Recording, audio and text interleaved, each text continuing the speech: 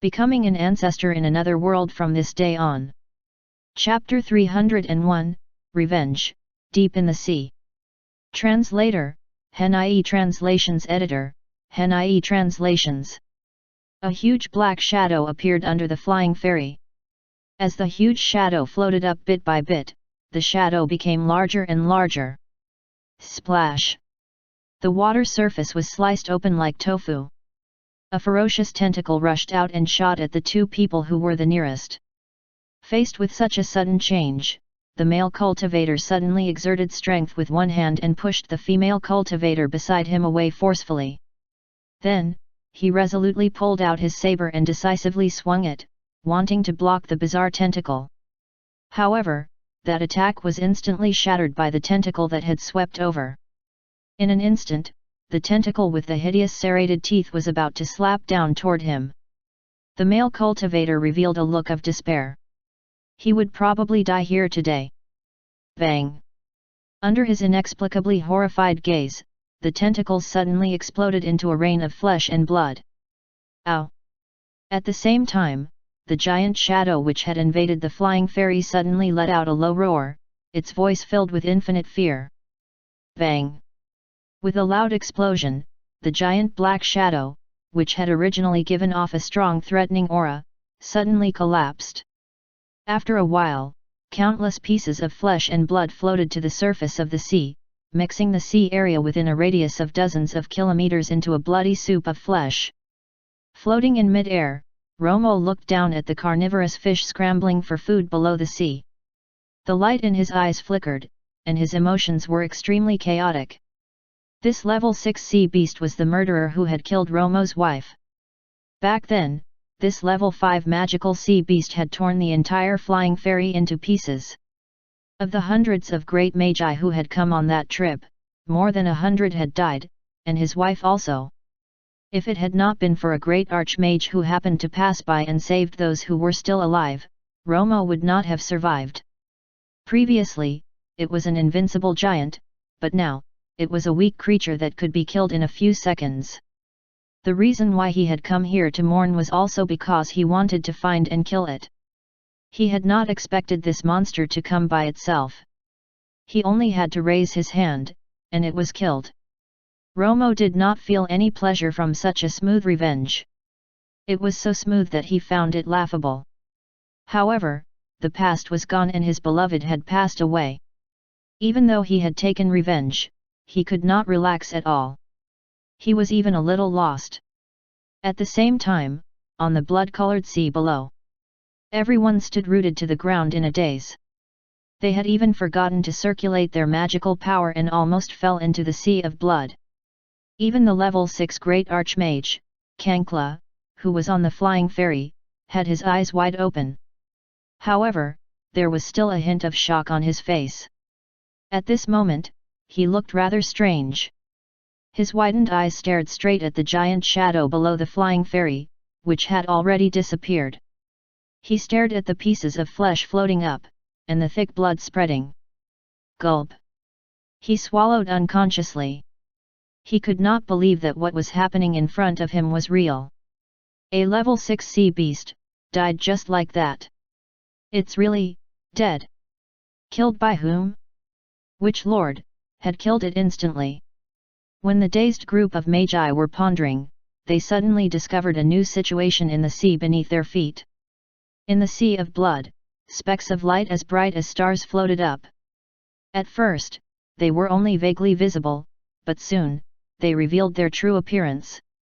One by one, the medicinal herbs, which were emitting a gentle glow, seemed to be lifted by an invisible force and appeared in front of the teams in an instant.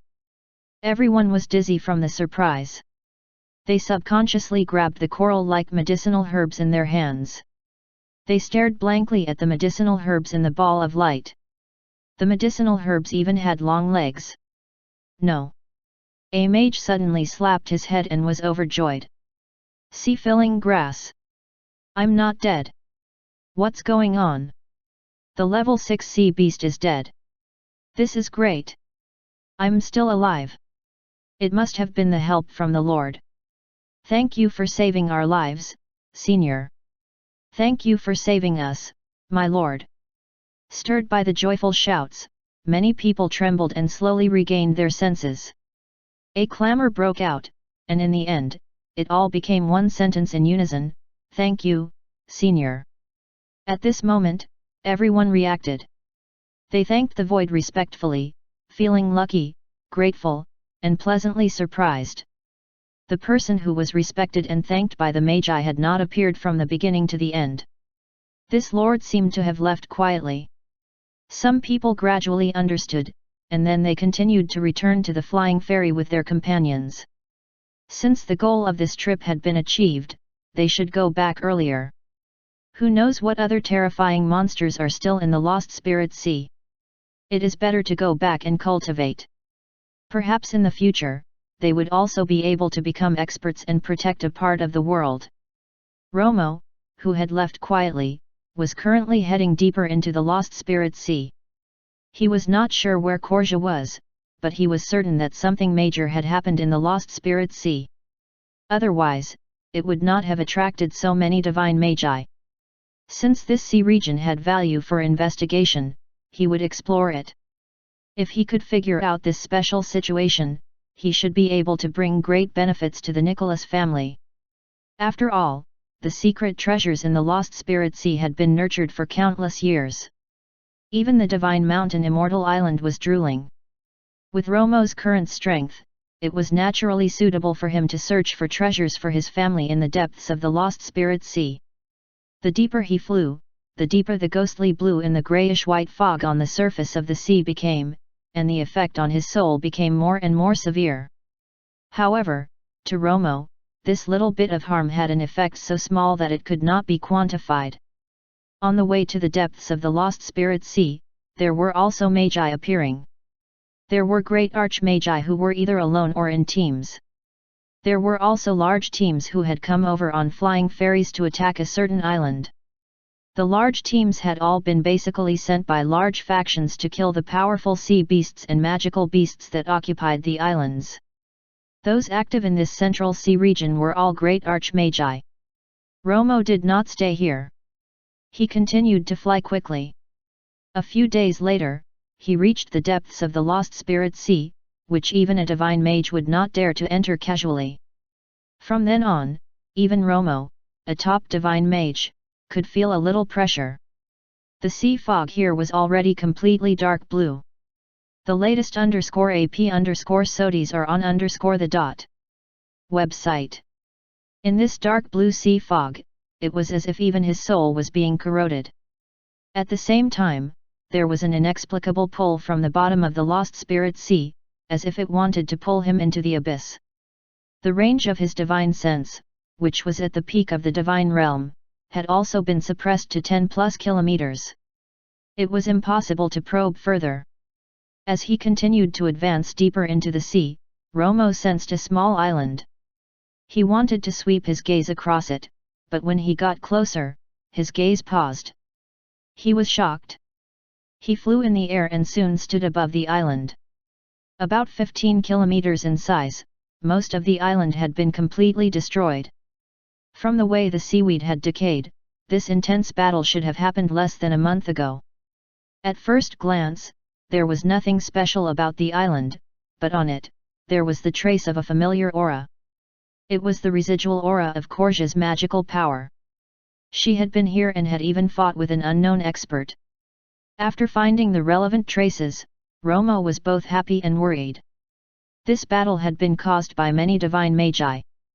He did not know the exact outcome, nor did he know if Korja was currently. The residual aura on the island was already extremely weak. He only knew the general direction it had departed to. Romo followed this direction deeper into the Lost Spirit Sea. Chapter 302, A Shocking Change in the Depths of the Palace Before the Banquet. Translator, Hen.ie Translations Editor, Hen.ie Translations. In the days after the old ancestor Romo had left, the Nicholas family clan continued to live a peaceful life. Everything was arranged and carried out in an orderly manner. No one in the Nicholas family knew that their old ancestor had left the family clan territory. The birthday banquet of the Empress of the Sebastian Kingdom was about to arrive. All the large factions and large family clans in the country had received invitations to attend the banquet and celebrate together. The powerful and famous Nicholas family clan had naturally been invited, and the royal family had personally come to invite them. The Nicholas family had sent 4 people to attend the banquet in the capital.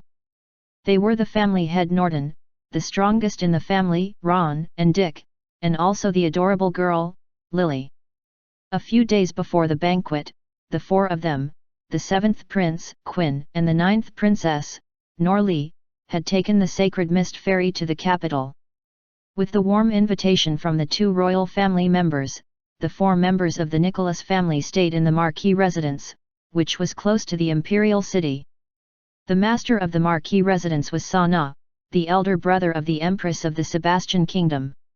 He was also the uncle of Quinn and Norlee. In the Senate of the Sebastian Kingdom, there were not many people who supported the 7th prince, Quinn. He was a little weaker than the previous few princes, and his uncle, Sana, was the strongest among those who supported him. In the eyes of the others, since the 4 of them from the Nicholas family could live in the Marquis residence, it meant that the family clan was almost bound to Prince 7. After all, until now, the other princes had not come to rope in the Nicholas family, and it seemed that they did not plan to come into contact with them. He did not know the exact situation of the others. In any case, Prince 7 had already made contact with the Nicholas family when they were in Winterfrost. After that, he kept in close contact with them. He could be said to be ahead. The others probably knew about this too, so they had not made any move for the time being. From the day the 4 from the Nicholas family had come to stay in the Marquis residence as distinguished guests, there had been a steady stream of visitors, including many dignitaries. With the current strength and reputation of the Nicholas family, no one in the entire Sebastian Kingdom dared to look down on them. Of course, this had to do with their relationship with the Divine Mountain Immortal Island and the potential of the Nicholas family, including the 2 strongest experts in the family who had been revealed to the public. The various large factions in the country were all trying to get close to them. Soon, it was the Empress's birthday banquet. That day, the entire capital was in a festive mood. It was all about celebrating with the citizens. In the imperial city, a banquet had been set up. All the factions in the Senate had come to attend the banquet. The powerful factions in the country had also sent people over to congratulate them. Even a few envoys from neighboring countries had rushed over from overseas to deliver gifts of great value. Ron and the other 3 entered the imperial city with Sana and his family from the Marquis residence. They were brought to the few banquet tables in the center and sat down at one of the tables.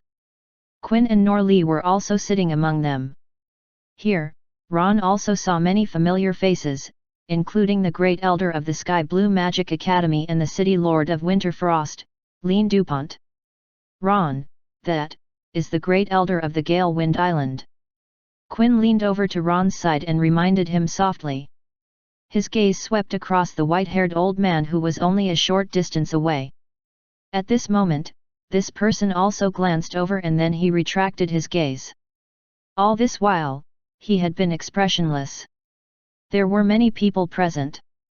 They had wanted to see if the Gale Wind Island and the Nicholas family would fight, but they were very disappointed. Thereafter, many of them also looked away from the 2 sides. Although the guests had already taken their seats in 2s and 3s, the banquet had not officially begun. Not long after Norlee had sat down, she became bored. She turned to Lily, who was also fidgeting in her seat, and said, "Don't sit here. There's still a long time before the banquet starts. Lily, come and follow sister." The big turtle in the imperial garden might have surfaced. All right," Lily replied with a smile. "Let's go and take a look." In the few days in the capital, Norlee had already brought her to many places in the imperial city to play. She had seen many interesting things, including the level 6 mystic spirit sacred turtle guarding the bottom of the garden pool. It rarely came out of the water. The banquet had not officially begun, but most of the people had arrived. At this moment, Everyone was chatting with each other in a familiar manner. Norton went over to chat with Lean DuPont, and many people had come over to Ron and Dick's side to expand their social circle. In the depths of the Imperial City, there was a royal forbidden ground called the Soul Nurture Hall. Usually, only a few people from the royal family could enter. If one approached without permission, even a descendant of the royal family would not be able to escape death. At this moment, a person dressed as a eunuch had passed through the maze of corridors and arrived at the door to the Soul Nurture Hall. Looking at the tall and erect door in front of him, a strange glint flashed in his eyes.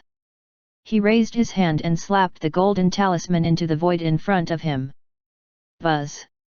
With a buzzing sound, the formation appeared. What appeared in front of him was the energy shield of the magic protective formation. The golden barrier rippled a few circles of runes as if it was about to open in the next moment. There was a hint of joy in his eyes. However, in the next moment, his expression changed drastically and he retreated. He activated the magical power of a level 7 Great Archmage and was about to flee. Humph! A loud snort sounded. The level 7 Great Archmage, who had just taken a step back, was immediately pressed to the ground. An old man in a golden magic robe appeared at the door of the hall in a flash. He shouted expressionlessly, "A rat dares to be presumptuous and come to the Soul Nurture Hall." The commotion here had been sensed by a group of armed guards patrolling nearby. When they arrived at the scene, they all knelt down before the old man. The person at the front of the line said in fear, "I have failed in my duty. May cut the crap and quickly bring the person down for questioning." The old man interrupted. "His accomplices may still be in the palace.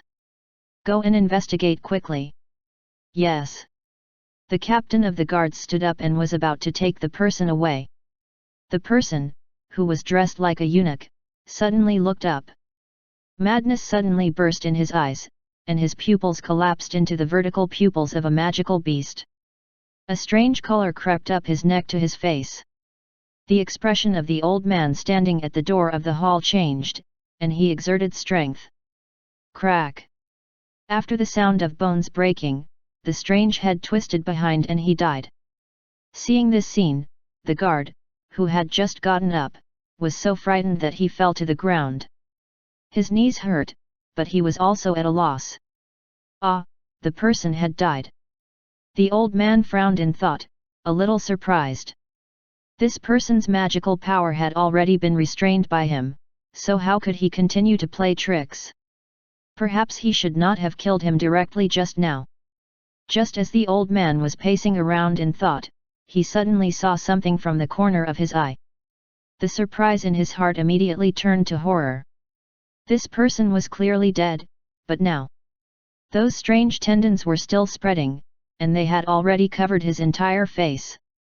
The pupils clearly did not have the spirit of a living person, but there was a strange red light flickering in them. It seemed to have accumulated to a particular point, and the original extremely bizarre and sinister tendons instantly turned black. As a top great archmage, the golden-robed old man's expression twisted in shock. A terrifying powerful demonic aura was erupting violently from the dead person. Chapter 303, Magical Beasts Break Out of the Body. Translator, Hen-IE Translations Editor, Hen-IE Translations. Imperial Garden, beside the clear pool. Above the clear blue water stood a pavilion with carved jade. Lily was leaning over a fence carved with various exquisite patterns. She casually scattered a handful of fish food, causing various kinds of koi to fight over the food. It was very lively. After feeding the fish for a while, she pouted, put down the tray, and looked at the distant hill. "Sister Norli, is that hill really a sacred beast?" "Of course." Norli nodded solemnly. "It is one of the sacred beasts protecting our royal family. It is a level 6 mystic spirit sacred turtle. It's even an extremely large sacred turtle. That hill is just a corner of the turtle's back. Then, why is it not moving?" Lily was puzzled. Norli was a little embarrassed. "Well, it just sleeps most of the time and usually refuses to move." She probably felt that she had embarrassed herself in front of her little friend, so she went to the railing and shouted at the motionless hill, "Hey! Big turtle! Stop sleeping! Wake up!"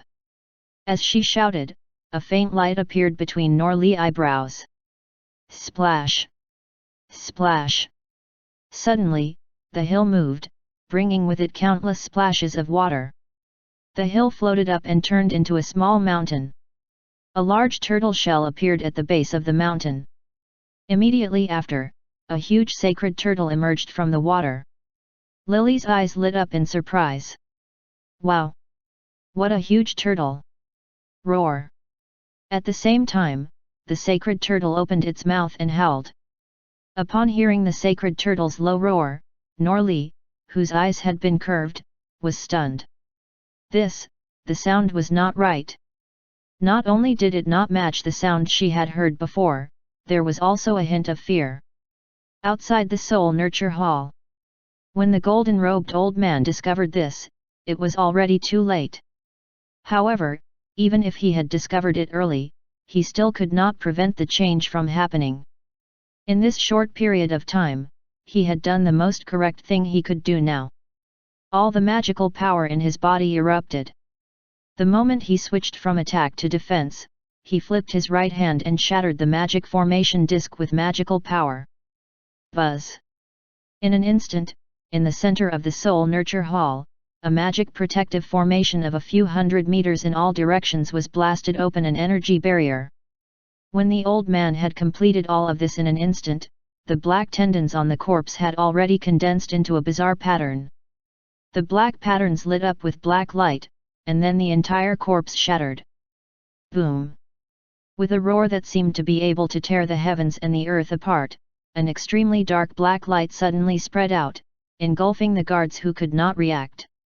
Even the entire Soul Nurture Hall and several palace buildings beside it were torn apart. Roar!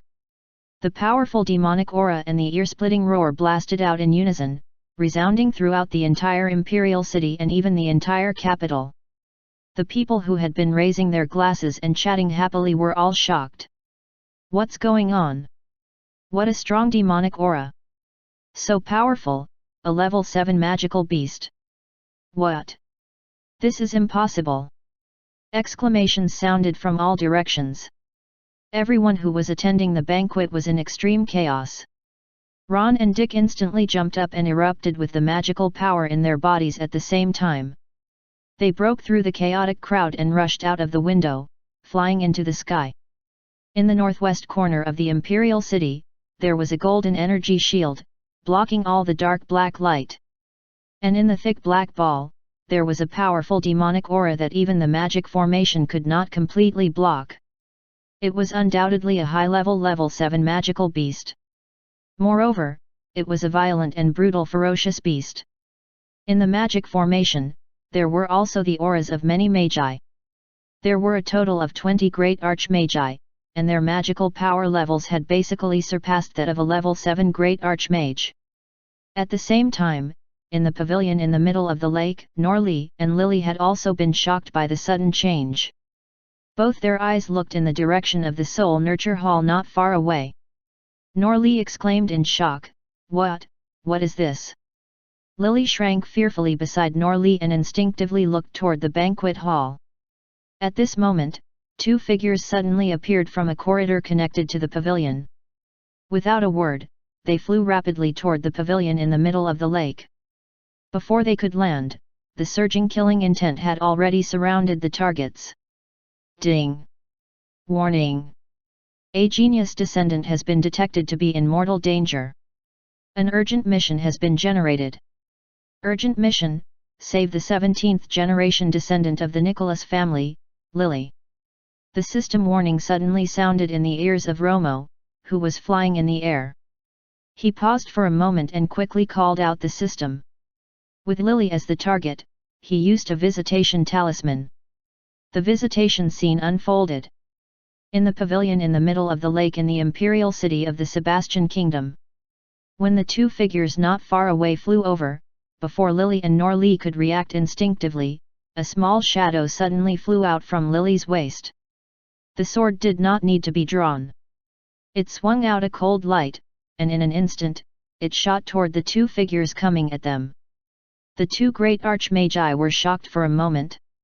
They immediately struck out with their palms in unison, borrowing the force to instantly bounce off to the side. A cold light flashed past, and blood spurted out. Of these two people who had a tacit understanding, one of them was slightly slower and lost an arm. The person with the broken arm sensed more information. He gasped and was extremely shocked. Top-tier sacred weapon. The person beside him had surging killing intent as he shouted coldly, "Kill!" As he spoke, he wanted to continue charging toward the pavilion in the middle of the lake. Clang! A crisp cry sounded, and a beam of golden light flew over. The flying sword in the golden light was only a platinum-tier magical weapon, but the one controlling it was a top great archmage. Therefore, no matter how the one being pursued dodged, his heart was pierced by the flying sword in the blink of an eye. The other one-armed mage had just seen a thin golden shadow roll toward him, and before he could do anything, he was tightly bound in the blink of an eye, unable to move. Ron's figure appeared in the air, and he stared gloomily at the person who had been bound by the demon binding ropes. At the same time, Dick flashed into the pavilion in the middle of the lake and asked the two girls in front of him gently, "Are both of you all right?" "Brother Dick." Lily threw herself into his arms in surprise. Norlie also heaved a sigh of relief. She saw the corpse, which had been pierced by the flying sword, fall into the lake with a splash. She then looked at the person who had been bound and was at a loss. "Dick, what's going on?" Dick said solemnly, "I don't know for now." Be careful." Before he could finish, he was suddenly shocked. He stretched out his hand and grabbed Norlie, and retreated quickly with them. At the same time, Ron, who was floating in the air, also sensed that something was wrong. A cold light appeared in his eyes, and he clenched his right hand. The person tightly bound by the demon binding ropes was directly strangled to death by the golden rope on his body. While the two had died, the abnormality remained. At the moment of death, several strange black tendons appeared on the corpse. In the blink of an eye, they had spread throughout the corpse. A powerful magical beast aura suddenly erupted from the corpse. In the next moment, the corpse inexplicably combusted. Flames spread, and the figure of a magical beast that looked like a vulture appeared out of thin air. It instantly became larger. Bang! At the same time, the lake water exploded. A magical beast similar to a luminous jellyfish appeared out of thin air. The corpse that had fallen into the water earlier had also become a powerful magical beast. Seeing the sudden change, Ron was shocked and suspicious. He quickly retreated to Dick's side and looked at him. Both of them were surprised. This was unheard of. It had exceeded their imagination. The current situation could be deduced. Powerful magical beasts that had been sealed in a living person were released after the living person died. In this vast world, there was actually such a mysterious magical power. Chapter 304, Battle with the Magical Beasts. Translator, HenIE Translations Editor, HenIE Translations.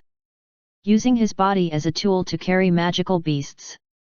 Romo, who had used Lily as a catalyst to see the magical beasts break out of the body from the visitation scene, was also surprised. Apart from being surprised, he knew a little more than Ron and the other three. Is this the secret magical technique of the Lassie Kingdom? The Lassie Kingdom was the magical power cultivation country which Romo had passed through when he was flying south from the Sebastian Kingdom to the Lost Spirit Sea of the South Sea. In the magical world of the Lassie Kingdom, there was a legend that there was a mysterious faction sect in the country that knew a mysterious magical technique that could be traced back to ancient times. By using this secret magical technique, one could completely seal a magical beast's soul and even its body in one's body. The sealing tool that carried the magical beast, which was the person with the magical beast sealed in his body, could usually use the power of the magical beast. Some people could even release the magical beast completely from their body. Romo and his wife had heard this specious legend when they were rushing from the Holy Light City to the Lost Spirit Sea and passing by the Lassie Kingdom. At that time, he had even complained to his wife. This sounded quite amateurish. However, what Romo knew was only the information he had obtained from the rumors. This was also the first time he had seen a human and beasts fuse. Ka!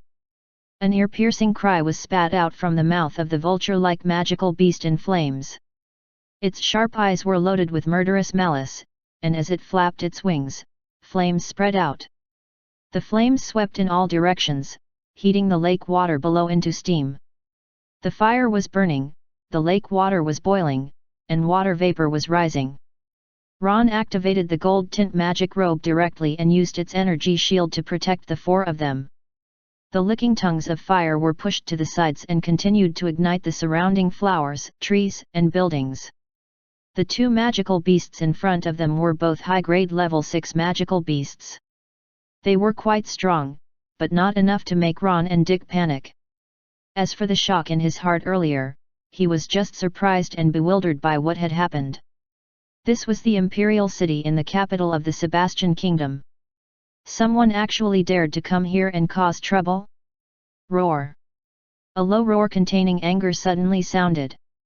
The phantom of a blue stone-colored hill suddenly appeared in the sky, and then it pressed heavily on the vulture magical beast, which was covered in flames, slapping it down to the bottom of the lake. The one who could not help but attack was the mystic spirit sacred turtle, which had been neglected for a long time. The vulture was pressed into the lake water. As it struggled, it stirred up high waves in the lake. As it flapped its wings, a large amount of flames surged out, boiling and evaporating a large amount of water. However, no matter how it screamed and struggled, the small mountain pressing down on it stood still. Just as the mystic spirit sacred turtle was about to launch its small mountain attack, the jellyfish magical beast with the faint green light made its move. The jellyfish pounced on the big turtle, and its body spread out like a slime, wrapping itself around the mystic spirit sacred turtle. When the mystic spirit sacred turtle was pounced upon, it wanted to dodge but could not. The mystic spirit sacred turtle attacked to suppress the vulture, and then it was pounced upon and wrapped around by the green jellyfish. All of this happened in the blink of an eye. Beside him, Ron and Dick frowned. They were about to save it when they suddenly stopped at the same time and looked up. Buzz! Just as they looked up, there was a light shadow floating in the air. A gust of cold energy instantly condensed into countless cold blades that smashed toward the green jellyfish. An old man in a golden magic robe appeared. His voice was icy. Leave quickly. As soon as he finished speaking, a few more great archmagi also arrived and attacked to suppress the two magical beasts here. These great archmagi were all from the royal family. Since the host family had already come to take over, there was indeed no need for them to stay here. Ron and the other three left the Lake Pavilion battlefield. Boom! Boom! Boom! At this moment, another series of explosions sounded from all directions, and powerful magical beast auras erupted from different parts of the palace. Powerful magical beasts had also appeared in other places. However, the magical beast auras erupting from behind were all level 6 magical beasts. They were far inferior to the one erupting at the front. Figures flew out from the palace one after another, each heading toward the magical beasts. In the air above the banquet hall, many figures had already gathered. They were all the great archmagi among the guests. None of them took the initiative to help because there was no need. While observing the few small battlefields in the palace, many people noticed that no magical beasts had appeared in the banquet hall. This might be indicating that they only wanted to concentrate on dealing with the royal family. When Ron and the other three flew here, Quinn immediately went forward and asked, "Ninth sister, are you all right?" Norlee nodded and looked down at the chaotic imperial city, worried. What happened? Why? Don't be afraid, Quinn comforted her. There's still Grandpa and the others. The people gathered in the sky were all more or less paying attention to the initial small battlefield. Ron and Dick were also looking at that place. They glanced at it and did not see anything. They turned to look at Norton and asked with their eyes, "What's going on there?" Norton secretly sent a voice transmission to them. That magic protective formation is extremely powerful, and there are many experts from the royal family. They should be able to trap and kill a level 7 magical beast. On the initial battlefield, where many people were paying attention, an intense battle was happening in the Soul Nurture Hall. If it had not been for the magic protective formation, the entire imperial city would have been wantonly destroyed. Even the capital might have been affected. The golden magical protective shield was filled with extremely dark black lights which came from the high-grade level 7 magical beast in the center of the darkness, the three-tailed giant scorpion. There were no more intact buildings on the ground. More than 20 figures in the air kept dodging. While dodging the attacks of the three-tailed scorpion, they were also using magical power to attack the giant scorpion on the ground. These 20-odd people were almost all the core members of the royal family who were cultivating in seclusion in the Soul Nurture Hall. The Sebastian Kingdom had already been established for thousands of years. The royal family had the best cultivation resources in the country. Whether it was strength or the foundation of the royal family, they were not something that any other faction could easily compare with.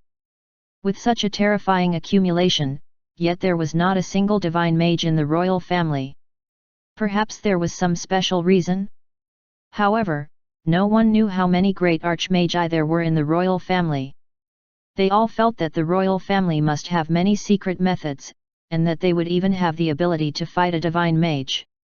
And now, everyone in the air above the guest hall had seen a small part of the royal family's powerful force. Even if it had been a high-grade level 7 magical beast that was equivalent to a level 3 divine mage, the royal family would not be afraid. Moreover, the battle situation was becoming more and more obvious. The people who were initially at a disadvantage had adjusted the battle formation in a short while.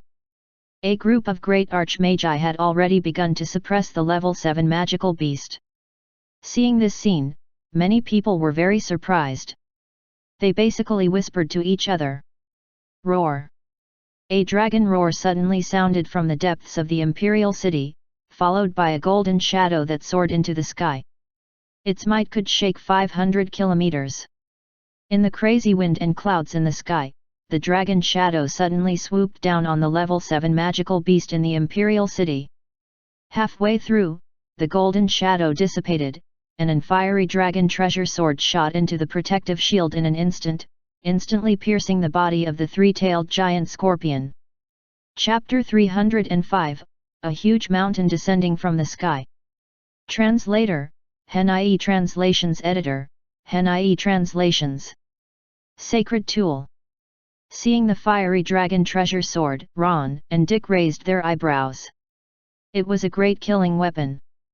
The Nicholas family currently had some sacred tools, and most of them were not used for attack, such as alchemy furnaces for refining medicines, the sacred mist fairy, and the gold tint magic robe for defense. With careful thought, the only thing that could be used for attack was the low-grade sacred weapon, formation-breaking spear, which was on Dick. As for Lily's top-grade sacred tool, the sword embryo, it could not be considered a true magical weapon yet. This fiery dragon treasure sword of the royal family was not only greatly lethal, it also had great luck.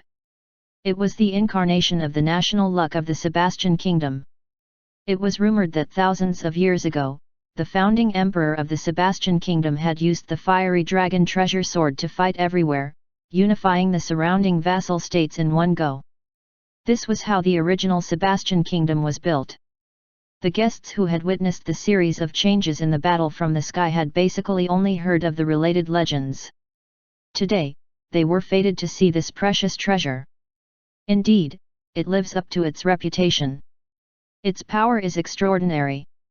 When the fiery dragon treasure sword shot into the magic formation, the golden protective shield had already been withdrawn. It might have been withdrawn after the energy had been exhausted. In short, there was no need to block it now. This was because the high-grade level 7 magical beast had been successfully killed. Great! The magical beast is dead. Seeing this scene, Norli could not help but cheer. Many people around also subconsciously relaxed a little. At the same time, they were even more amazed by the strength of the royal family. However, at this moment, Ron and Dick suddenly looked up into the sky. Something was wrong.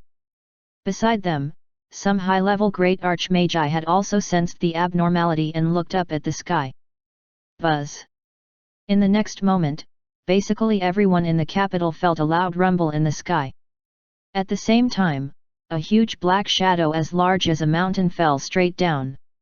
At the same time, a terrifying aura that was not inferior to that of the level 7 magical beast earlier erupted. What? Then? Level 7. Another level 7 magical beast. Great Mountain. It's the Great Mountain Desolate Demon. What? This is impossible. Even this demon beast had been invited. Who is so generous? Run! This is not something the royal family can deal with. Don't leave your life here. It's a lost cause. Let's go. In an instant, the entire imperial city was exclaiming. Even the group of great archmagi in the sky could no longer hold back. They were all in a panic. It was not that they were too timid, but that the huge mountain was a demon beast. And it was a special demon beast that many people knew about. The Great Mountain Desolate Demon had the appearance of a huge mountain. It was neither a sacred beast nor a magical beast. Its intelligence was relatively low, and it did not have any murderous intent. It had basically spent its entire life sleeping. Usually, it was no different from a tall mountain. Everyone present had basically heard a rumor related to it. It was said that a large faction had once established a sect on a tall mountain. However, 1,000 years later, everyone realized that this huge mountain was actually a living demon beast. Under the powerful magical power of a level 7 demon beast, that large sect was annihilated overnight. The Great Mountain Desolate Demon did not have any powerful methods, but its existence was a great killing weapon in itself. Furthermore, it was a killing weapon with great defense and a huge size. Currently, this huge mountain was smashing down on the imperial city. Not only was the imperial city in its shadow, more than half of the capital was also under the shadow of the huge mountain. It turns out that those earlier were all appetizers or treats. All the previous chaos, including the high-grade level 7 magical beast, had been used by the enemy to temporarily confuse and delay everyone. The enemy had taken advantage of the time when everyone was relaxed to quietly release the huge beast in the sky. There was no need to prepare any killing moves. If this mountain were to fall, the entire imperial city would be crushed. In the blink of an eye, everything happened. When everyone sensed the seriousness of the matter, they immediately felt a fluctuation in the air. The magic formation protecting the capital had been activated. Many people were overjoyed. They might be able to live. Boom! A world-shaking rumble could be heard.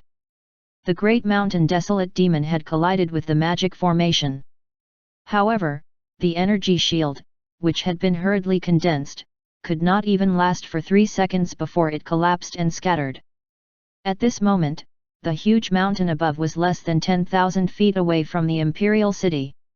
In the imperial city, many figures soared into the sky. More than 20 peak-level great archmagi from the Soul Nurture Hall, who had trapped and killed the level 7 magical beast earlier, led the way. Dozens of great archmagi attacked the Great Mountain Desolate Demon in the air together. Among these dozens of people, there were not only the royal experts, but also many great archmagi among the guests who had not attacked earlier. Now, they were all working together to attack. Norton frowned deeply, and the magical power in his body vibrated. He was about to rush over and exert strength when he was stopped by Ron. Dick also shook his head slightly and said coldly, "Don't go over. It's useless." Upon hearing this, Quinn and Norli, who were beside him, looked at him in surprise. A hint of disappointment seemed to flash in their eyes. As he spoke, the nearly 100 great archmagi who had charged into the sky earlier had already unleashed all kinds of magical attacks. All kinds of light and shadows surging with energy reflected each other like gorgeous fireworks. The attacks of nearly 100 great archmagi looked very powerful and had astonishing momentum, but they were useless. At the bottom of the huge mountain, some kind of light flickered. The powerful aura of a demon beast erupted at the same time, and even magical power spread out, blocking all the attacks. Those attacks could not even reach the great mountain desolate demon. This was its extremely powerful and terrifying defense. At the same time, the giant shadow continued to fall 3,000 feet, it was less than 7,000 feet from the imperial city.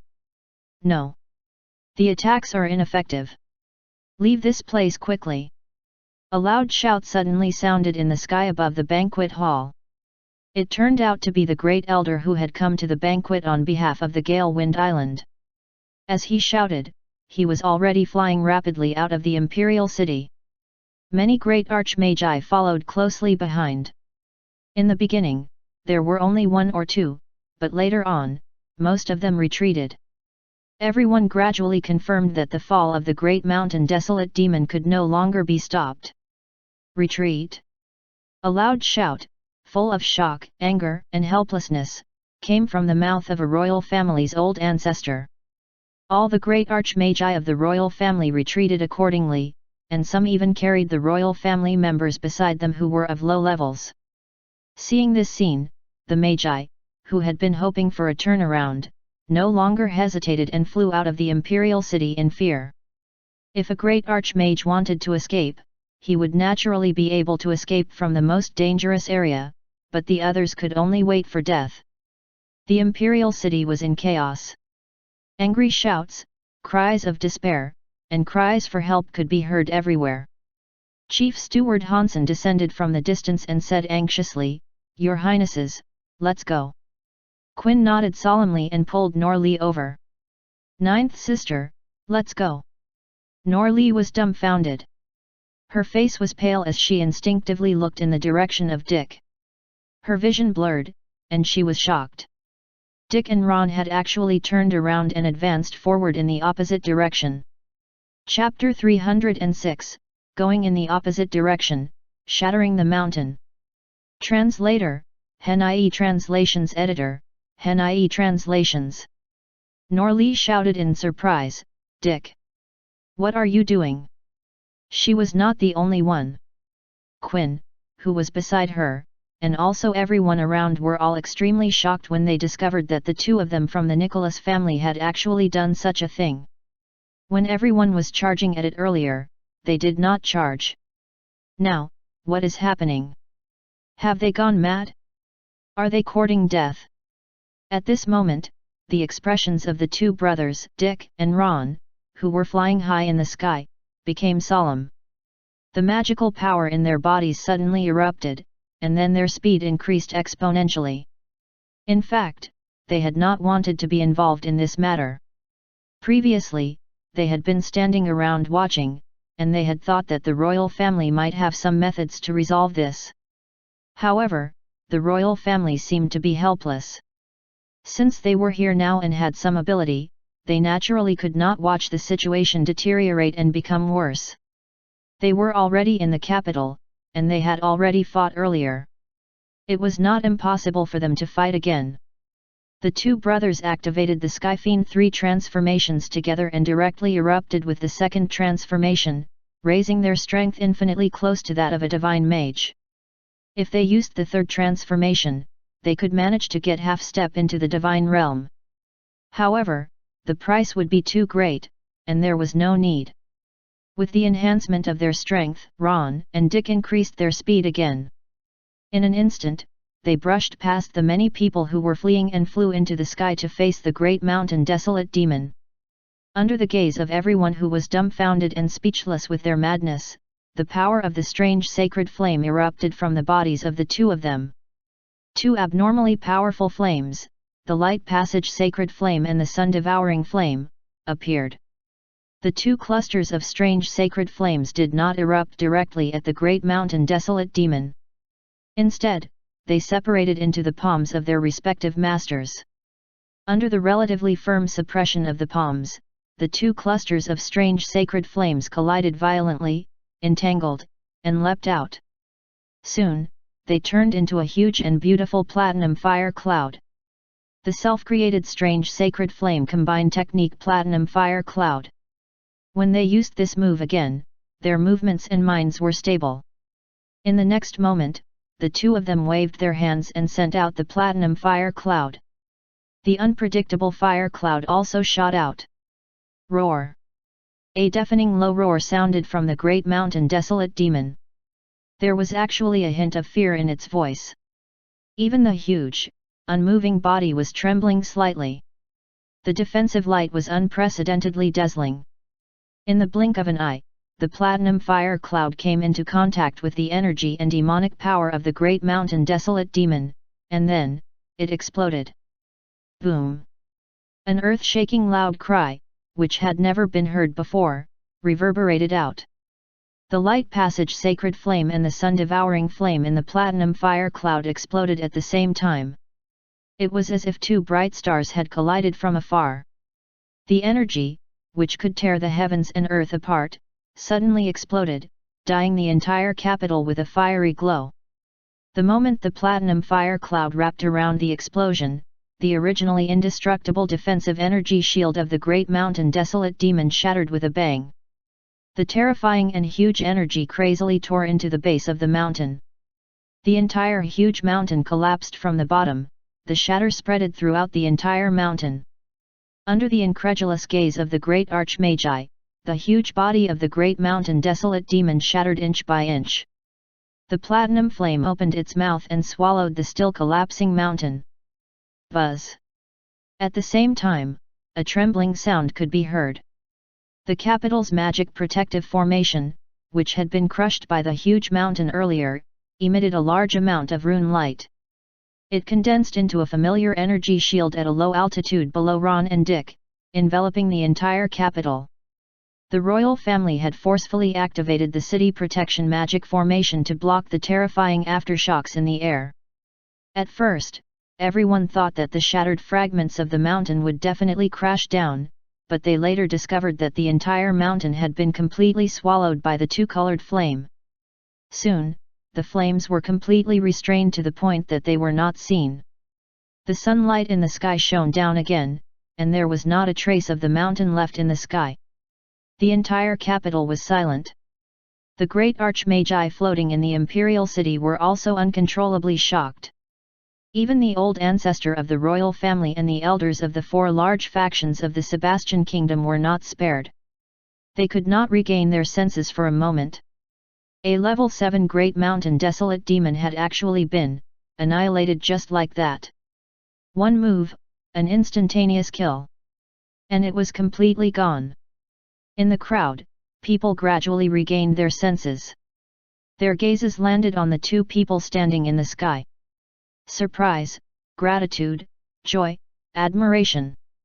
At this moment, after Ron and Dick had restrained the magical power in their bodies and severed the strength of the Skyfiend 3 transformations, they were actually very weak and in the process of recovering their original strength. However, they did not reveal it. They only looked at each other and exchanged glances. Compared to the platinum fire cloud that had been condensed in a hurry previously, the two-colored fire cloud this time was even more powerful. The two of them flew back to Norton from the sky.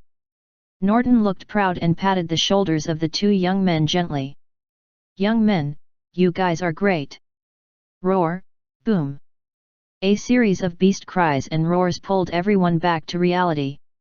It turned out that the few magical beasts that had been temporarily released when the huge mountain appeared not long after them, were in a rage. The great archmagi of the royal family immediately rushed over to suppress them again. By now, these level 6 magical beasts were no longer a problem. Most of the people's gazes were still on the two brothers of the Nicholas family clan. They were all discussing privately via voice transmission. At this moment, Norlie had also regained her senses. Her eyes were beaming with admiration. "Dick! You guys are too powerful, you have actually destroyed it." Beside Norton, Lily stuck her head out proudly. Of course, Brother Ron and Brother Dick have always been the most powerful. Quinn's eyes flickered.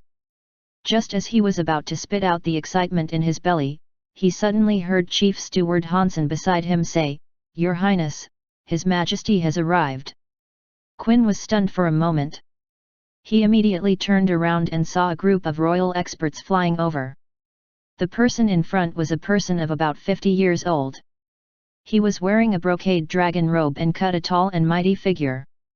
His face was angular and he was extremely dignified when not smiling. This person was the current emperor of the Sebastian Kingdom, Keith. Quinn and Norley greeted in unison, "Father." Norton and the others bowed. "Greetings, Your Majesty." At this moment, Keith's eyes were still full of surprise that he could not completely hide. He looked at Ron and Dick and chuckled. "There's no need for formalities. I haven't thanked the two of you for such a good deed." "Your Majesty is too kind," said Dick. Neither Ron nor Dick had expected their first meeting with the Emperor of the Sebastian Kingdom to be in such a situation. At this moment, the entire imperial city and even the capital were still in chaos.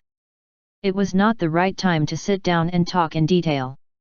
Keith then asked Quinn and Norley to bring the distinguished guests back to a still intact palace in the imperial city to rest. As the Emperor of the Sebastian Kingdom, he naturally had to calm the chaos. The great archmagi who had fled the imperial city earlier had returned to the main banquet hall. They did not need to intervene in the matters of the imperial city in the capital. The guests naturally discussed those two people and that move. It was not known what kind of powerful magical technique could destroy the great mountain desolate demon in one move. In a short while, the level 6 magical beasts that had broken out of the corpses earlier were also killed. The imperial city finally regained its peace. Chapter 307, Follow-up, Famous Again. Translator, HenIE Translations Editor, HenIE Translations. Ding! Urgent mission accomplished. Received the following rewards. 10-fold Cultivation Speed Talismans X10, Realm Breakthrough Protection Talismans X3, Ancestral Protection Talisman X1, and Dream Appearing Talismans X5.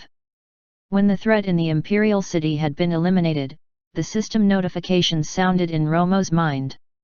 Regarding this urgent mission, he had basically not done anything. Since he could directly get the rewards, so be it if the rewards were fewer. Romo had observed the entire process of what had happened in the imperial city of the Sebastian Kingdom through the visitation screen. In the end, he was very satisfied with Ron and Dick's performance. These two descendants were getting increasingly stronger now. They were basically able to survive many crises on their own. He no longer had to worry as much as before. In this crisis of the magical beasts in the Imperial City, the system had only generated an urgent rescue mission for Lily. Clearly, the other clansmen were not in much danger in the crisis of the Imperial City. However, it was unexpected that someone would dare to spend so much money to deal with the royal family. If it had not been for Ron and Dick today, the Imperial City might not have been able to survive, and the number of deaths of the royal family, the people from the capital, and even the entire Sebastian Kingdom would not be countable.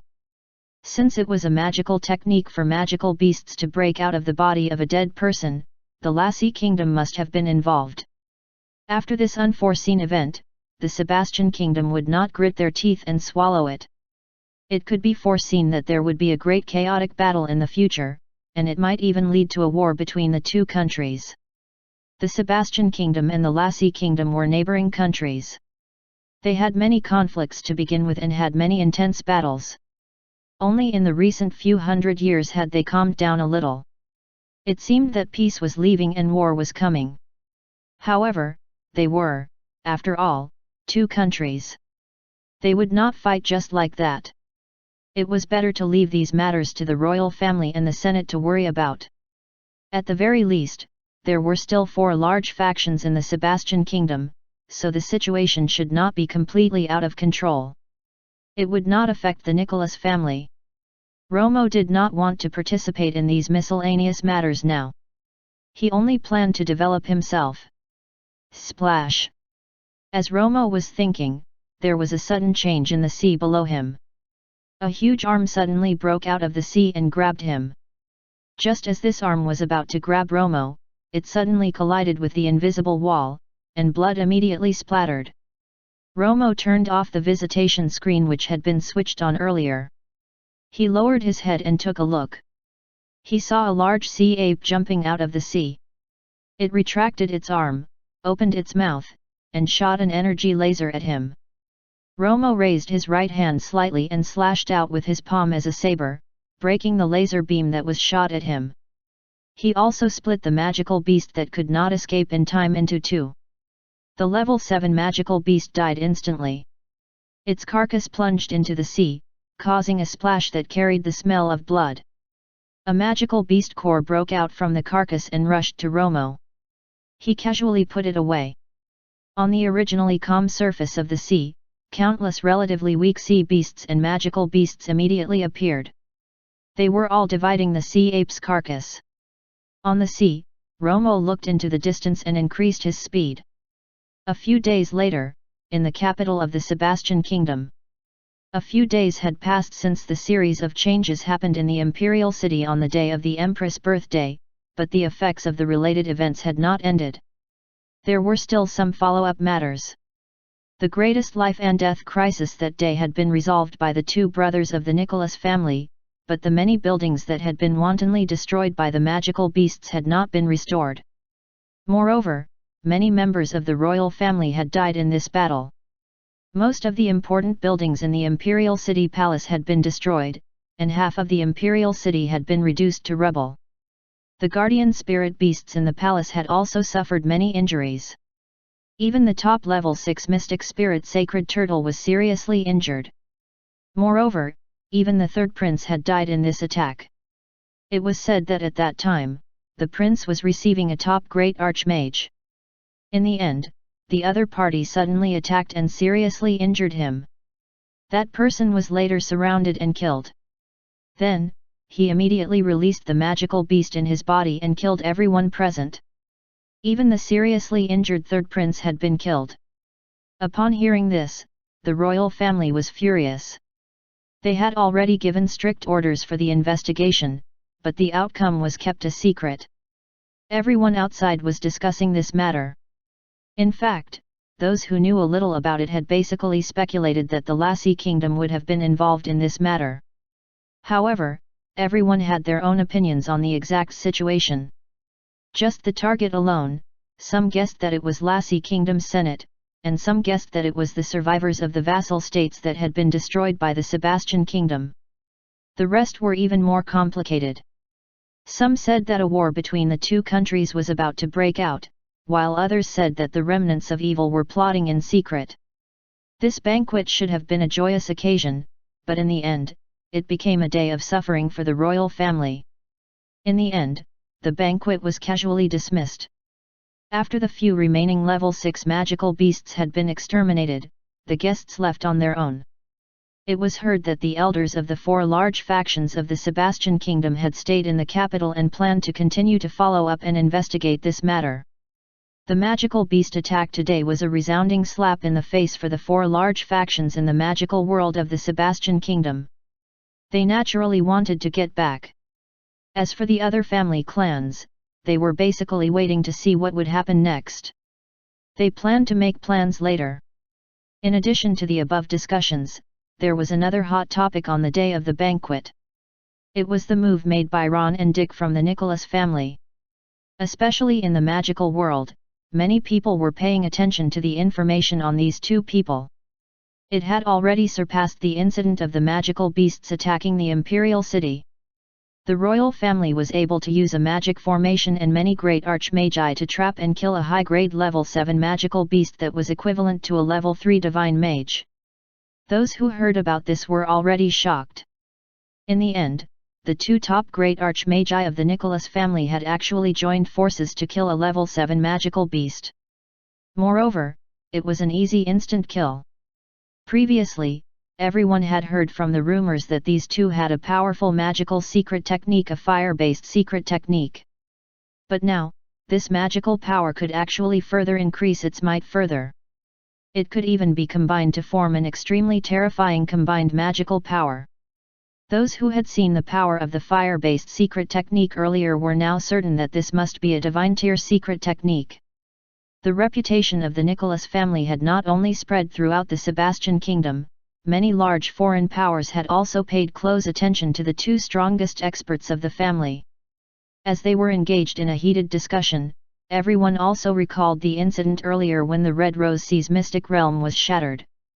Many of them recalled that Old Man Paleface had not made a sound even till now. Since these two people could now kill a magical beast equivalent in strength to a divine mage, it was not impossible for them to have joined forces to kill a divine mage. If this had really been the case, the divine tier inheritance in the cave might really have been obtained by the Nicholas family. However, so what if they knew now? Now, no one dared to touch the Nicholas family casually. This was because of the protection from the divine mage of the Divine Mountain Immortal Island who had said "I'll kill and you die," and also because of the terrifying strength of the Nicholas family. Even the large factions could not easily control them. The Nicholas family was simply intimidating. Chapter 308, Departed Spirit Domain, Deep Sea. Translator, Hen-IE Translations Editor, Hen-IE Translations. After the incident in the Imperial City, Ron and the other three returned to the Holy Light City, not intending to continue to get involved. The Nicholas family did not have any plans to join the investigation. They chose to continue with their peaceful days. Romo, the old ancestor of the Nicholas family clan, was still searching in the Lost Spirit Sea. In the half a month after he had ventured deep into the Lost Spirit Sea, Romo had killed many high-level sea beasts and magical beasts during his exploration.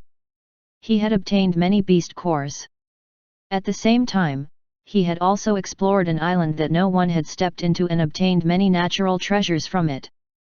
However, when he relied on the remaining aura from the battle to search for Corsia, he had not obtained any information about her. Romo had gone deeper in. If Corsia had changed direction midway, he would have missed her.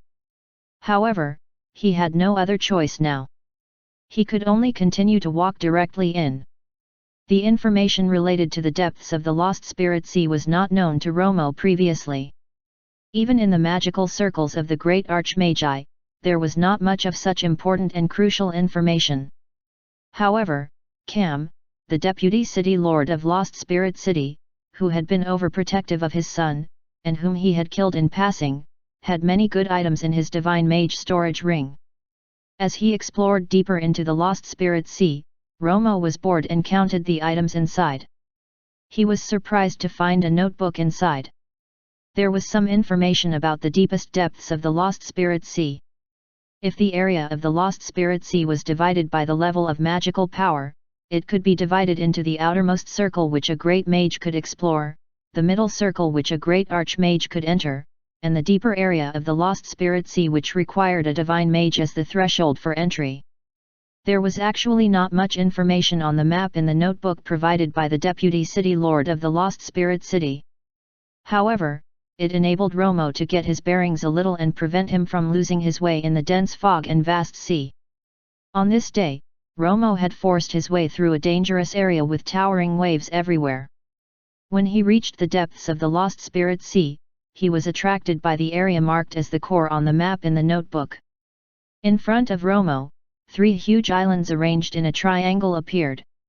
In the area between these 3 huge islands, even a top divine mage would not be able to use his magical power to find out the exact situation. This area, which could not be investigated, was marked on the map as the Departed Spirit Triangular Domain. This was the known endpoint of the Lost Spirit Sea. There were probably many treasures on the 3 islands in front of him, but the islands also emitted an extremely strong sense of danger. Even Romo, who was a top divine mage, could not help but be a little afraid. There should be more terrifying magical beasts on the islands. It was not just the islands. There were even more magical beasts and demon beasts in the surrounding sea. Only Romo could be so calm. If a lone divine mage below level 5 came here, he might not be able to return. The reason why the terrifying demonic beasts in the sea did not pounce on him and tear him apart was entirely because of the suppression by the powerful might of a top-notch divine mage. The demonic sea beasts did not dare to approach, and he appeared calm. Romo ignored the three huge islands and looked at the departed spirit triangular domain. In the center of the triangular domain, there was an extremely huge seawater vortex. When he probed with his magical power, he could sense an inexplicable suction. Not only was the magical power instantly minced, even his soul seemed to be pulled in. In the abyss below the vortex, the deepest secret of the lost spirit sea was hidden. As for what kind of secret it was, Romo did not know at the moment, as it was not recorded on the map in the notebook. However, the last piece of information in the notebook had recorded information about a large number of divine magi. The people who had presented this information were all the divine magi who had disappeared after entering the vortex of the dead. Romo hovered in the air above the vortex of the dead. He swept his gaze around and his expression froze. The natural energy here was a little strange. It could be seen that a battle had occurred here not long ago. Unfortunately, the faint aura remaining now was not enough to identify the participants. Whether Korja had come here or not, whether she had entered this place, he did not know. Romo thought for a while and flew into the vortex of the dead. Disregarding whether Korja had entered, it was a rare opportunity for him to be here. He should go in and take a look. As soon as he entered the vortex of the dead, Romo's energy barrier was completely enveloped by the tearing force. The extremely terrifying force was enough to tear apart magi below the divine realm. Diving all the way down, this tearing force of the vortex of the dead actually extended for 5,000 kilometers. 5,000 kilometers into the deep sea, even Romo felt some pressure. Just like the fog on the surface of the sea water beside him also had the power of devouring the soul. Its power was even thousands of times stronger. At this moment, Romo, who had been releasing the energy barrier without any pressure earlier, had also sensed the pressure from the circulation of the Heaven-tier cultivation technique. The speed at which his magical power was recovering was already less than the speed at which his energy was being consumed. There was no longer any light above his head. The divine mage's vision was basically useless. The range of his magical power exploration had been compressed many times. Currently, he could only detect a distance of 2,000 meters at most. The depths below him were still bottomless. He did not know how deep the sea was. Suddenly, a sense of threat arose, and a giant two-headed shark appeared in front of Romo within his sensing range. A level 8 magical beast. Romo's expression froze. In an instant, the magical beast had rushed in front of him. The powerful magical power seemed to have condensed liquid into a solid state. It opened its two huge mouths, and the huge mouth on the left swallowed Romo into its stomach. Buzz! The two-headed giant shark suddenly shook, and its left head suddenly exploded. The huge mouth on the right emitted an indescribable noise. Its entire body bounced and shrank, twisting to the extreme. Its giant body rolled crazily, stirring up nearly 50 kilometers of turbulent undercurrents. Before the magical beast could do anything else, a beam of golden light suddenly appeared in the dark bottom of the sea, splitting the huge head on the right into two. Romo broke out of its body. Apart from the vibrating magical power in his body, he was no different from before. After killing a magical beast, he grabbed the beast core and placed it in his storage ring. Just as Romo was about to continue to dive down, the magical power he had restrained suddenly erupted, and he retreated quickly. In the next moment, a huge black shadow suddenly streaked across from his previous position. After discovering that the attack had missed, it suddenly changed directions and pursued Romo closely. At the same time, a slender shadow suddenly popped out and hooked at the carcass of the two-headed giant shark that Romo had killed earlier. It actually hooked out a huge black shadow and even swept it back. Romo! It was shocking to see a black shadow suddenly emerge from a carcass. The huge black shadow that had been pulled out from the magical beast's body seemed to be the remnant soul of the two-headed giant shark. But, how could that slash of golden light still spared a soul? Chapter 309, Human-Shaped Ghost, again. Translator, Hen-IE Translations Editor, Hen-IE Translations. While Romo was still in shock, the black shadow that had pursued him earlier had already rushed in front of him. His eyes narrowed, and he grabbed with his right hand. An arm condensed entirely from magical power suddenly appeared and grabbed the black shadow tightly. As the black shadow struggled, it flickered repeatedly and suddenly turned into a black chain. At the front of the chain was a sickle hook that was cold and sinister. What is this? While Romo was surprised, he suddenly felt a searing pain in his palm. Moreover, the energy palm seemed to have started to melt as if it had been corroded. Hwalala!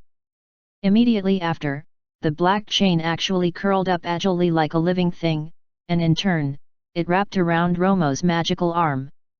Instantly, it wrapped tightly a few times. The chain behind the sharp sickle hooks, which had a cold glow, suddenly stretched out and charged at Romo. Romo tapped his feet gently and instantly retreated 1,000 feet. At the same time, he clenched his right hand tightly in the air and pulled back. At the same time, the magical arm also clenched tightly and pulled hard. The black chain was suddenly pulled back like an tightly stretched string, causing the entire arm to be shattered. Romo's right arm trembled slightly. He frowned and looked in the direction of the black chain. He saw a figure whom he had just pulled over entering the range he could detect. At the end of the black chains was a large human figure 100 feet tall. Its entire body was enveloped in thick black fumes, and a black chain with a cold sickle was wrapped around each of its arms. Its head was strange and deformed, and its face, which could not be seen, was bizarre. Such a strange thing instantly made Romo think of some strange monsters. Of course, things in the deep sea were mysteries to begin with. The figure in front of him was at least in human form. He felt that it looked a little like human ghost. As this thought flashed through Romo's mind, the human ghost swung a chain sickle at him. Romo waved his magical power and his strength increased rapidly. He flicked his right hand and shot out a magical attack, shattering the black chain directly. The dark yin energy surged and rolled. The originally broken chain and sickle hook quickly condensed and attacked Romo relentlessly. At this moment, the other black chain hook of the human ghost had also returned with a huge shadow. It swallowed the black shadow, which seemed to be the remnant soul of the giant shark, like it was swallowing snacks. This, impairment of speech. Romo spoke a little irregularly. His expression was solemn, and he did not hold back any more. He directly exploded the magical power in his body. The sea water beside him was pushed 5 kilometers away. He grabbed the air with his right hand, and the human-shaped ghost suddenly stiffened. Yin energy surged crazily around it, but it could not break free. This human-shaped ghost was only equivalent to a level 3 divine mage. It was far from being Romo's match. Just as Romo was about to capture this ghostly creature that looked like a human ghostly cultivator but not a human ghostly cultivator, looked like a demon but not a demon, to study it carefully, its expression suddenly changed. Boom! At the same time, the unstoppable ghost suddenly exploded. The violent aftershock directly caused the seawater within a 500-kilometer radius to surge crazily. The energy shield around Romo remained motionless in the surging waves. It had actually self-destructed. What is this ghostly creature? Where did it come from? Romo's gaze shifted to the deep sea below. There should be an answer below. Without thinking, he swam down directly and suddenly increased his speed. Dive! Dive! Dive! After diving for tens of thousands of kilometers, he still could not see the bottom. The depth of this deep sea was probably not inferior to the depths of the Dark Night Canyon. The suppression of the soul here was extremely astonishing. Romo could sense that a strange force was constantly pulling at his soul, trying to suck it deep into the sea. Swoosh! Just as Romo was feeling threatened, 4 chains and sickle hooks swept toward him. He narrowed his eyes and focused his magical power. A wall of metal energy instantly rose in front of him. The 4 sickle hooks slapped heavily on the barrier and were all bounced back to their original direction. At the end of the 4 black chains was actually another human-shaped ghost.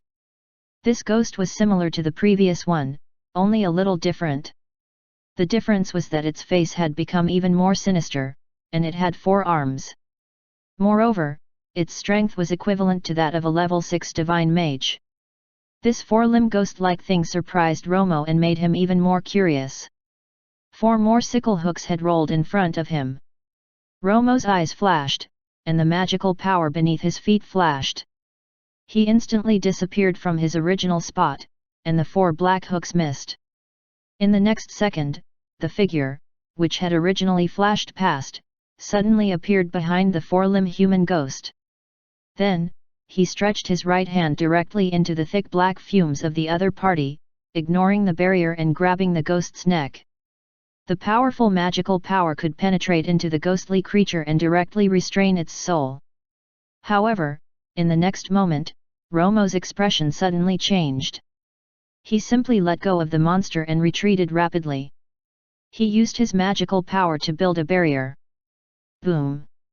Immediately after, the 4-limb human ghost exploded.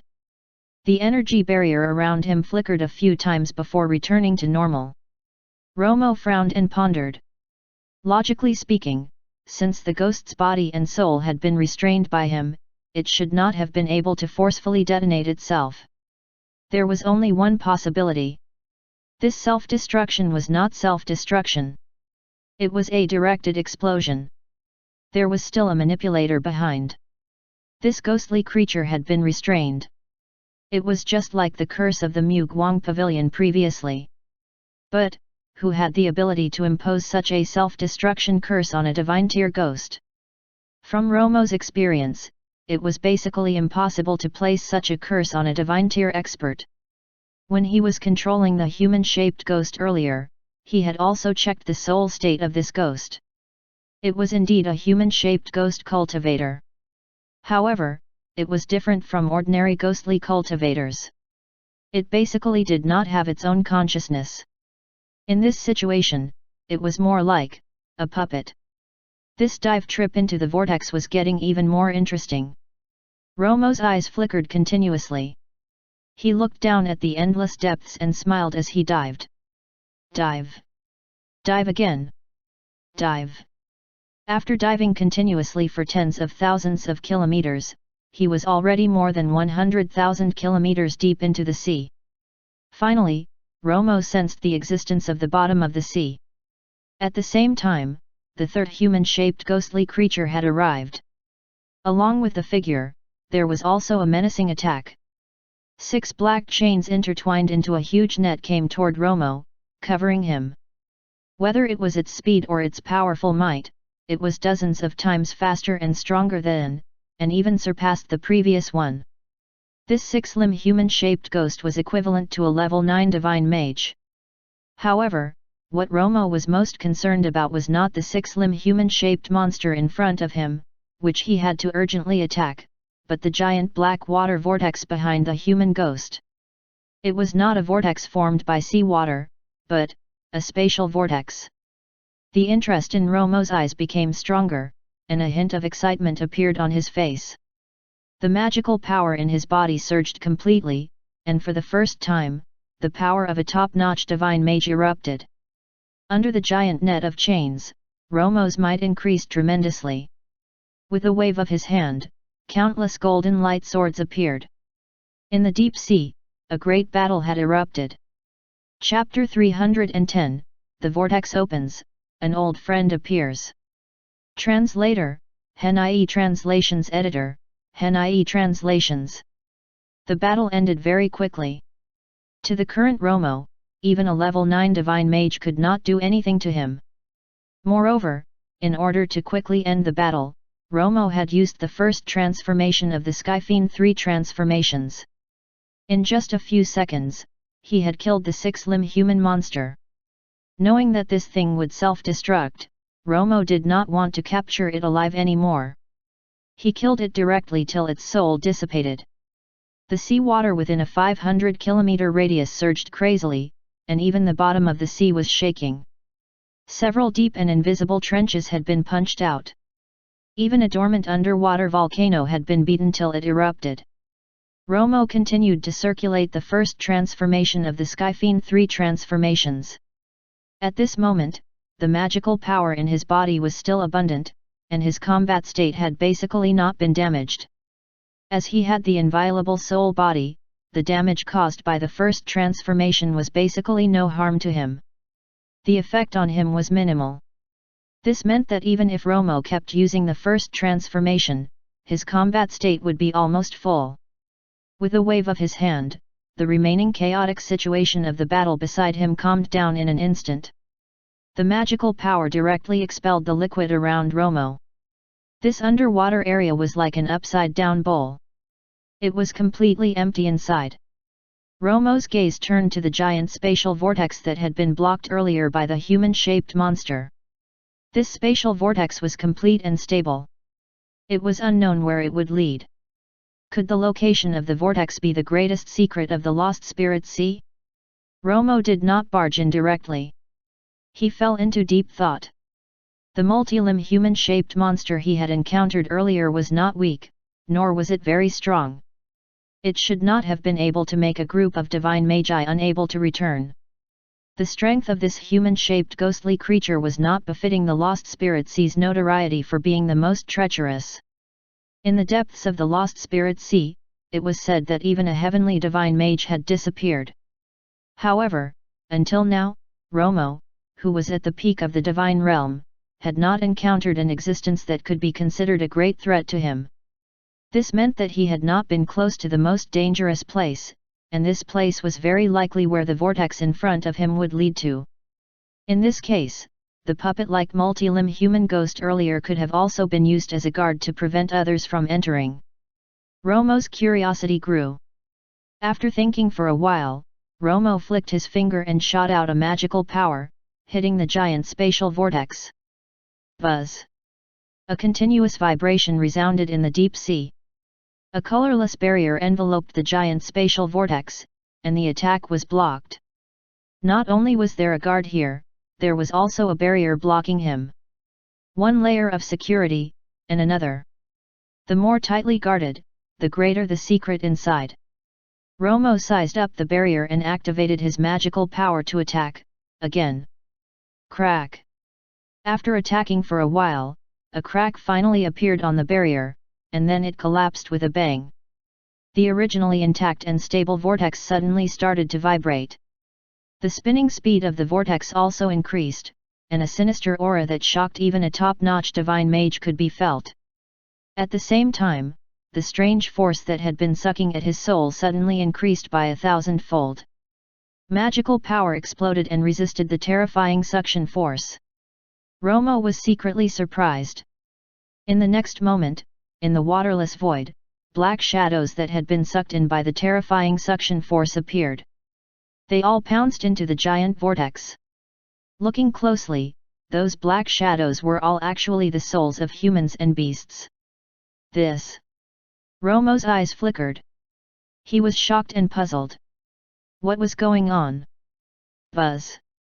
At this moment, there was suddenly movement in the giant vortex. The center of the vortex twisted, and then a spatial crack appeared.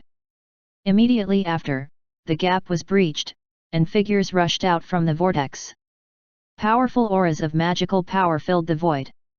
Without exception, they were all divine magi. Of the 8 people who had charged out one after another, the highest level was a top-notch divine mage, and the lowest level was a level 4 divine mage. They were all in a sorry state, as if the Grim Reaper was chasing them. Following closely behind these people was a large group of multi-limb human ghosts. Romo did not take a closer look at the sudden change. Suddenly, his eyes widened slightly. There was a familiar figure among the 8. It was the target he had been searching for all this while, Korja. At this moment, in the range of the giant spatial vortex. Everyone who had rushed out of the spatial vortex automatically had a flash of joy in their eyes. It was a fleeting joy. Their eyes were still filled with panic, and they did not dare to stop for a moment. Everyone was using all their might to fly out. However, all of them were in a very bad state. With the powerful suction force from the vortex behind them, they could not escape much faster. Behind the group of magi, a large group of multi-limb human ghosts were attacking again, getting closer and closer. At the back of the group was an old man who was a level 4 divine mage. He had just rushed out of the vortex when a few black chains and sickle hooks immediately wrapped around him from behind. The old man was horrified. In his panic, he erupted with magical power to dodge, successfully dodging 2 chains. He then forcefully endured another, 2 sickle hooks wrapped around his body. No! Ah! With a scream, the old man was minced. After leaving his body, his soul was still hooked by the black sickle and swept to another place in the vortex. Upon witnessing this scene, those who were still alive could not help but feel sad. If they could not save this person, and no one could save them, would they be the next to die? They did not know, nor did they have the time to think about it. The only thing they could do was to speed up and flee desperately. Korja! You guys leave first! A white-haired old man suddenly shouted. A hint of determination flashed in his eyes. He stopped fleeing and turned around to face the multi-limb human ghosts that were chasing after them. His magical power blocked some of the attacks, and he was instantly in danger again. Korja's expression changed drastically. Uncle Master! The face of the old woman beside her darkened. Don't stop! Go! They had come together with the old man. The 3 of them were all divine magi from the Divine Mountain Immortal Island. Korja could not help the pain. She gritted her teeth and continued to fly. Suddenly, she felt a strong sense of danger. She looked up in shock and saw a beam of magical golden light sweeping toward her. A purple-robed man fleeing in front of her suddenly launched a magical attack at her. At the same time, a person beside the purple-robed mage also made a move, launching a magical attack at the old woman beside Korja. The 2 of them, who had been suddenly ambushed, used their magical power to dodge quickly. The old woman was furious. Freddy! How dare you! The purple-robed mage named Freddy laughed coldly and wantonly. Since the divine mage from the Divine Mountain Immortal Island has already covered our backs, I can't embarrass all of you. Let's go! Before he could finish speaking, he erupted with all his magical power and charged out at high speed.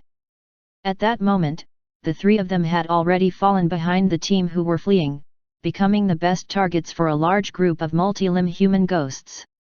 Chapter 311, Reunion, Seal, Leave. Translator, Henai Translations Editor, Henai Translations.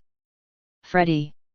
My Divine Mountain Immortal Island is irreconcilable with your Earth origin sacred land.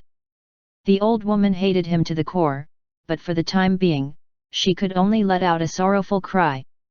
She could not do anything to him at all. At the same time, she could not care less because, just as the 2 of them dodged the magical attacks, a few black chains enveloped them like an inescapable net. The 2 of them erupted with magical power in unison. The old lady used her green-scale magical weapon to block the chain's attack, while Korja brandished the 9 Heavens Goddess sword and instantly broke more than 10 chains. The Divine Maiden sword was very powerful, but its owner, Korja, could be clearly seen to be in an extremely bad state. When the magical power exploded, the wound in her abdomen also gaped, and the dried blood on her clothes became even redder. Both of them knew that it would be difficult for them to escape this time, and they could not help but feel despair.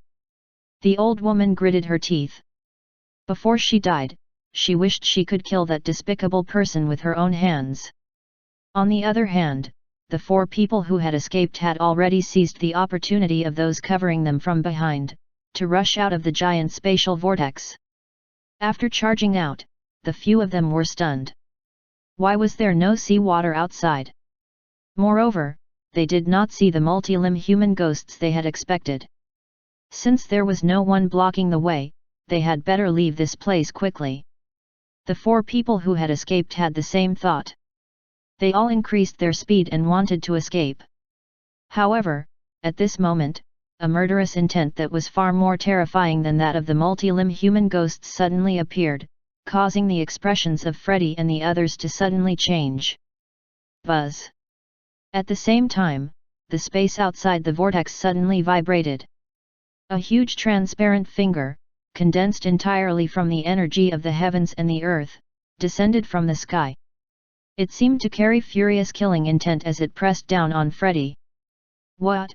Freddy's pupils constricted, and he condensed an energy shield in fear.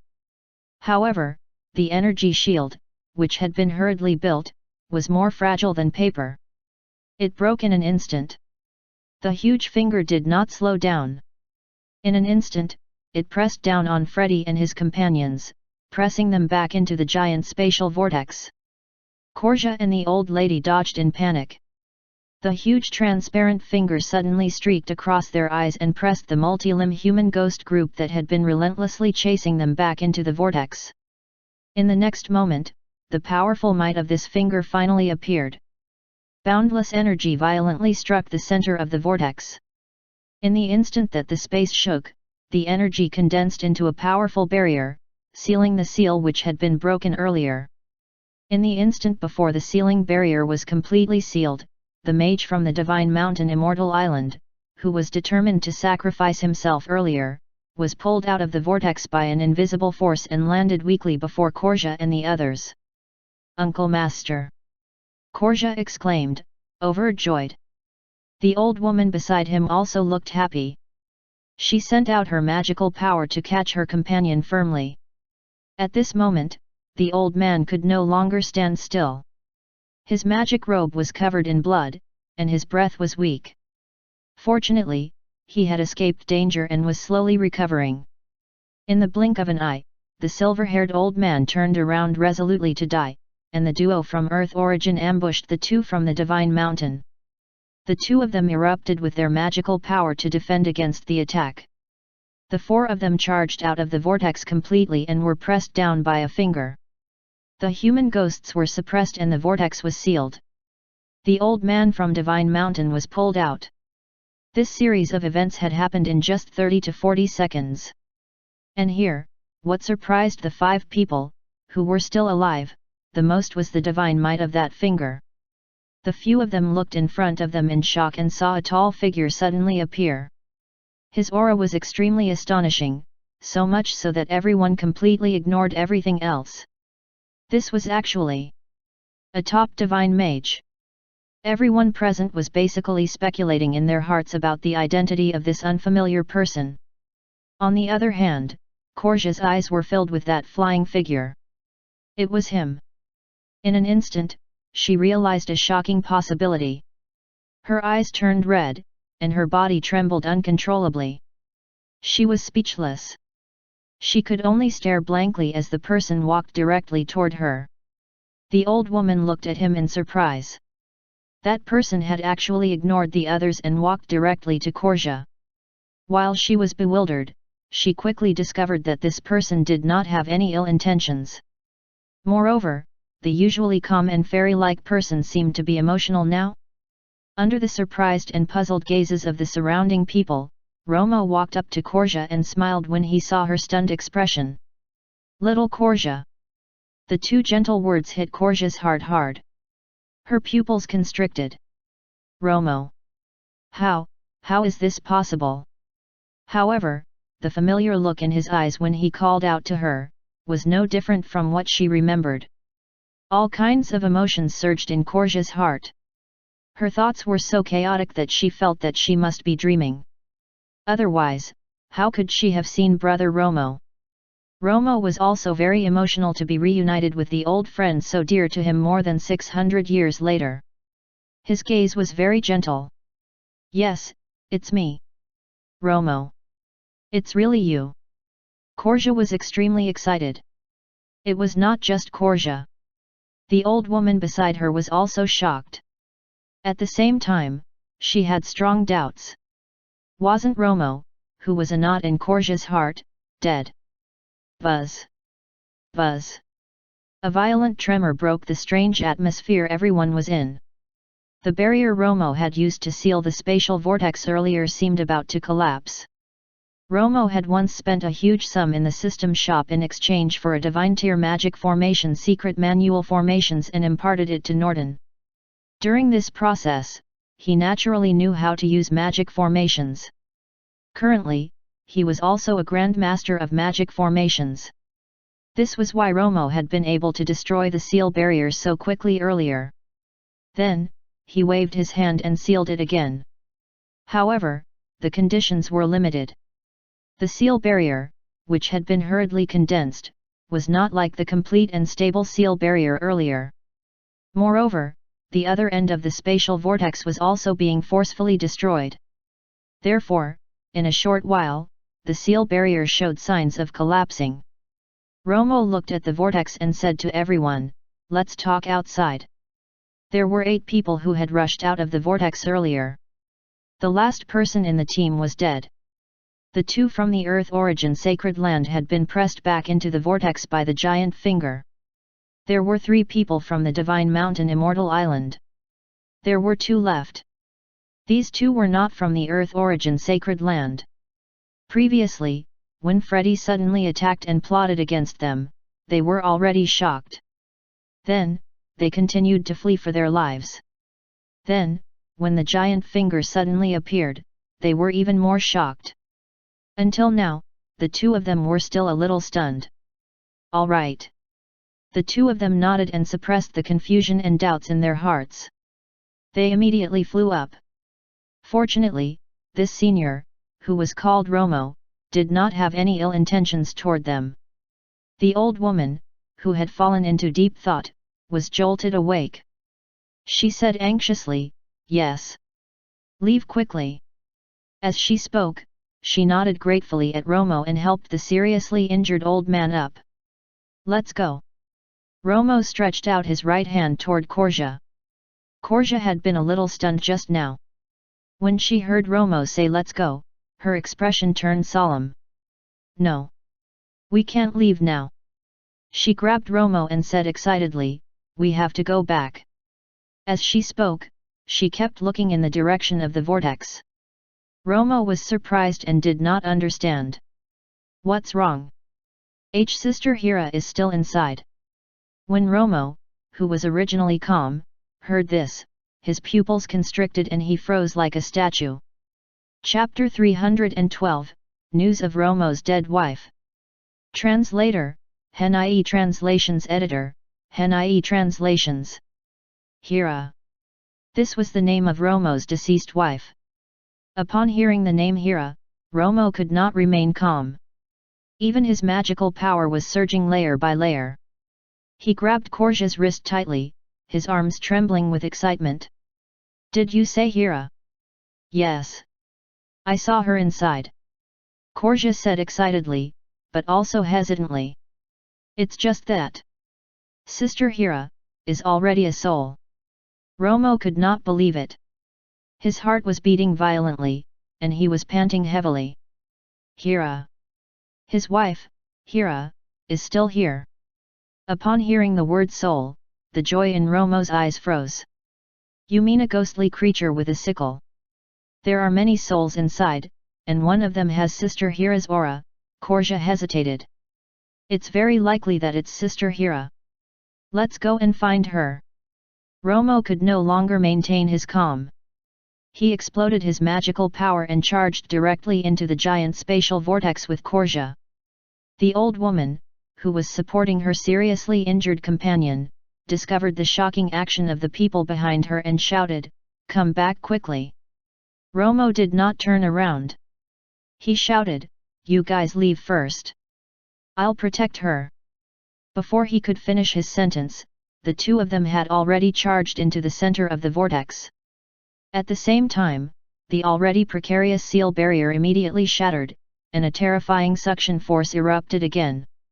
The old woman's expression changed drastically, and she dared not stay any longer. She had no choice but to continue flying upward.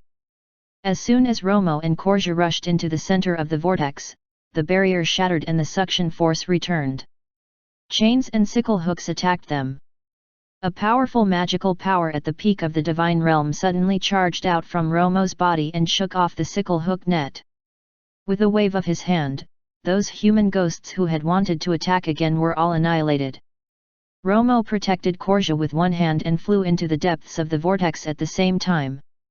He said in a low voice, "What's going on?" At this moment, Korja was completely shocked. To be able to reunite with a dead person was already extremely shocking.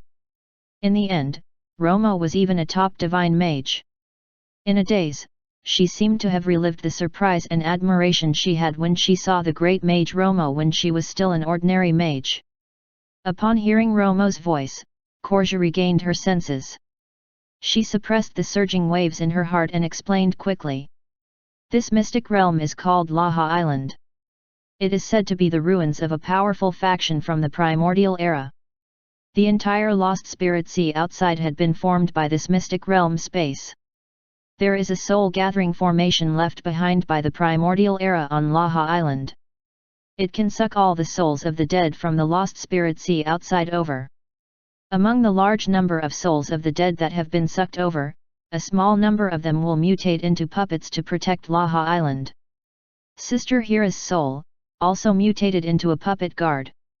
After listening to Korja's explanation, Romo came to a realization. It turned out that the strange multi-limb human ghosts outside were the soul puppet guards. Romo recalled his experience. The strange suction force of the lost spirit sea had come from this mystic realm.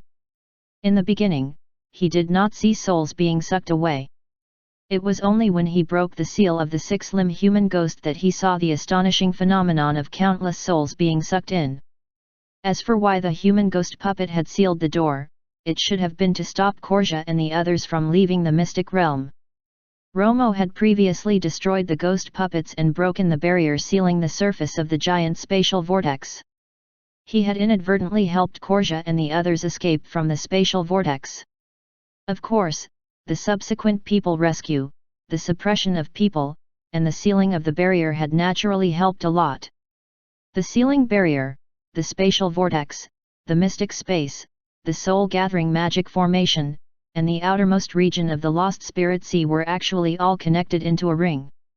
The entire lost spirit sea was on the ancient soul-gathering magic formation.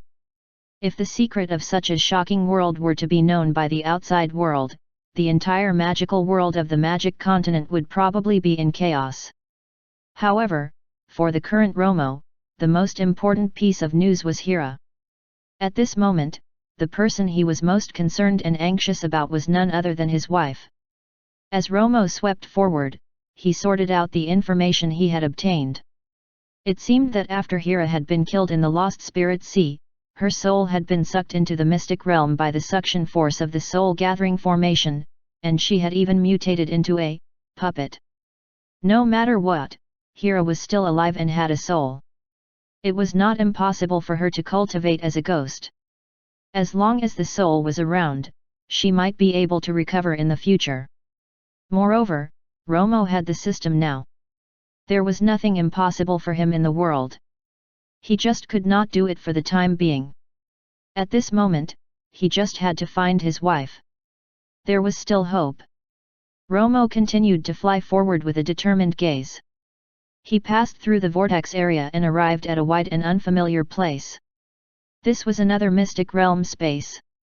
This mystic realm called Laha Island was very different from the mystic realm of the Red Rose Sea which Ron and the others had previously gone to. The mystic realm of the Red Rose Sea was only a square size of 50 kilometers. At this moment, the Laha Island mystic realm, which had unfolded in front of Romo, was a square size of more than 500 kilometers. In this mystic realm space, there was a very small sea area at the edge, and a huge island stood in the middle. The ruins of the ancient faction called Laha Island in front of him were more shocking than all the buildings in the region which Romo had seen in the past. There were mountains and forests on Laha Island. However, they were all filled with a heavy aura of death. In the center of Laha Island, there was a huge tree that towered into the sky.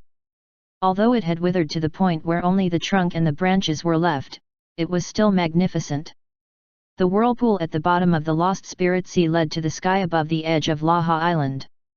Romo and Korja had just arrived when they immediately saw Freddy, who had been pressed back into the vortex space by a finger.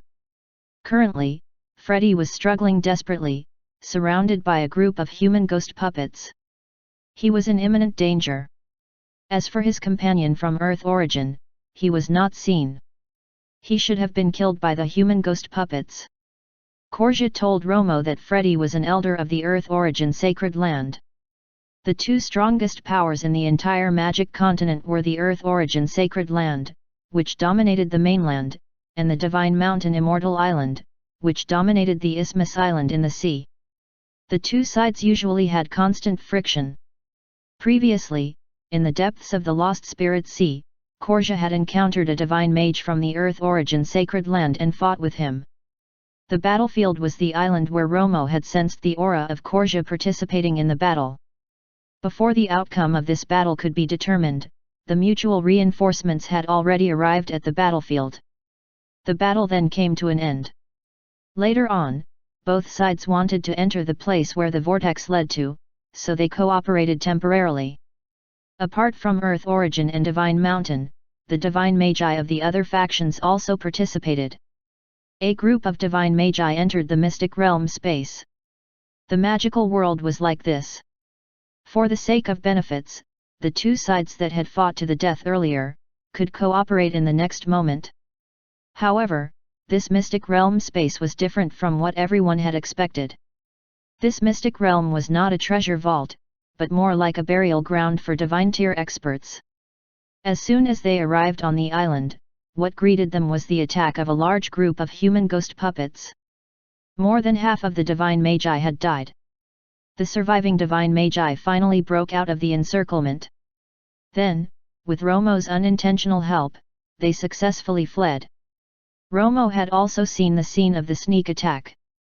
Chapter 313, How to Save My Wife. Translator, Hen.ie Translations Editor, Hen.ie Translations. When Romo and Korja passed through the vortex area and appeared above the island, Freddy also discovered them. Then, he was horrified and furious. However, he was already in danger, let alone doing anything to others. While he was furious, the fear in his heart became even stronger, afraid that these two would harm him. In fact, Romo did not have the time to care about irrelevant people. As he listened to Korja's story, he was also flying forward. Like everyone else earlier, Romo and Korja had also been attacked by many human ghost puppets. Surrounding them were more than 10 human ghost puppets of the same divine realm. Romo was so anxious that he wished he could dodge immediately. His gaze when he looked at these ghosts blocking him was extremely cold. The magical power in his body erupted completely. He could no longer care about the energy consumption. In a few seconds, he had annihilated all the blocking ghosts. Seeing this shocking scene, Freddy was both horrified and delighted. Most of the ghostly puppets besieging him had charged at them. This was a good opportunity. He would definitely be able to escape from this damned place this time. Freddy unleashed his magical power and killed the 2 ghost puppets in front of him, charging crazily toward the vortex. At this moment, there was only that exit in his eyes. He thought, I'll definitely be able to escape. Before he could finish, he felt something cold hook around his right ankle. When he realized something, Freddy was horrified. He wanted to break free, but in the next moment, chains and sickle hooks swept toward him, shattering the energy shield and entangling him tightly.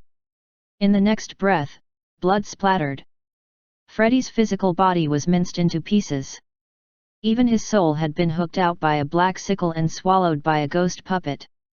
Originally, after the physical body of a divine mage died, he could still fight with his soul alive. However, it was not known what kind of bizarre power the black sickle had. After Freddy's soul had been hooked, he was powerless to resist. Romo, who was in the distance, saw this scene through his divine sense and retracted it.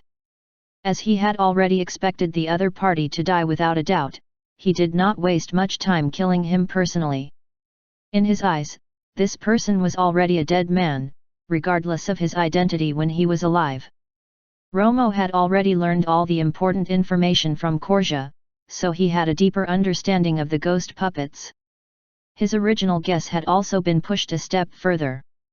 Since the ghost puppets were still protecting and self-destructing, and the ancient spirit gathering formation was still operating, then, there must be a controller behind this. This person maintained the normal operation of the entire Lost Spirit Sea, the mystic realm of Laha Island, the soul-gathering magic formation, and the ghost puppet guards. It might be the core for a ghost to mutate into a ghost puppet. It might be able to restore the ghost puppet. As he was thinking, Romo waved his hand and exterminated some of the ghost puppets blocking the way. With Korja's lead, he flew toward a spot on the right side of the island. Looking into the distance, there were a few intense battlefields on the island, and the commotion was huge. The ones fighting were the divine magi who had entered with Korja and the others earlier. Initially, there were more than 20 divine magi who had entered this mystic realm space. After being besieged by a large number of ghost puppets, some of them were washed away from the main group, which was the few people currently fighting hard on the few scattered battlefields. These few people were all divine magi, and their opponents were also divine tier ghost puppets. Romo flew thousands of kilometers with Korja and arrived at a place on Laha Island. At this moment, a large group of ghostly puppets had besieged a divine mage. Romo placed all his attention on his divine sensing. Soon, he sensed an aura engraved in his heart ghost puppet. The moment he sensed the familiar aura, his heart skipped a beat. It was really Hera. The ghost puppet with Hera's aura were of the same magical power as level 2 of the divine realm. Its body was enveloped in thick yin energy. Perhaps because its level was lower, it did not look as ferocious and strange as the other ghost puppets. It was just that its original appearance could not be seen. At this moment, the Hera ghost puppet was besieging a level 7 divine mage with a few others. This was also the main reason why Korja had been in a hurry to get Romo here. If he had been any later, the ghost puppet with Hera's aura might have been killed. Not long ago, when a group of divine magi were besieged by a large number of ghost puppets, Korja had accidentally sensed Hera's aura. She was shocked and bewildered. She could not believe that this ghostly puppet was Hera, and at the same time, she dared not doubt it. After sensing the Hera ghost puppet, in order to prevent others from killing it, Korja took the initiative to hold it back and even tried to communicate with it. However, whether it was using words or divine sense, she did not show any special reaction. Korja also did not dare to capture the Hera ghost puppet because once a ghost puppet was restrained, it would invariably self-destruct. Helpless, she did not dare to make any more moves, afraid that she would trigger something. She could only deal with the attacks from the other ghost puppets as she dealt with this. In such a tiring situation, if she was not careful, she would be seriously injured by the ghost puppets. After that, when they fought their way out of the ghost puppets' encirclement, the group of divine magi and the group of ghost puppets all had some of their companions scattered from the main group. The Hera ghost puppet stayed in the mystic realm space, and Korja could not take her away. She had no choice but to leave. Ah! At this moment, the grey-haired old man, who was besieged by Hera and the other ghost puppets, suddenly gave a shout. The magical power in his body surged, as if he was about to use some explosive magical power to kill the ghostly puppets and break through the heavy encirclement. At the same time, he suddenly sensed a vast and terrifying might descending from the sky. It instantly enveloped him and even ruthlessly suppressed his magical power, which was about to explode. Just as he was horrified, the ground beneath his feet became empty, and he was instantly lifted into the air. As he was lifted up, the group of ghost puppets that had besieged him earlier were also sent flying by the terrifying might. The grey-haired old man in the air quickly turned from shock to surprise. He realized that someone had helped him and quickly turned around to look. He saw two middle-aged men, a man and a woman. The woman was from the Divine Mountain Immortal Island, who had come in together earlier. The man looked unfamiliar. Feeling the pressure dissipate, the old man heaved a sigh of relief. He rushed toward the two of them with a grateful expression. "Thank you for your help, seniors." Romo ignored him. He frowned as he looked at the ghost puppets below and waved his hand. The surrounding natural energy surged and instantly condensed into a magic formation, enveloping the group of ghost puppets that were charging over. After being trapped in the formation by the energy shield, these ghost puppets inexplicably became a little strange. The group of ghost puppets were all confused and struggled to flee from left and right, inexplicably attacking the air. The ghost puppet with Hira's aura was in this group of ghost puppets. Romo pondered as he looked at the magic formation, the light in his eyes flickering. When the gray-haired old man saw this, he was shocked that this person was a grand master of magic formations, and also puzzled as to why the other party had trapped the ghost puppets and not killed them. At this moment, Romo slowly raised his hand and grabbed lightly. He grabbed a ghost puppet from afar, and it struggled violently. Just as Romo was about to inject a seal into its body, the ghost puppet exploded. Romo's face darkened. He grabbed another ghost puppet from afar and tried again. It self-destructed again. The third, the fourth, the fifth. One by one, the ghost puppets were grabbed from a distance. Romo tried all kinds of methods to restrain or study the secret of their souls, but all of them failed. The self-destruction mechanism of these puppets far surpassed the level of the curse of the Mugwang Pavilion. Even Romo, who was a top divine mage, could not undo it. Seeing this, the two people beside him had different expressions. Korja knew what Romo was trying to do and stared at him nervously. The gray-haired old man, on the other hand, was shocked. What is he doing? Chapter 314, Appearance of the Opportunity, Sacred Spirit Transformation. Translator, Henai Translations Editor, Henai Translations. At this moment, the Hira ghost puppet was the only one in the magic formation used to trap the ghost puppets. Romo's eyes became even gloomier. The group of ghostly puppets that had besieged Freddy earlier had arrived. Seeing that it was another large group of ghost puppets, the gray-haired old man's expression turned ugly. He could not help but advise, "Senior, why don't we leave first?" Romo had also sensed a large group of ghost puppets coming from behind.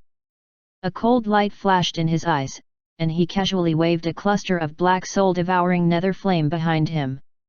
After the soul-devouring nether flame left his palm, it immediately turned into a large piece of black soul-devouring nether flame in the shape of a fan.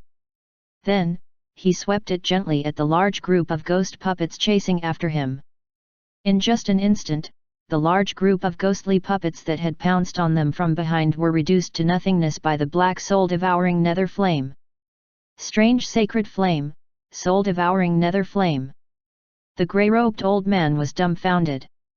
He watched this scene in horror, his eyes almost popping out. Even Korja was shocked. She stared in shock at the strange black flames that were rapidly dissipating. What kind of magical secret technique is that? Just when the grey-haired old man and Korja were extremely shocked, Romo suddenly raised his eyebrows, and a hint of surprise flashed in his eyes. The soul-devouring nether flame was also the strongest trump card that Romo, as a soul, had. He had not used this trump card this time when he entered the mystic realm of the Lost Spirit Sea. Just now, he had been momentarily irritated, so he casually threw it out. In the end, it had brought him an unexpected turn of events. This discovery was extremely important to him, who urgently needed to resolve the restraining curse. Romo looked up to the left. There was a ghost puppet, which had not caught up with the main group earlier, flying toward them. Romo raised his hand, and a cluster of the soul-devouring nether flame jumped happily in his right palm. As he willed it, it shot out. The ghost puppet which was charging over at great speed paused slightly, and it actually revealed an indescribable fear. The ghost puppet immediately wanted to dodge, but the soul-devouring nether flame was extremely fast. In an instant, it landed on the ghost puppet and suddenly expanded, instantly enveloping it completely. Unlike the previous time, the soul-devouring nether flame did not instantly devour the ghost puppet. Instead, it only enveloped its surface. The ghost puppet, which was wrapped in it, seemed to have a pause button pressed down. It did not dare to move at all. Apart from this, there was no other abnormal reaction, including self-destruction. The ghost puppet did not self-destruct. At this moment, a trace of black soul-devouring nether flame, so faint that it was difficult to see with the naked eye, seeped into the body of the ghost puppet and went straight into the depths of its soul. It wrapped around the deeply hidden seal imprint, preventing the seal from issuing the order to self-destruct. Romo was instantly overjoyed. After carefully confirming that he had not missed anything, he ignored the guinea pig and looked at the Hera ghost puppet in the magic formation.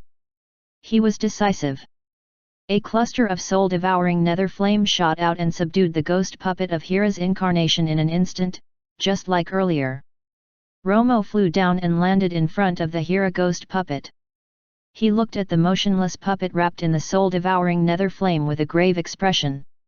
Although he had successfully restrained her, he still did not know the method to save her. He probably had to find the person who had been controlling the ghost puppets to self-destruct. Ding! Found the soul of the family clan's old ancestor. It can be transformed into the family clan's ancestral sacred spirit. Do you want to transform it? This transformation will consume 1,000,000 faith points. As Romo was thinking, the system notification suddenly sounded in his consciousness. He was a little stunned when he heard the contents. The soul of the old ancestor of the family clan. The ancestral sacred spirit of the family clan. In the next moment, Romo immediately reacted. The ghost puppet in front of him was Hera. Like him, Hera was the original old ancestor of the family. Moreover, the system had a way to turn Hera's soul into the ancestral sacred spirit. This meant that Hera could also become an existence like Romo. Romo was overjoyed and confirmed in his heart, transform. Command confirmation, consumed 1,000,000 faith points. Transforming into ancestral sacred spirit. Romo had not used his faith points much recently. At this moment, he had already saved 1.6 million faith points. He was already overjoyed that he could turn his late wife into a special existence like him. He did not care about the price. He could save up faith points again if he ran out. If his wife was gone, then everything would be gone. At the very least, he could afford this price. As the system's transformation process advanced, the energy, which only Romo could sense, appeared again, enveloped Hera in the soul-devouring nether flame. In the next moment, the thick black fumes that had wrapped around Hera quickly dissipated, and even the surface of her body started to melt and peel off, turning into black fumes and dissipating. Looking nervously at Hera, who was being transformed, countless scenes suddenly flashed before Romo's eyes. The first scene was of her being torn apart by a giant beast at the periphery of the Lost Spirit Sea. Then, in the endless darkness, countless souls fought with each other. It was like nurturing parasites, and he was swept into it. He had no choice but to fight with his life on the line. One by one, the souls dissipated, and he who was still alive became more and more. The endless battle continued for an unknown period of time. Suddenly, a powerful force appeared, and a black shadow flashed past. Sister Hera! The surprised cry brought Romo back to reality. In surprise, he looked ahead and saw that the original human ghost puppet had disappeared. What appeared in front of him was his slender and beautiful dead wife in a long dress, Hera. Under the unknown effect of the system, the mutation in Hera's body was directly dissolved, and she returned to her original soul form. However, his wife's originally lively eyes were a little dazed. She did not react to Romo and Korja, who exclaimed in surprise. In the next second, Hera's figure slowly disappeared before their eyes. At the same time, in the ancestral hall of the Nicholas family, a new tablet suddenly appeared beside Romo's tablet at the head of the table. On it was engraved the sacred tablet of Hera, the old ancestor of the Nicholas family clan. Hira's soul had successfully resided in this sacred spirit tablet with the help of the system. Transformation into the ancestral sacred spirit has been successfully completed. First name, Hira Nicholas. Gender, female. Identity, family clan's old ancestor. Status, sacred spirit, special. Magical power level, level 2 divine realm. Overall talent, advanced, details. Personal luck, high intermediate. Life experience, details. A series of system notifications sounded. Romo was happy and relieved. This was great. However, Romo then used his divine sense to probe into Hira's sacred spirit tablet. When he probed Hira's soul again, there was no response. It was like a sleeping person that could not be woken up no matter what. Romo became nervous. He called the system in his heart, but he did not hear any response from the system notification. Romo? Where's Sister Hira? Did you do this? Korja's series of questions sounded beside him. He quickly turned around and saw that the other party's face was full of doubts and worry. Romo had used the system to save Hira in just a few seconds. At this moment, Korja was naturally uncertain. Romo smiled at her and said, "Don't be nervous. Hira is already in a very safe place." Boom! Before he could finish, a loud cry sounded. Romo's expression froze, and he immediately looked up into the distance. This instant earth-shaking tremor almost spread throughout the entire mystic realm space. The entire Laha island suddenly shook violently, and the towering withered tree in the center of the island collapsed. After a shocking explosion at the base of the withered tree, a beam of green light shot into the sky. In the green light, there was an indescribably powerful aura. Even Romo could not help but be shocked. Heavenly Divine Realm. Chapter 315, The Might of a Heavenly Divine Mage, Grand Master. Translator, Henai Translations Editor, Henai Translations. This aura far surpassed that of Romo, who was currently a top divine mage. It was equivalent to a heavenly divine mage. At this moment, whether it was Romo, Korja beside him, or the grey-haired old man in the air, as well as all the other divine magi who were still alive on the other islands, they were all stunned on the spot by this earth-shaking change. The terrifying aura of a heavenly divine mage caused everyone to be in awe. After the green light had rushed into the sky from the center of the island, it immediately flew directly toward the exit of the mystic realm, instantly cutting through the sky for thousands of kilometers. Buzz! In the next moment, the entire mystic realm space trembled violently again. The entire sky suddenly distorted. Extremely huge black sickle hooks seemed to have stretched out from the void and shot fiercely at the green light. They intertwined to form a giant chain net that could envelop the heavens and the earth, firmly binding the green light that was flying. Those huge black sickle hooks were similar to the sickle hooks of the ghost puppets earlier, but the aura they emitted was on a completely different level from the sickle hooks of the ghost puppets. This kind of chain sickle hook, which could hook out a soul, was not a magical weapon. It should be an extremely special magical secret technique with the might of a soul hunter. The soul of the divine mage, Freddy, had lost all ability to resist after being entangled by the ghost puppet's sickle hooks. At that moment, Romo and the others could only look into the distance. The huge black chains and sickles, which seemed to be able to lock down the heavens and earth, had made their souls tremble violently. It was as if their lives were about to be taken by the Grim Reaper. They could not breathe at all. This was a heavenly divine tier magical power secret technique. The green light that had wanted to escape from this world was undoubtedly a heavenly divine mage. Now that it had been restrained, it could be seen that the owner of the giant chain sickle hooks was also a heavenly divine mage. Moreover, he was an even more powerful heavenly divine mage. The green light was firmly locked by the countless huge black chains. The heavenly divine mage in the light kept exploding with magical power, but he could not break free. In the sky, a large ball of sinister black aura suddenly surged out, covering the heavens and earth, and condensed into a pitch-black blurry figure. Its appearance was difficult to see, but one could clearly see a pair of eyes that were like blood moons, and a strange smile that was twisted and terrifying, with the corners of its lips torn. He. You have fled again. Do you really think you can escape? The world shook, and an indescribable sound like that of a deity descending resounded throughout the entire world in the mystic realm. These words were obviously directed at the heavenly divine mage in the green light. In the ears of Romo and the others, who were listening, it was simply the voice of death. Every word had smashed onto their spirit, and every word was tearing their souls apart. Romo's expression was solemn. The moment his magical power exploded, he instantly raised the second transformation of the Skyfiend 3 transformations to the extreme and used the endless magical power to build layers of defense around him and Korja.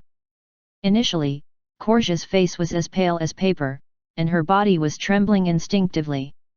When she felt the pressure lessen, she let out a long breath. The cold sweat on her forehead instantly dripped down.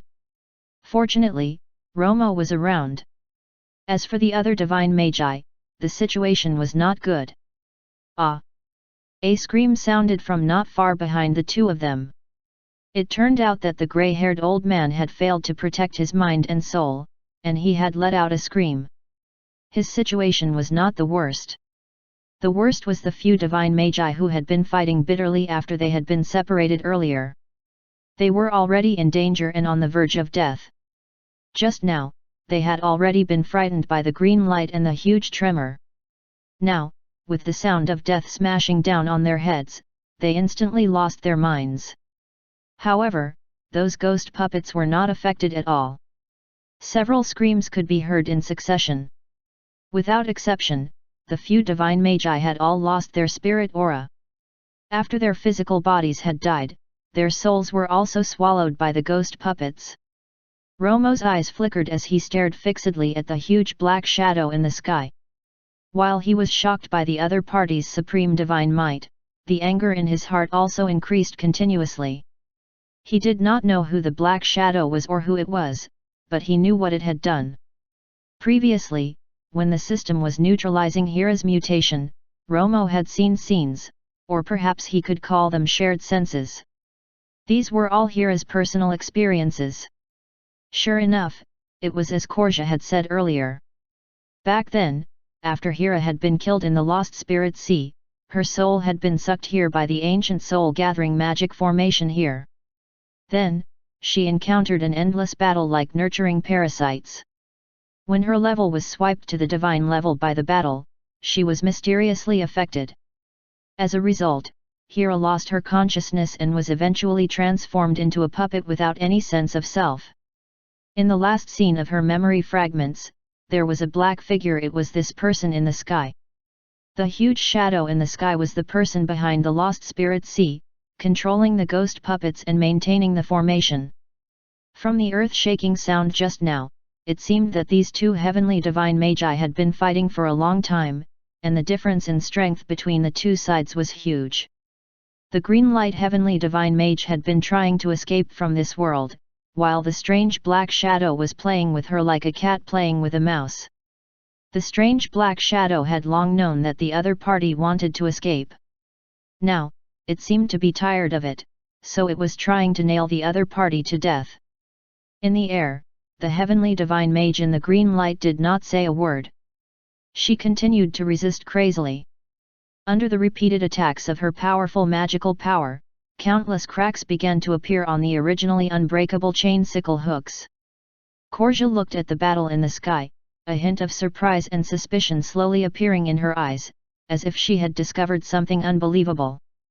Just when she was in disbelief, she suddenly sensed a change in the storage ring on her finger. To her surprise, before she could take a closer look, she saw that the Nine Heavens Goddess sword was no longer under her control and had flown out automatically from the storage ring. Clang! A crisp and sharp sword cry, which seemed to be able to cut through the heavens and earth, sounded. The body of the Nine Heavens Goddess sword emitted an extremely sharp light, which had never been seen by Korja. It charged into the sky with a momentum that could tear the heavens. A cold light streaked across the sky, and the idol image of the goddess of the nine heavens seemed to appear on the sword. The goddess waved her sword. Clang! Clang! Two earth-shaking sounds of metal clashing could be heard. The nine heavens goddess sword streaked across the air and severed the two huge chains. The ball of green light in the center of the giant chain formation suddenly converged, as if it was gathering all its magical power at one point. The figure of a woman in green appeared, fluttering like an immortal. After the nine heavens goddess sword had severed the two huge chains, it charged to the side of the woman in green and circled around. Suddenly, a shocking might erupted, and the powerful sword aura slashed at the huge chains again. At the same time, the green-robed woman also tried to break through the area sealed by the giant chains. The divine might of the nine heavens goddess sword appeared again, and it severed two huge chains in an instant. The sealing power was reduced again, and the green-robed woman was about to escape danger. However, just as the nine heavens goddess sword was about to slash down on another huge chain, a powerful dark light descended from the sky and instantly struck the goddess sword away. The divine light sword aura of the nine heavens goddess sword instantly decreased, and it even let out a sorrowful sword cry. Humph! At the same time, Korja could not help but groan in extreme pain. The progress of her fusion with the nine heavens goddess sword had already been more than half. It could be said that the two of them were experiencing the same feeling. Now that the divine maiden sword had been injured, her spirit was also trembling violently. However, it was impossible for her nine heavens goddess sword to be controlled by others. There was only one possibility for such a situation to occur: the green-robed woman, like her, was also the owner of the nine heavens goddess sword. In other words, the green-robed woman was the former master of the nine heavens goddess sword. Korja shouted in disbelief, Grand Master Samo. Chapter 316, Divine Sky Battle, Third Transformation. Translator, Henai Translations Editor, Henai Translations. When Korja's nine heavens goddess sword was borrowed by someone, Romo had guessed that the green-robed person should be related to the divine mountain Immortal Island. Now that he heard Korja shouting uncontrollably, he raised his eyebrows and turned to look at her. Korja was very excited. Seeing Romo look over, she took the initiative to explain, "That's our Grand Master from the divine mountain Immortal Island. She has disappeared for more than 6,000 years. The last trace of her appearance was in the Lost Spirit Sea, and she had actually been trapped here." In several rumors about the Lost Spirit Sea, there was a legend that even a divine mage would tremble in fear. Legend had it that a heavenly divine mage had disappeared in the depths of the Lost Spirit Sea. Unexpectedly, this was true. Moreover, this heavenly divine mage was the only one that was currently confirmed. It was hard to tell exactly how many there were. From the moment the green light had rushed out from the tree roots to this moment, only tens of seconds had passed. Romo had his own thoughts and did not make any rash moves for the time being. The two sides fighting in the sky were one heavenly divine mage against another heavenly divine mage, and the enemy looked stronger. Even if Romo wanted to intervene, he would have to obtain some information about his opponent before he could intervene. At this moment, the nine heavens goddess sword had been restrained by the huge black shadow in the sky. The huge black chain, which had been severed earlier, appeared again, imprisoning the green-robed Nolan, who was just one step away from charging out of the sealed area. Nolan Samo was shocked, furious, and anxious. A hint of despair had even appeared in her eyes. She looked down at Korja and shouted, "Leave quickly." Before she could finish her sentence, Nolan raised her right hand, formed a sword with her fingers, and waved it forward. Instantly, a sharp sword aura slashed at the giant chain sealing barrier in front of her. At the same time, the nine heavens goddess sword outside suddenly returned and slashed down at the same place. With the two of them exerting their strength, a small crack appeared in the barrier. Nolan still could not get out, but her ring could slip out. The nine heavens goddess sword circled in the air, and with the sword light, it carried the small and exquisite storage ring and charged directly at Korja.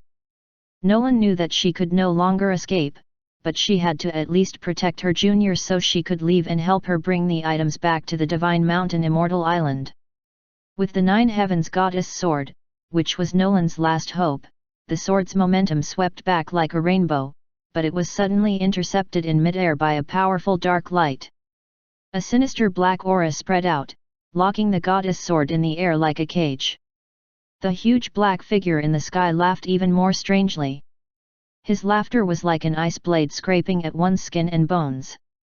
Then, he let out a sound of death that could destroy one's mind. "You don't think they can escape, do you?" When the sky shook, the entrance-like spatial vortex disappeared without a trace. "No, no!" A panic-stricken cry suddenly sounded. It was the grey-haired old man who had secretly fled behind Romo and the other two. The vortex, which had carried the hope of survival, had suddenly disappeared. How could it not make him despair? Seeing this scene, Nolan's heart turned even colder. She immediately understood. The exit of the mystic realm vortex, which had originally appeared, was a bait to lure her out. If not for this, Korja and the others would not have been able to escape earlier. After Nolan had come to this world more than 6,000 years ago, she was immediately ambushed by this strange black shadow. In the end, she relied on a secret treasure to survive. She had escaped once, but she had failed. In the end, she had no choice but to use her secret treasure to hold out bitterly in the roots of the giant tree for 6,000 years. Until today, Nolan had thought that the time she had waited so hard for had finally come, but she still could not escape. She had wanted to let her junior from the Divine Mountain Immortal Island leave with the inheritance, but her hope was dashed again. The despair in Nolan's eyes turned into determination.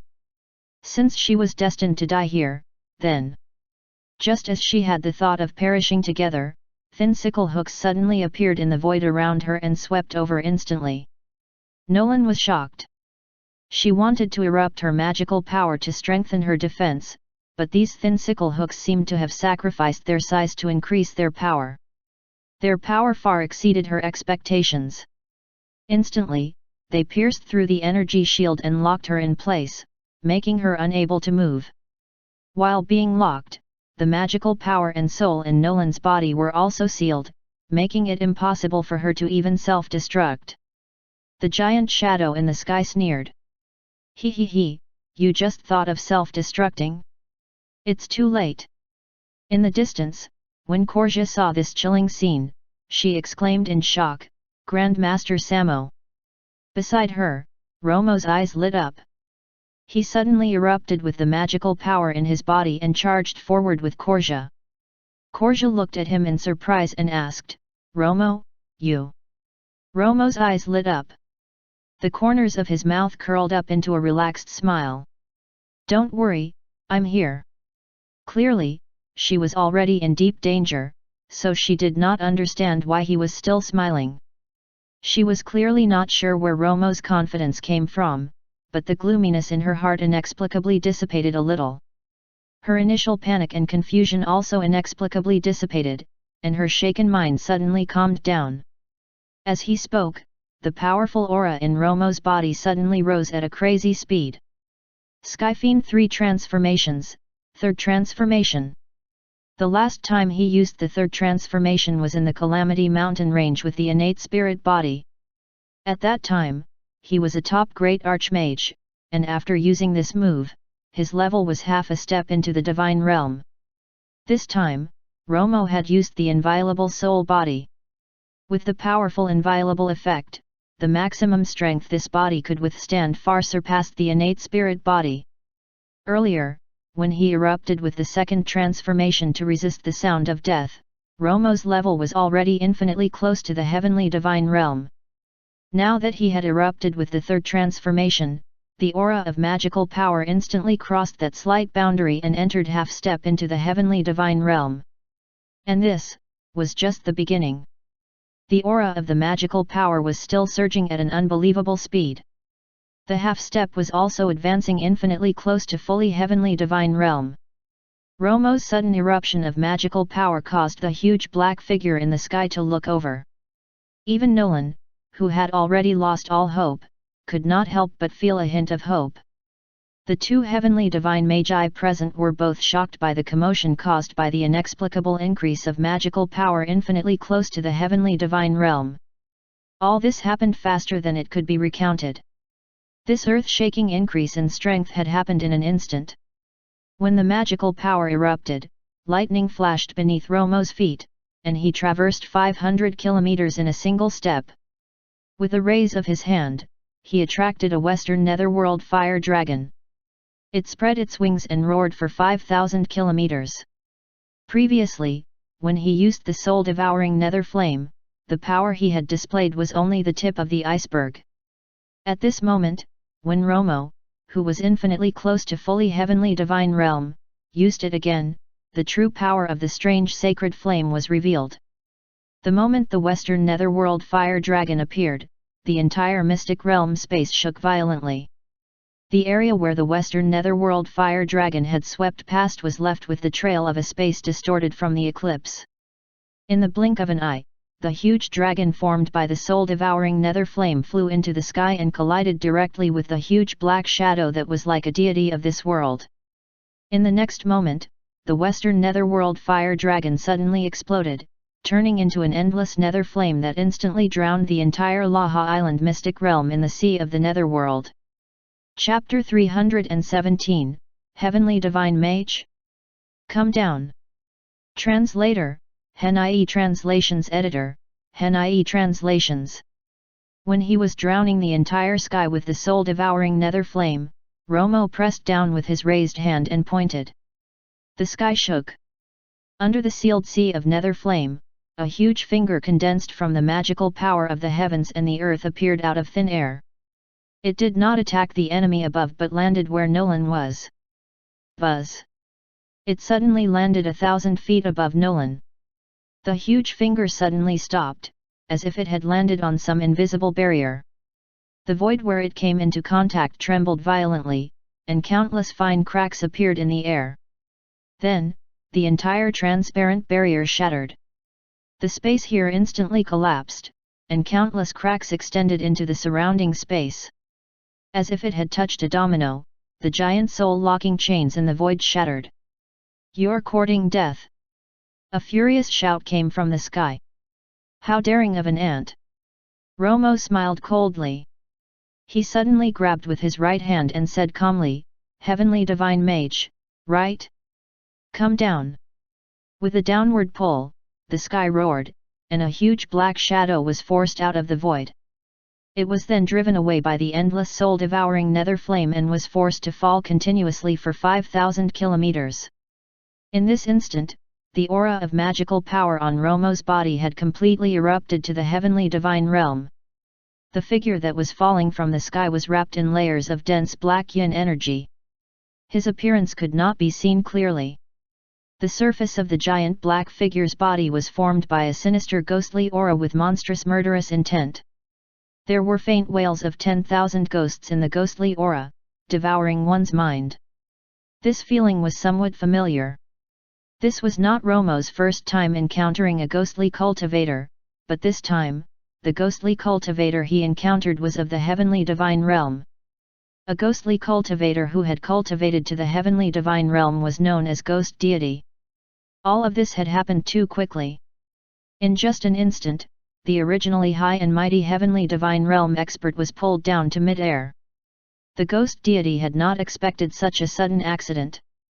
At this moment, he was shocked and indignant. The monstrous magical power in his body erupted, and a huge ghost deity's magical image appeared in the void behind him. As he waved his hand, the void above Romo's head was suddenly torn open. A huge ghost deity king's creepy claw suddenly stretched out from the tear and grabbed at Romo. Faced with the powerful magical attack of the ghost deity, Romo did not dodge. He pressed down unhurriedly.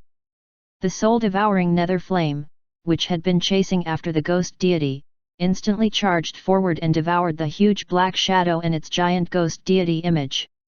What? Ah! The ghost deity let out earth-shaking screams and wails. It was as if there were tough and weak ghosts in the ghostly aura of the huge black shadow. Its shock and fury were mixed with endless pain and fear. Romo, whose strength had completely erupted to the heavenly divine realm, increased the power of the soul-devouring nether flame he was using by tenfold. However, in the same instant, the giant ghost deity king's claw above Romo's head was only inches away from him. Clang! A clear sword cry resounded in the sky. The nine heavens goddess sword streaked across the sky, and the monstrous sword aura erupted, instantly shattering the giant ghost deity king's claw. It turned out that Nolan, who had successfully escaped, had intervened. Nolan was very shocked by Romo's repeated outbursts. However, she did not delay the opportunity to attack because of this. She intervened in time to eliminate the threat. It could be considered that she had cooperated with Romo through the air and quickly flew to Korja's side. The ghost deity who had sealed off Nolan earlier was currently trapped in the huge tornado of the netherworld fire formed by the soul-devouring nether flame. However, this was only a temporary trap. As Romo controlled the soul-devouring nether flame, his expression darkened. "Senior, take her away. I'll stay here first." Nolan's eyes flickered. She looked at him meaningfully and nodded. "All right." Korja was shocked and exclaimed, "Romo. You?" Romo smiled at the middle-aged woman in front of him in whom he could still see the young girl of the past. "Don't be afraid. I'll live and look for you again." Then, he turned around and nodded at Nolan. "Please leave." Nolan waved her hand gently and wrapped Korja in a gentle force. Together, they turned into a beam of light and flew toward the exit of the mystic realm vortex. The nine heavens goddess sword erupted with a shocking sword aura again. It swept toward the void in the vortex sealed by the ghost deity and slashed down. Buzz! The void trembled violently, and a spatial crack was torn open by the goddess sword. Although this mystic realm's spatial passageway had been sealed by the ghost deity, this place of the void was still the weakest space barrier in the entire Laha Island's mystic realm. Nolan used the nine heavens goddess sword to slash with all her might, and she managed to break open a path of survival. In the next moment, Nolan flew in with Korja. Their figures disappeared in an instant. The desperate old man, who had been lingering at the entrance, turned from fear to joy and hurried after them. After passing through the crack and the spatial vortex, Nolan and Korja returned to the depths of the Lost Spirit Sea. Without any delay, Nolan brought Korja up directly. Korja turned around quickly and saw that the crack was about to close. She became even more worried. Nolan did not turn around. She comforted her, "We can only trust him now. Even if we had stayed, we would only become his burden." Stunned, Korja retracted her gaze and looked at the person beside her in confusion. Then, she was shocked to find that some fine cracks had actually appeared on the Grand Master's face, and they were spreading at a speed visible to the naked eye. Korja's expression changed drastically. She panicked. "Grand Master." Nolan's expression was calm. It was obvious that she had sensed her condition. She said slowly, "It's good enough. At least, I could get out. I'll try my best to get to Divine Mountain Immortal Island." She was already very glad to have come out alive. Compared to the fear of death and the memory of being alive, she was more optimistic about the peace of life and death. The joy of successfully escaping, and having the chance to see Divine Mountain Immortal Island again, and the nostalgia for the Immortal Island. Nolan did not have much life left. After being trapped on Laha Island for more than 6,000 years, the ghost deity had not slowed down his persecution of her. After a long period of mental and physical exhaustion, she was almost completely drained. Therefore, when she had no hope of escaping, when her inheritance had been intercepted, and her junior had no hope of escaping, she had staked everything on self-destruction. This was because if she did not self-destruct, she would be exhausted to death. She might as well self-destruct. Perhaps it would bring about a turning point. Later on, even the self-destruction was intercepted. She had already given up all hope. However, the man beside her junior suddenly erupted with a terrifying might, and his strength increased steadily. While Nolan was shocked, she could not help but feel a hint of hope. Perhaps there was really a chance. The other party had indeed temporarily reversed the situation of the battle. When she heard the words "take her away," she nodded without much hesitation. Even if she stayed, she might not be able to help in her current state. Moreover, when that person said to her, "Junior, I will live," his gaze even had a hint of calm and indifference. It really did not seem that he was taking the initiative to sacrifice himself. Although she did not understand why he was so calm and confident, perhaps he really had something to rely on? I hope he really has something to rely on. I hope he can survive. With this thought in mind, Nolan sped up again with Korja. Chapter 318, Soul-Devouring Netherflame is specialized at dealing with ghosts. Translator, Hen.ie Translations Editor, Hen.ie Translations. At the same time, in the mystic realm space of Laha Island, the wound, which had been caused by the Nine Heavens goddess sword, quickly closed and disappeared without a trace. "Ant. I'll definitely skin you alive, strip your tendons and debone you. I'll make you into a puppet. I'll make you beg for death." The ghost deity roared angrily in the nether fire tornado. The hatred he had for the other party could be seen. His earth-shaking roar reverberated throughout the entire mystic realm. The terrifying magical waves of the heavenly divine realm erupted continuously in the nether flames. The nether fire tornado formed by the soul-devouring nether flame shook violently, and it looked dangerous. Romo narrowed his eyes and smiled faintly. "Don't be anxious. We still have a lot of time." Before he could finish speaking, he waved his right hand, and the countless magic stones in his storage ring scattered everywhere. Romo then waved his hand in succession to set up more than 100 small magic formations. The countless magic stones that were scattered everywhere emitted energy light. The surroundings shook slightly, and a huge magic formation was immediately formed, forming a translucent energy barrier that enveloped the entire sky region within a 50-kilometer radius. After the magic formation had been formed, the nether fire tornado, which was in the center of the magic formation, instantly expanded several times. The ghost deity, who was trapped in the soul-devouring nether flame tornado, became more and more irritable. He let out roars of shock and fury non-stop. He kept releasing all kinds of powerful magical power crazily, but he could not break out of the seal of the soul-devouring nether flame. Actually, even though Romo had used the third transformation of the Skyfiend 3 transformations and enhanced the powerful attribute of the inviolable soul body to temporarily obtain the magical power of the heavenly divine realm, he was still far inferior to this ghost deity. So far, Romo's magical power could be considered to be at most level 1 of the heavenly divine realm, and the ghost deity in front of him was at level 6 of the heavenly divine realm. Under normal circumstances, a person of this realm would not even be able to withstand a magical attack from a level 6 ghost deity.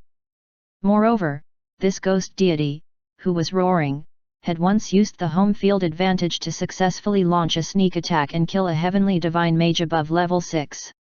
In the mystic realm of Laha Island, the giant black shadow could unleash the power of a heavenly divine mage that far surpassed its strength. After all, he was the master of this world, the controller and defender. As for this ghost deity who had once dominated a large world, he was currently trapped in the tornado seal and suppressed by Romo to such an extent, all because of the natural ghost suppression attribute of the soul-devouring nether flame on ghosts. The soul-devouring nether flame was specially for use on ghostly cultivators. It was also the strongest strange sacred flame against ghosts.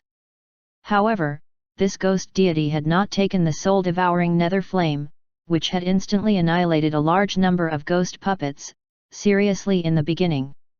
After that, everything changed too quickly, and he was pressed down by the heaven-sealing nether flame which went after him.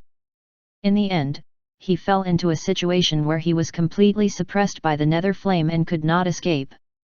Strictly speaking, when he first saw the power of the soul-devouring nether flame, he had also noticed its special attribute. However, the power of the nether flame at that time was too weak for him, so he did not care much. Then, when he saw that the nether flame could trap the puppets and prevent the imposed self-destruction from being carried out, and that it had also restored the mutation of a ghost puppet on its own, the ghost deity was shocked to a certain extent. No matter how this middle-aged man had done it, to be able to seal the imposed self-destruction of the ghost puppet and restore the mutation, these two were enough to overturn the secret technique of the ghost puppets which he was proud of. Such a great threat must be exterminated in the bud. Just when the ghost deity was shocked, Nolan had grabbed the opportunity and charged out, wanting to escape from the mystic realm. However, this strange black shadow had already given the other party a surprise. He was not afraid of her escaping at all. It seemed that he was about to exhaust this prey to death. After absorbing the soul energy of a level 6 heavenly divine mage, he would soon advance to level 7. Who would have thought that at this moment, a top-notch divine mage would actually appear out of nowhere and use a magical secret technique to suddenly advance to the heavenly divine realm. Furthermore, he had the soul-devouring nether flame, which had its own attribute to restrain ghosts. The divine mage possessing the two strict conditions was Romo. The ghost deity in the nether fire tornado was in a sorry state. He kept using all kinds of magical power, wanting to break through and escape from the extremely bizarre nether flame. However, in the nether fire tornado, most of his strength was suppressed. It was impossible to unleash a powerful magical power, let alone destroy this nether fire tornado. Not only was it not damaged, the magical power he had used had even replenished the energy of the nether flame. As a ghost deity, his magical energy contained a large amount of ghostly yin energy.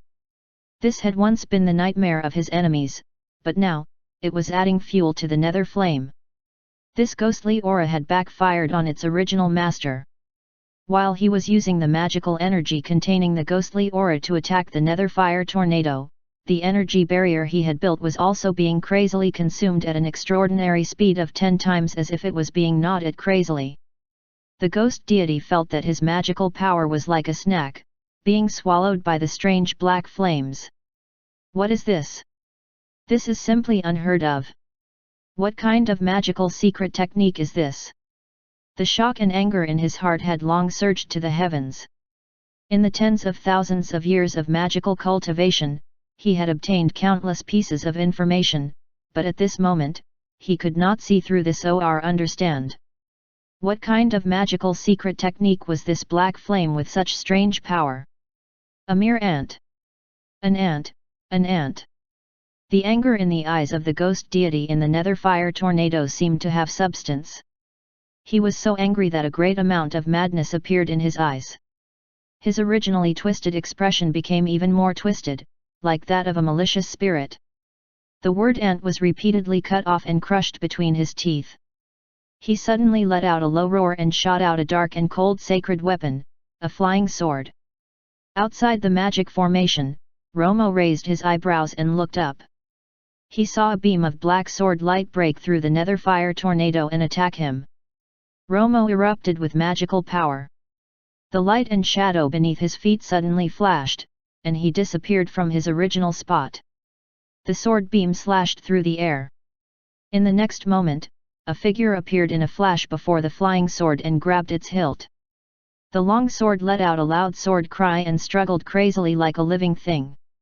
However, a cluster of nether flame in his palm wrapped around the sword and then completely enveloped it. The trembling of the sacred weapon stopped. The soul-devouring nether flame entered the sacred weapon and sealed the soul seal left behind by the original owner of the sword without much effort. Romo did not immediately refine the sacred weapon for his own use, but its former owner could no longer control the flying sword. What? The pupils of the ghost deity in the nether fire tornado suddenly constricted, and he was so furious that he flew into a rage. Ah! Even his weapon had been overpowered by the enemy. Ah! Hysterical roars kept coming from the nether fire tornado, and the magical waves were even crazier and stronger. Buzz! Buzz! At the same time, the entire mystic realm space started to tremble violently again. Whether it was the sky above or the ground below, countless intricately intertwined and obscure magic formation patterns suddenly appeared. A huge magic formation that could envelop the entire mystic realm space appeared in the world. The energy of the heavens and earth rolled wildly, and like 100 rivers flowing east to the sea, they rushed toward the area where the ghost deity was. Chapter 319, Ghost Deity's Ultimate Move to Destroy Romo. Translator, Hen-IE Translations Editor, Hen-IE Translations. As the huge magic formation that had enveloped the entire mystic realm appeared, and as the energy of the heavens and earth charged at Ghost Deity, the large number of ghost puppets scattered on Laha Island also flew into the sky and charged at Romo. These ghost puppets were all surging with magical power. They were like explosive bombs that were about to explode. Romo had just put away the black flying sword when he saw this scene. His gaze changed, and he waved his hand, scattering a sea of nether flame. With the strange sacred flame in his body, his magical power would not decrease, and the strange sacred flame would not cease.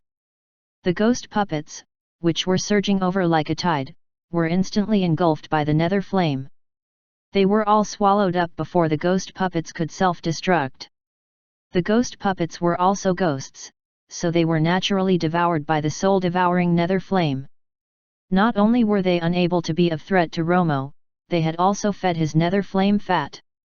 After all, the characteristic of the soul-devouring nether flame was that it would burn and swallow souls to increase the power of the strange sacred flame. The nether flame, which had swallowed a large number of ghost puppets, burned even more violently.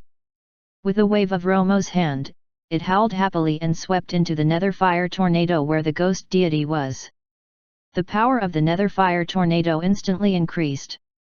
In the tornado, the ghost deity was furious and aggrieved. The group of ghost puppets he had carefully nurtured were gone. It was not known how much effort he had put in to nurture these ghost puppets.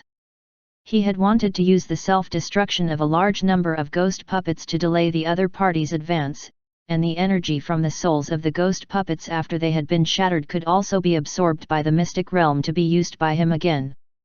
But now, not only had the ghost puppets failed, even their soul energy had been snatched away by the nether flame. The ghost deity had not expected that when this man was maintaining the control of the nether fire tornado to suppress him, he could still use the nether flame magical power again to devour all the ghost puppets. How could such a powerful mystic technique have no cooldown time? Could it be that there was no limit to its use? It was impossible for there to be such vast magical power. Even a real heavenly divine realm would have died from exhaustion. Moreover, the other party was originally only of the divine realm.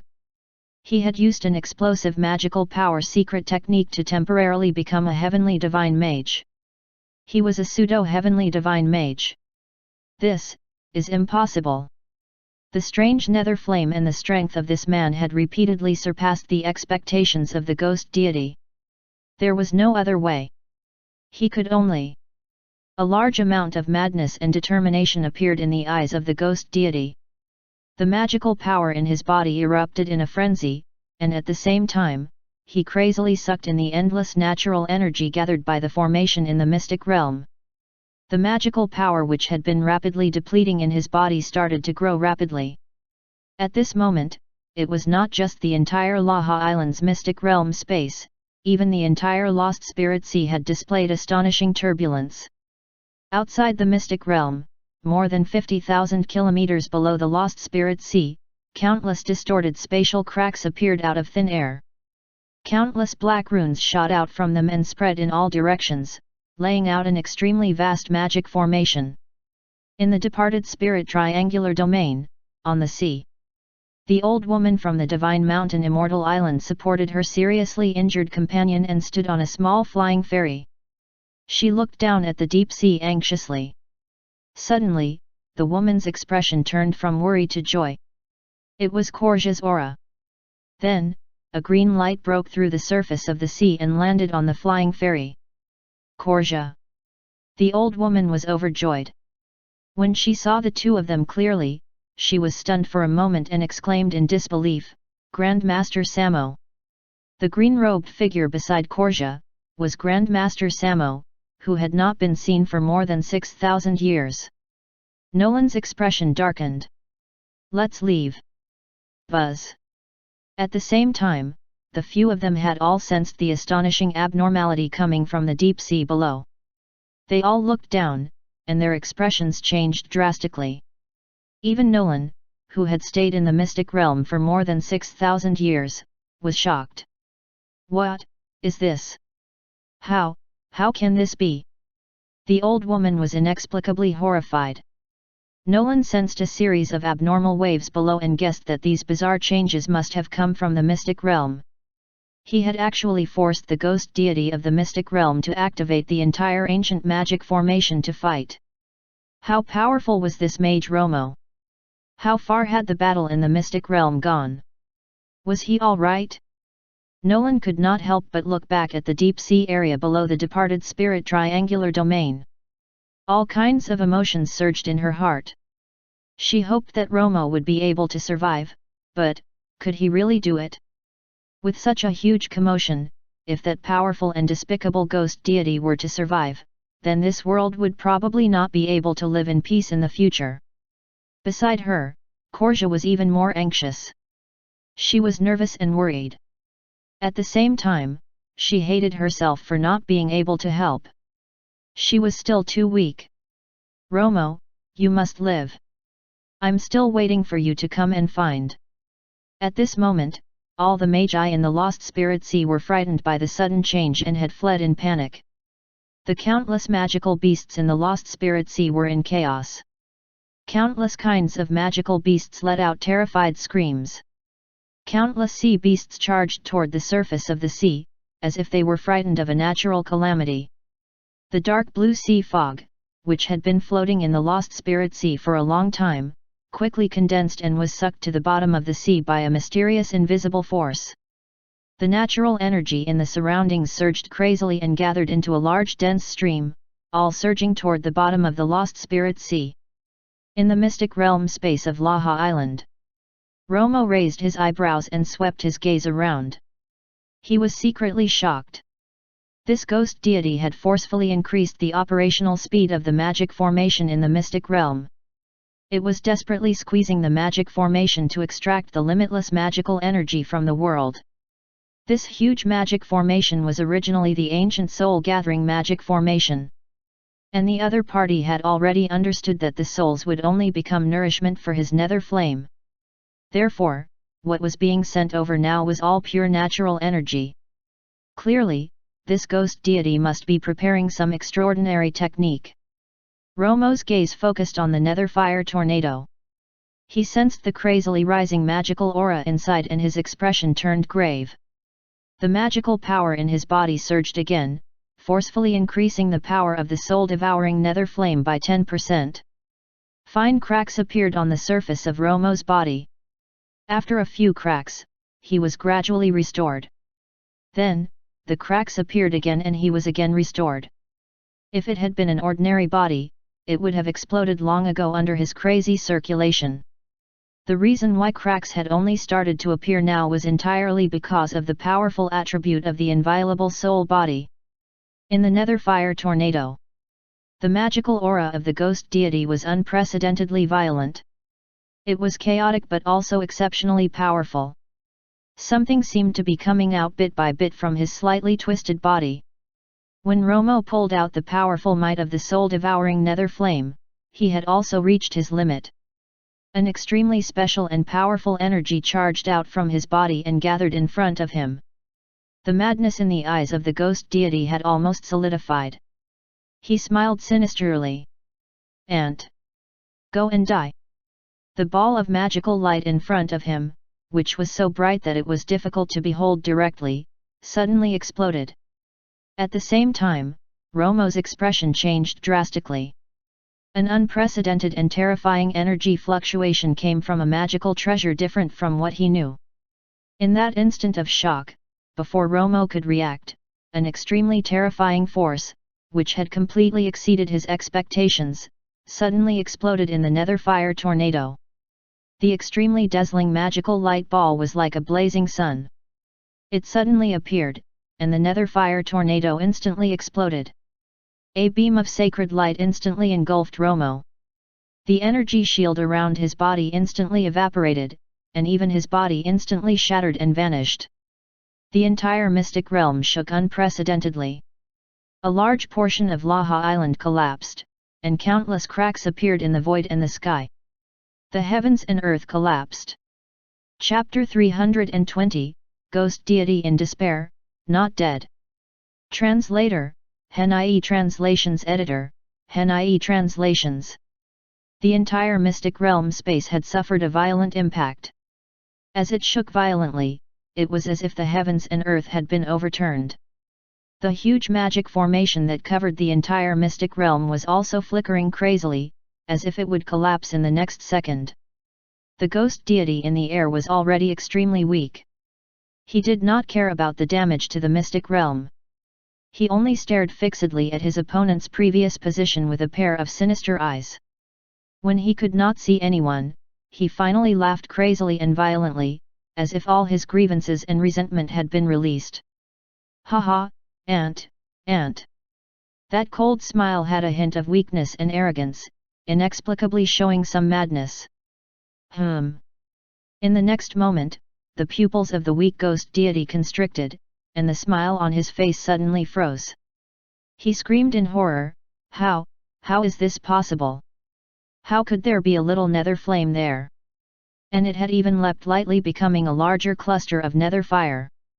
No. Impossible. He erupted with the magical power in his body to block in shock and screamed in disbelief. This is impossible. At the same time, the strange nether flame descended in front of him, and then, it suddenly exploded.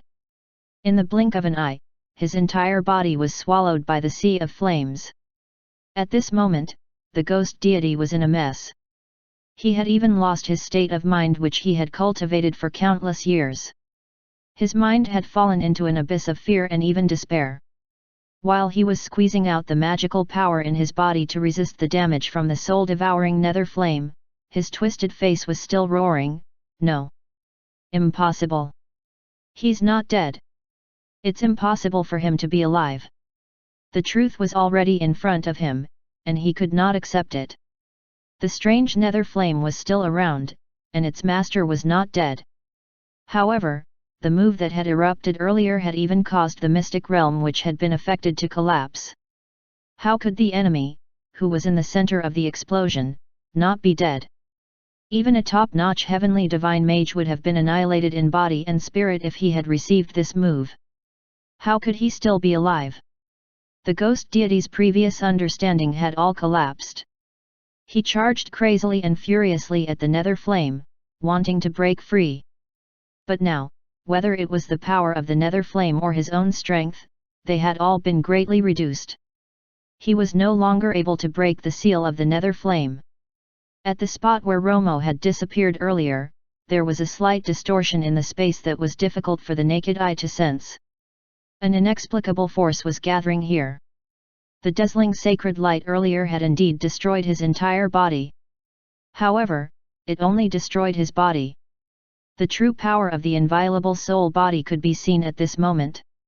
That beam of sacred light had indeed exceeded Romo's expectations.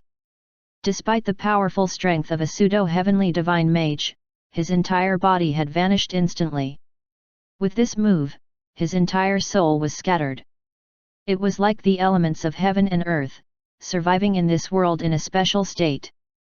With the inviolable soul body, the soul would not be injured. Even if the soul was injured, it would be able to recover. It was just that the recovery time needed would be longer.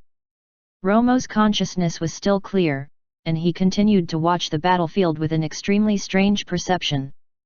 Therefore, he could control the soul-devouring nether flame to continue attacking after the sacred light attack. The moment his body was annihilated by the sacred light, his inviolable soul body had already begun to be restored. However, the damage was too great. It would take a long time to restore his soul. Romo was not sure how long it would take to restore his soul.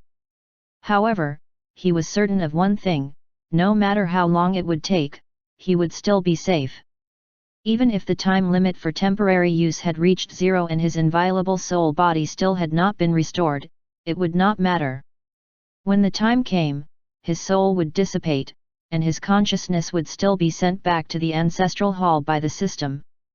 This meant that Romo was destined not to lose from the beginning of the battle. And this was also the core reason why a level 1 pseudo-heavenly divine mage dared to attack a level 6 heavenly divine mage directly. Currently, the remaining time limit for the use of the soul body was more than 50 days.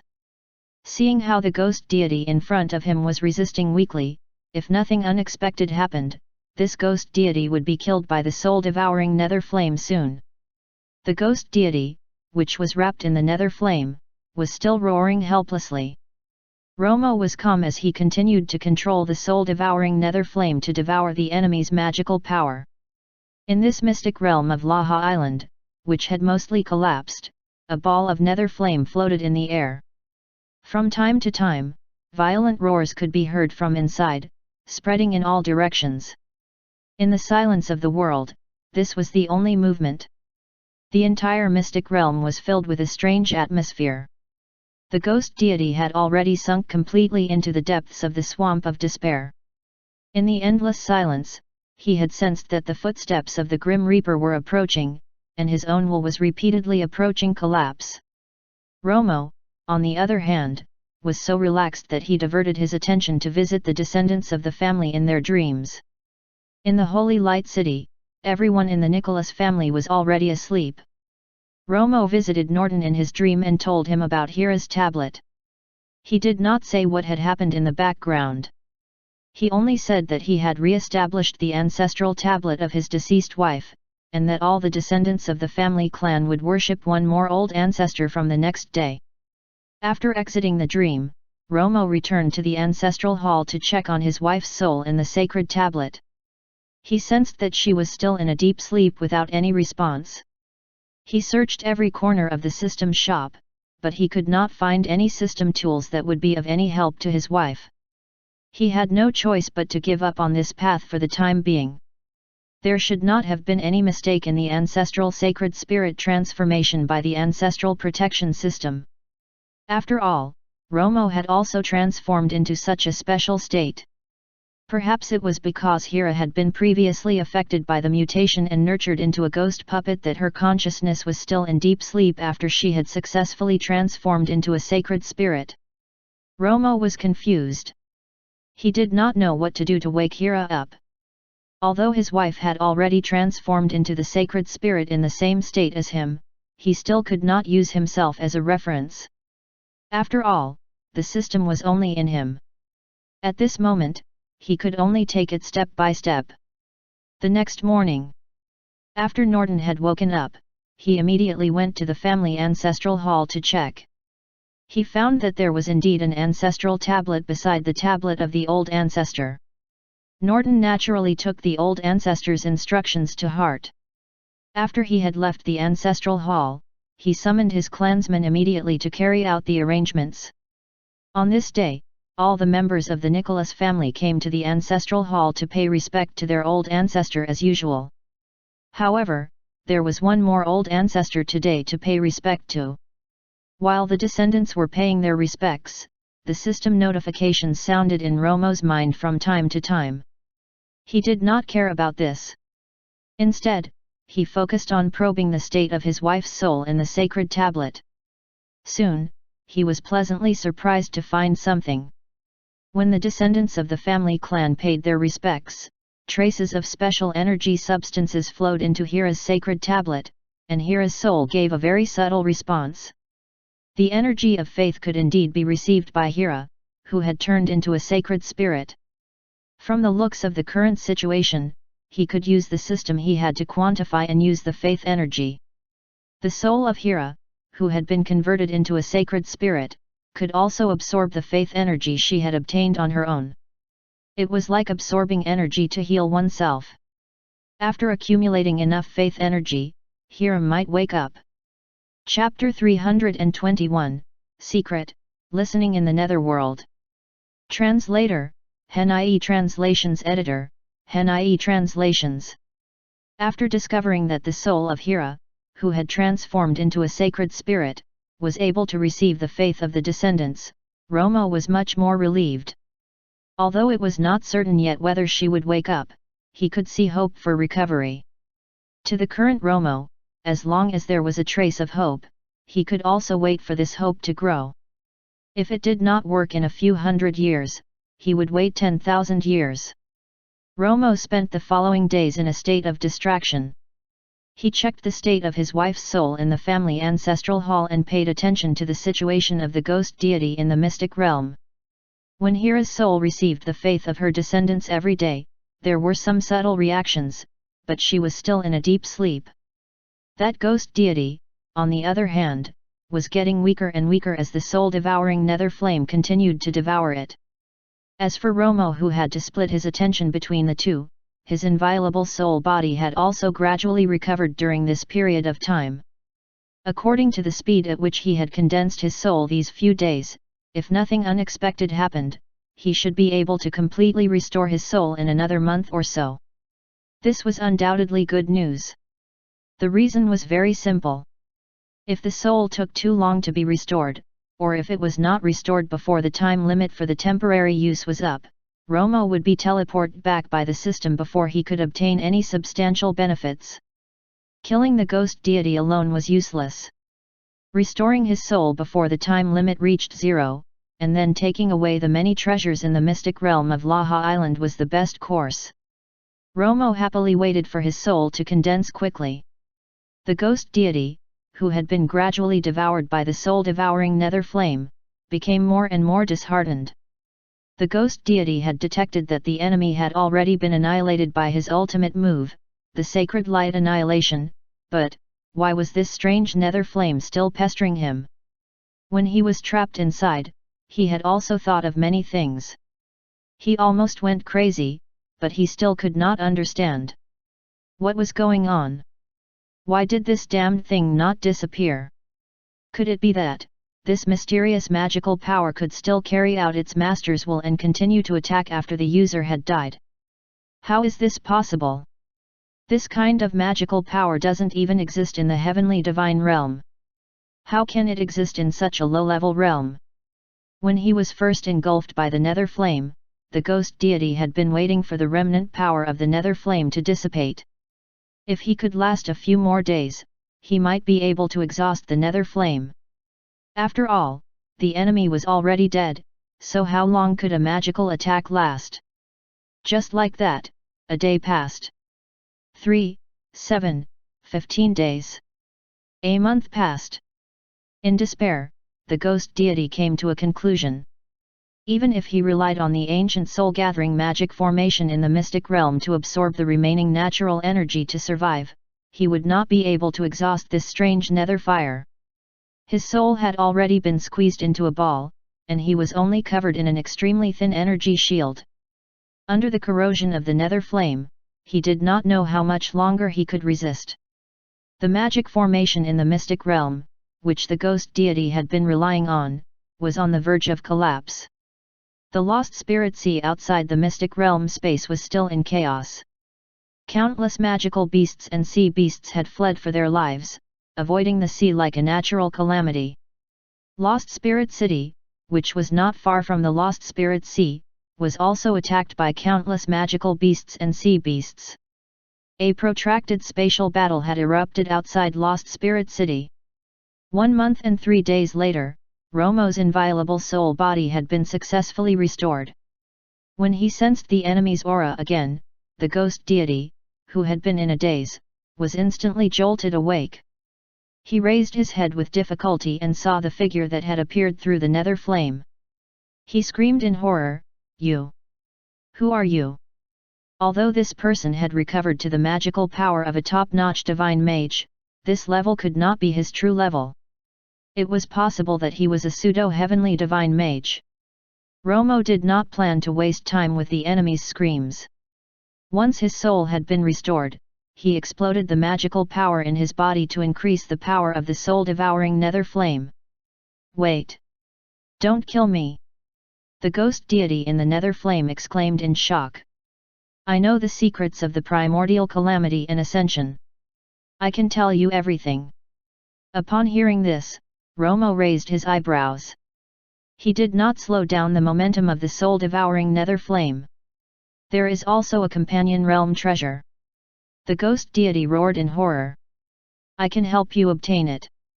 After you have obtained it, you can become the master of a world. You can control the entire magical realm. Romo's gaze froze. He stopped the shrinking action of the soul-devouring nether flame to give the other party a chance to talk.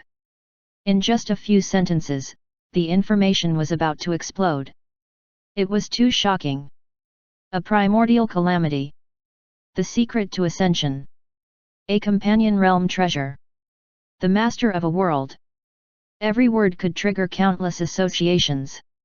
The ghost deity had just sensed that the fire ring around him had slowed down, and a hint of madness flashed in his eyes. Romo had a bad feeling. He was about to use the soul-devouring nether flame to devour him completely, but it was already too late. If you want to know, come down to the nether world with me.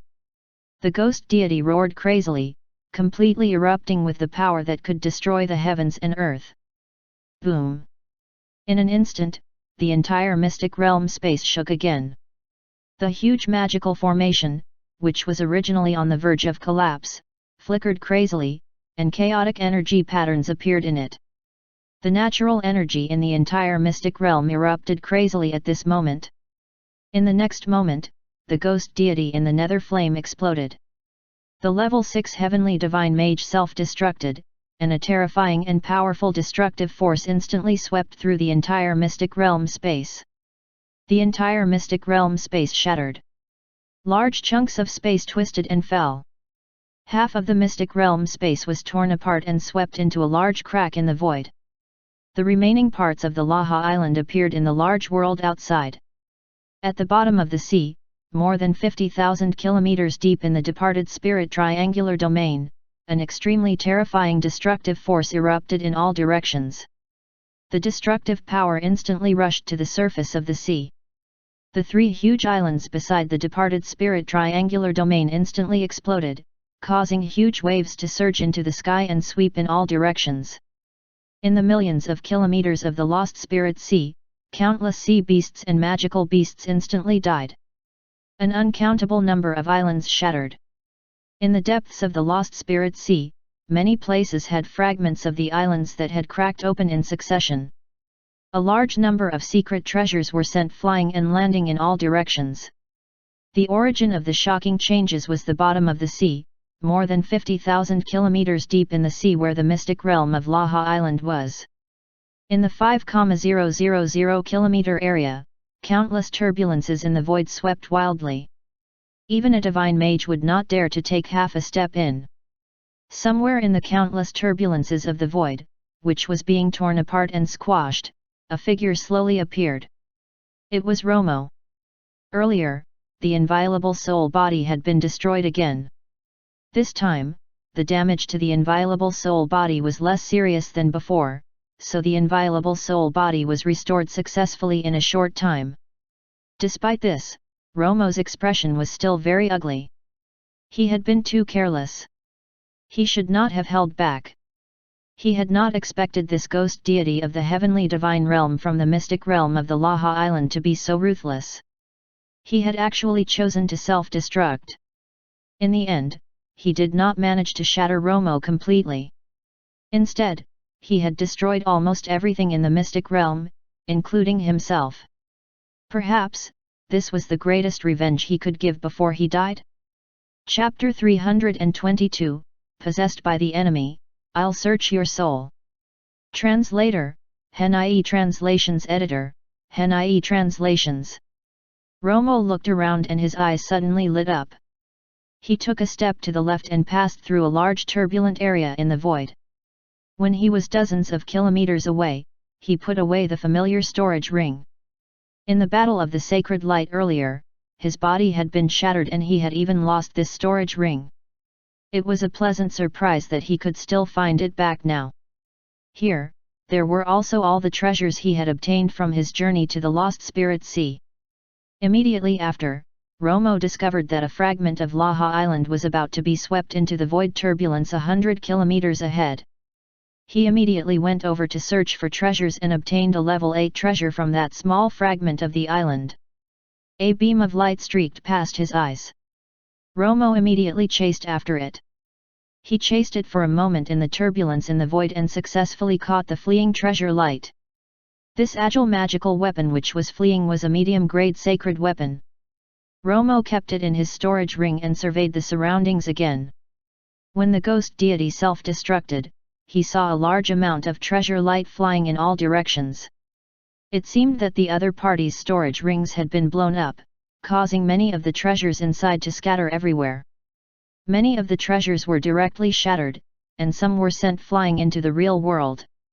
Especially one of them, which was very likely a sacred weapon. Although he had been blown up at that time, he still sensed it. He still remembered the direction in which the treasure light had fled. Romo turned around and fixed his gaze in a direction before flying over quickly. Along the way, he passed by a large area of turbulent flow and even picked up a storage ring left behind by a divine mage. After Romo had left, the turbulent area in the void became completely silent. The great upheaval in the Lost Spirit Sea quickly spread throughout the magical world and shook the entire magic continent. In particular, there was a rumor that an ancient faction of Laha Island had shockingly appeared from the depths of the Lost Spirit Sea. Countless treasures had appeared in the world, and there were even divine-tier treasures. The magical world was in an uproar. There was an extremely ancient rumor about Laha Island. It was said there was a Laha Island faction with a longer history and more powerful strength than the Divine Mountain Immortal Island. However, it inexplicably disappeared without a trace one day. The Laha Island faction's disappearance became an ancient mystery. Ever since it disappeared, there had been speculation that this island faction's disappearance might have been related to the Lost Spirit Sea, but this rumor had never been confirmed. A few months ago, some rumors about a sudden change in the depths of the Lost Spirit Sea had appeared, attracting a small group of divine magi here to investigate it further. Even the two strongest factions in the magical world, the Divine Mountain Immortal Island and the Earth Origin Sacred Land, had been mobilized. A month ago, a shocking change had occurred in the Lost Spirit Sea. The sea beasts and magical beasts had erupted, and the divine magi had returned with serious injuries. These two pieces of news had caused a huge stir in the magical world. Now that a large number of treasures had emerged, while the entire magical world was in an uproar, countless magi had rushed to the Lost Spirit Sea to snatch the opportunities. In addition, the dark blue sea fog in the Lost Spirit Sea had disappeared, and the strange suction force on souls was gone. Without the hurdle blocking the way, countless people rushed toward the Lost Spirit Sea. Moreover, the people who had gone out to sea had indeed discovered all kinds of treasures. After this news spread, the flux of people in the Lost Spirit Sea increased again. As the number of people suddenly increased, and more treasures were discovered, there were increasingly more intense battles between the magi, and the battles became more and more intense. It was like a balloon that was being rapidly inflated. The larger it expanded, the closer the explosion point became. On the boundless sea, a small boat was floating. The person rowing was a young man about 15 years old. Not only was he rowing slowly, he was also looking around from time to time. This made his speed even slower. This young man's name was Aaron. He was a common level 7 ordinary mage. There were rumors outside that the Lost Spirit Sea was full of treasures. He could not help but go out to the sea alone. However, he was also very clear about his strength. The sea area he was currently in was the periphery of the periphery. He could hardly see anyone. He had only come here to try his luck. Aaron had been rowing for 6 days. The food he had prepared for his trip had almost been depleted, but there was still no sign of any treasure. Sigh. Aaron sighed and muttered hesitantly, "Shall I explore further?" Just as he was looking at the endless sea in front of him, a black shadow suddenly appeared in a flash from under the water. Before he could shout, the black shadow suddenly charged directly into his forehead. Aaron was stunned. Almost at the same time, a thin line suddenly appeared in the void in front of Aaron, and a figure appeared out of thin air. As soon as this person came out, he raised his hand and grabbed and pulled at the top of the young man's head, forcefully pulling out the black shadow that had just burrowed into the young man's body. A cluster of dancing nether flame appeared in the palm of the figure, instantly enveloping the black shadow. Ah! Ah! A long string of screams sounded continuously. It was as if he had suffered the pain of having his tendons and bones pulled out. The screams were mixed with excruciating pain. The black shadow, which had been engulfed by the nether flame again, turned into a human figure and let out a cry of disbelief. You! How did you? How did I follow you here, right? The master of the nether flame interrupted his horrified questioning. Your little tricks can't fool me. This was Romo. The person who had been trapped again by his soul-devouring nether flame was naturally the ghost deity of heavenly divine realm who had fled from the mystic realm of Laha Island. The shocking self-destruction earlier was actually just a decoy. It could be considered as abandoning his body and spirit to survive. A wisp of his soul had slipped away secretly. He had thought that he could deceive the other party, and his escape thereafter had indeed been smooth. However, he had not expected the enemy to track him all the way here and even make a move immediately when he was possessing someone, dragging him out forcefully and sealing him in the strange nether flame. The ghost deity of heavenly divine realm was horrified. Don't kill me. I can tell you all the secrets. Romo said calmly, I'll do it myself. As he spoke, the soul-devouring nether flame swept in according to his will. Soul-searching magical power. No. Ah! Miserable screams sounded continuously. The remnant soul twisted crazily in the soul-devouring nether flame, and traces of light appeared faintly. Romo's eyes flickered when he sensed the special energy in the other party's remnant soul. At this moment, this person was already an extremely weak remnant of a soul. He had only dared to choose such an ordinary mage to possess.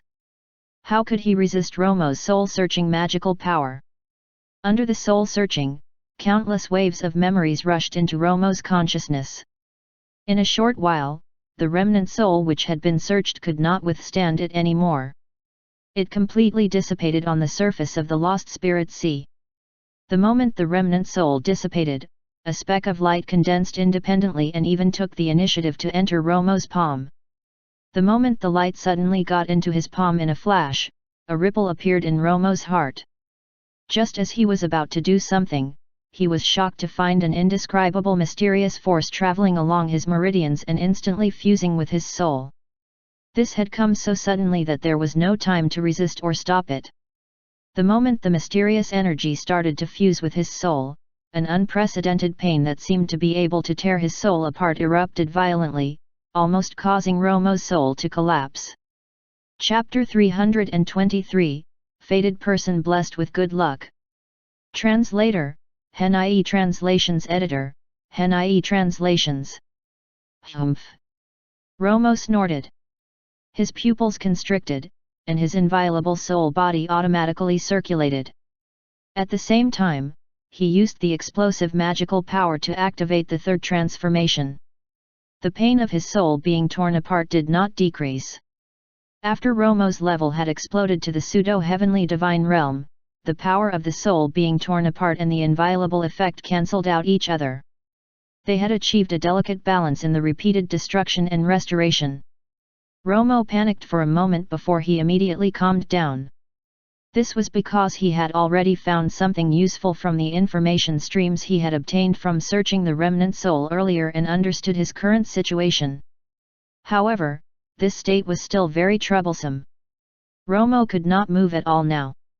He could only be still like a stone statue. His entire mind and soul were dealing with the changes in his body. The sun climbed up gradually and descended again a little. Half a day later, Romo was still in a state of quiet on the outside and resistance on the inside. The young man in front of him, who had collapsed on the boat, had already propped himself up and slowly sat up. Aaron felt a splitting headache. His mind was like paste, so blurry that he seemed to have lost the ability to think.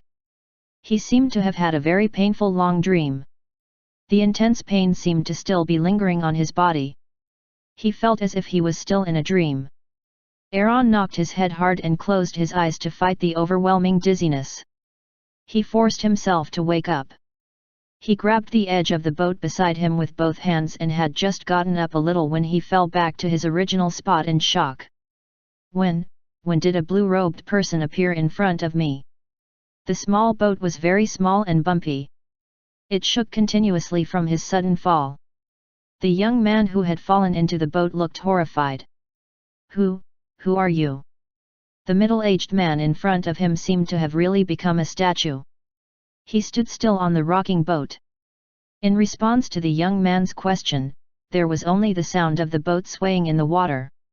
Aaron was filled with fear and panic. He wondered what was going on. He looked at the other party nervously and immediately retracted his gaze in fear. He turned around. The surface of the sea was still empty. There were not even many sea beasts, let alone people.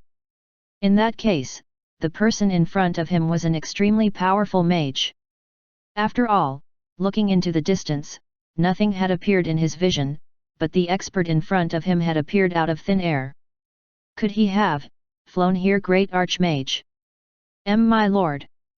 Aaron called out tentatively, but there was still no response. When he did not receive a response, he relaxed a little. He stood upright on the ferry, trembling. He looked up at the powerful expert in front of him and stopped talking. He was a little worried that he might provoke this senior and lose his life.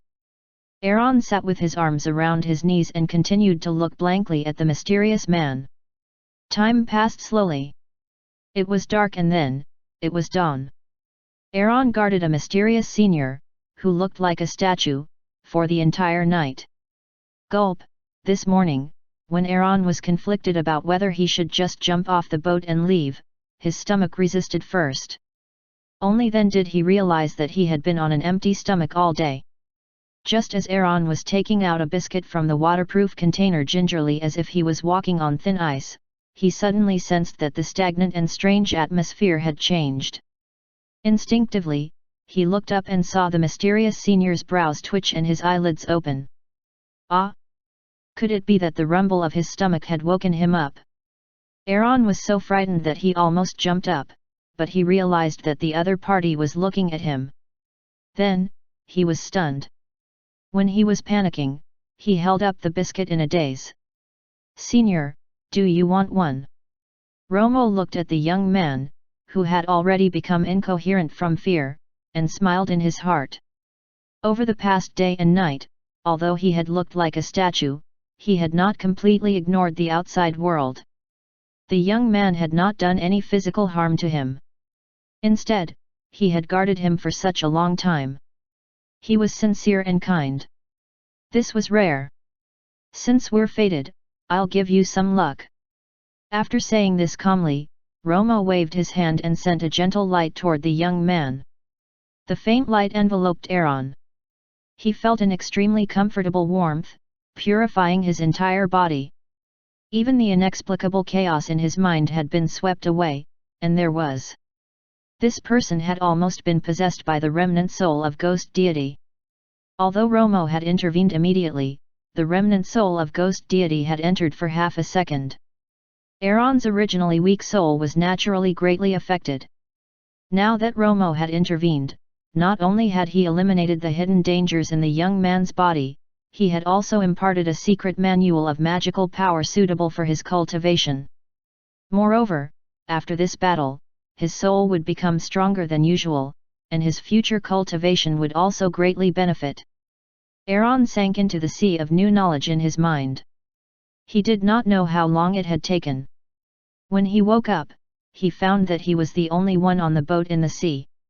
The biscuit he had held up earlier had also disappeared, and what replaced it was a storage ring. Aaron was stunned for a moment. He was excited. He then probed with his soul sense, and his face immediately turned red. Even his breathing became much heavier, and he revealed an ecstatic expression. This storage ring was only the lowest grade among magical tools. The resources inside for the cultivation of magical power would at most allow one to become a great archmage. To this ordinary level 7 mage, this was already a great opportunity for cultivation that had descended from the heavens. The ordinary young man looked excited. He looked around for a long time. Although he did not see anyone, he still knelt down respectfully and kowtowed to the air to express his gratitude. "Thank you, my lord." "No. Thank you, master, for giving me a great opportunity." On the other side, Romo, who did not know that he had gained a disciple so cheaply, was riding the wind hundreds of thousands of feet up in the sky, flying toward the interior of the magic continent. There was no need for him to stay in the sea for too long. He planned to return to the Holy Light City. He thought as he flew. Romo pondered over the entire matter. He repeatedly used his divine sense to scan his soul to check on the current situation of his spirit. He was a little surprised. What is that little light? Is there really a so-called companion realm treasure? He pondered for a moment. He was excited and suspicious. A companion realm treasure. A companion realm treasure was an extremely special existence born from the birth of a world. It could be regarded as a special kind of magical treasure of the heavens and the earth. It had been born in this world from the beginning of the world and had grown up with it. It was said that after obtaining this magical treasure that had accompanied the growth of a world, one could control an entire world with it and become the master of a world. All of this was no different from what the ghost deity from the Laha Island mystic realm had said before he self-destructed. He had also obtained evidence from his true memories that what he had said was not baseless. However, there was only this little information about the companion realm treasure. It was not that Romo had missed something when he used his magical power to search the soul, but that this ghost deity of heavenly divine realm only knew so much information. Chapter 324, Primordial Calamity, Secret of Lost Souls. Translator, Henai Translations Editor, Henai Translations. This remnant soul was originally a wisp of remnant soul that had managed to separate from the ghost deity after he had self-destructed. It did not retain much information to begin with. In addition, Romo was using the memories he had obtained from searching the soul, so the information he obtained was little and fragmented. Of course, little was only relative to the soul's entire memory. If the volume of information was carefully compared, the information he had obtained from searching the soul could already be considered a huge amount. After all, the ghost deity of heavenly divine realm from the mystic realm of Laha Island had lived in this world for almost 100,000 years. In addition, he also had some special aspects, which enabled Romo to obtain a sea of extremely complicated information. He could not sort it out in a short period of time and would have to spend time doing this. Currently, he had only extracted some of the most important information from the vast information bank, and this was already shocking. For example, although there was not much information about the companion realm treasure, Romo at least already knew the existence of such a precious treasure. Just knowing this alone, he had surpassed most divine magi. In addition, Romo roughly knew the core secrets of the Lost Spirit Sea.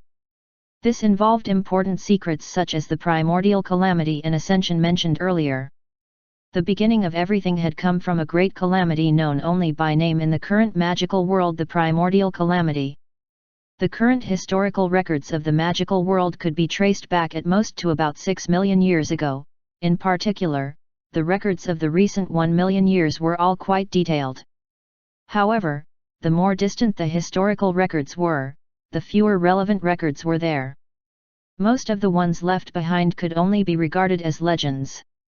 The period between 1 million and 6 million years ago was called the Middle Ages of magical power cultivation. As for the period more than 6 million years ago when there were no historical records, it was called the Primordial Era. There was only one rumor related to the Primordial Era, and it was not known if it was true.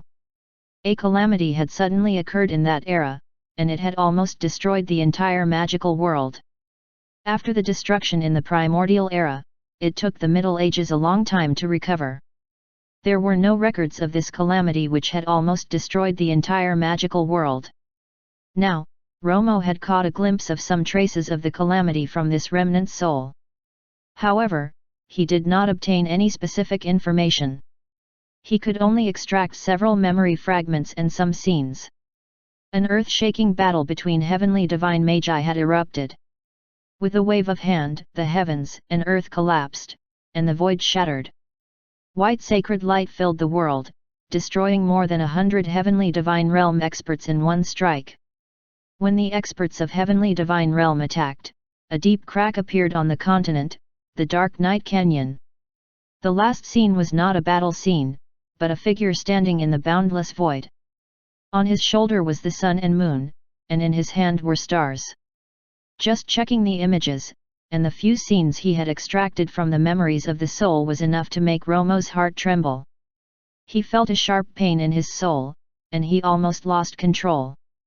These few memory fragments had come from an ancient heavenly divine mage who had been lucky enough to survive the heavenly realm calamity.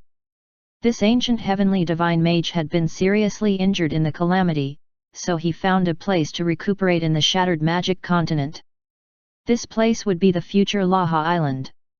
In the Middle Ages, the magic continent slowly regained its former magical civilization and gradually became stronger. Countless magical powers appeared during this period. One of them, the Sacred Tree Island, was built on Laha Island and reigned supreme in the peripheral domain of the sea. On the Sacred Tree Island, there was an old ancestor of the heavenly divine realm who had already cultivated to the peak of the heavenly divine realm. He should have ascended, but he was not allowed to. The sky ascension stairs had already shattered in the primordial calamity. Later on, the ancient heavenly divine mage, who was sleeping and recuperating on Laha Island, woke up. The Sacred Tree Island suffered a great calamity, and the old ancestor of the Sacred Tree Island also started a war with the ancient heavenly divine mage. In the end, he was defeated and his body was seized by the ancient heavenly divine mage. However, although the ancient heavenly divine mage had successfully seized the body, he did not obtain any benefits. Instead, he suffered even more serious injuries from possessing the body. After that, the ancient heavenly divine mage, using the mystic realm of Laha Island as the core of the formation, set up an ancient magic formation to absorb the souls of the dead to recuperate, which eventually became the Lost Spirit Sea. However, in the endless years, not only did his injuries not heal, they became even more serious. More than 50,000 years ago, a ghost deity, which was still a human at that time, accidentally landed on Laha Island. The ancient heavenly divine mage had again wanted to possess his body, but because he was too weak from his serious injuries, his soul was swallowed by the ghost deity. At the same time, the ghost deity also lost his physical body. He had no choice but to switch to cultivating the ghost technique. He became a ghostly cultivator of the heavenly divine realm. This ghost deity had been seriously injured when resisting the ancient heavenly divine mage. He had also swallowed the latter and the old ancestor of the heavenly divine realm in his soul. Not only had he swallowed the endless memories, he had also swallowed a portion of the remnant soul. With the many collisions, he was even confused about who he was originally. He thought that he was an ancient heavenly divine mage who had descended from the heavenly realm. Therefore, when he was fighting Romo earlier, he had repeatedly mentioned the term mere ants. After the ghost deity had dominated the mystic realm of Laha Island, he also did the same thing as the ancient heavenly divine mage. He continued to absorb souls to recuperate. He even did it more ruthlessly. After becoming the master of the island, he used the ancient soul-gathering magic formation to develop the mystic technique of the ghost puppets. He used a method similar to nurturing parasites to nurture a large number of divine-tier ghost puppets to capture more and stronger souls for him. In addition, he had also used this magic formation to guide the magical beasts and sea beasts in the Lost Spirit Sea to take the initiative to attack the Magi in the Lost Spirit Sea. This was the cause of Romo and Hera's calamity in the sea. Under the strange power of the ancient soul-gathering magic formation, all the souls of the dead in the lost spirit sea were sucked into the mystic realm of the Laha island and became nourishment for the ghost deity. Even among the divine magi, not many people knew about this secret. Very few had discovered it, and they had kept it a highly guarded secret, not to be disclosed to the outside world. For tens of thousands of years, the ghost deity had been using the ancient soul-gathering magic formation to commit evil. Not only had he recovered from his injuries, he had also used the soul energy to become a ghostly cultivator that was level 6 of the heavenly divine realm. The ghostly cultivator of the heavenly divine realm, who had been living happily in the mystic realm and harmed countless lives, finally encountered a calamity. Romo had appeared. And this great calamity, which had lasted for millions of years, was successfully severed by Romo in the end. Through the soul-searching magical power, Romo had managed to piece together the miscellaneous information he had obtained. Finally, a core secret of the lost spirit sea had emerged. After managing to sort out a clear thread, he was shocked and amazed. It was no wonder that the torrent of memories he had extracted was so messy. It turned out that there were also the trivial memories of 3 heavenly divine magi inside. Among the 3 of them, he had naturally extracted most information through the soul search from the ghost deity who was the carrier of the information. His memories were the clearest. Next was the old ancestor of heavenly divine realm from the sacred tree island of the Middle Ages. The one with the least memory fragments that were also the most foggy was the ancient heavenly divine mage. In the boundless information vault which had been filled with miscellaneous information from the 3 of them, there were also a few scattered insights on magical power cultivation. Although they were very fragmented, they were also very useful to Romo. However, what Romo valued the most was still the special energy that had inexplicably fused with his soul. Chapter 325, Companion Realm Treasure, Return to the City. Translator, Hen-IE Translations Editor, Hen-IE Translations.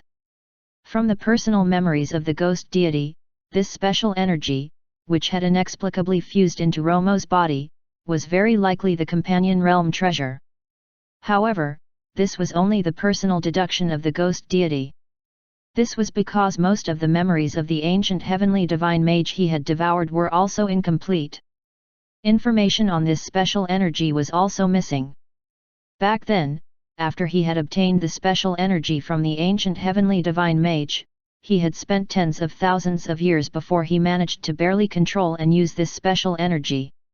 This special energy was too powerful for the ghost deity, and it was impossible to use any of the common sense of the current magical world to make a judgment. The ghost deity had deduced from the memory fragments in the soul of the ancient heavenly divine mage that the special energy was the companion realm treasure. Among them, there was a scattered scene which became the core of the deduction. It was one of the 4 scenes Romo had obtained from his soul search. White sacred light had filled the world, and destroyed more than 100 heavenly divine realm experts with one strike. The white sacred light in this scene was indeed very similar to the special energy that had fused with Romo's soul. Romo had personally experienced the powerful might of this special energy, the sacred light body destruction set. As this special energy was too tempting, the ghost deity could not bear to throw it away. Therefore, he had deliberately pretended to self-destruct in the soul-devouring nether flame and had also deliberately exploded his storage rings, causing all the treasures to fly in all directions. He had even abandoned a special sacred weapon that could not be used for the time being to attract the enemy's attention. Only this energy had not been thrown away. It was the existence of this special energy that allowed Romo to see through the other party's ruse and know his true intent. The enemy had faked his death, and Romo had also pretended to be enticed. However, after he had departed, he continued to follow him in secret. When the remnant soul could no longer hold back and wanted to possess that body, he captured it in one go. Then, he did not give the other party a chance to talk nonsense anymore. He simply used the soul-searching magical power to defeat him. Romo had not expected the special energy in the soul to suddenly wrap around his body and fuse with his soul. Fortunately, he had the inviolable soul body, which allowed Romo to withstand the powerful force that almost tore his soul apart again. Otherwise, with his current tolerance level of a top-notch divine mage, he would probably not be able to withstand it and be directly torn apart by this powerful force. Of course, currently, Romo could only rely on the power of his inviolable soul body to successfully resist the destructive force and fuse it into his soul. To drive and use it like that ghost deity, it would also require time and effort to study and try it out.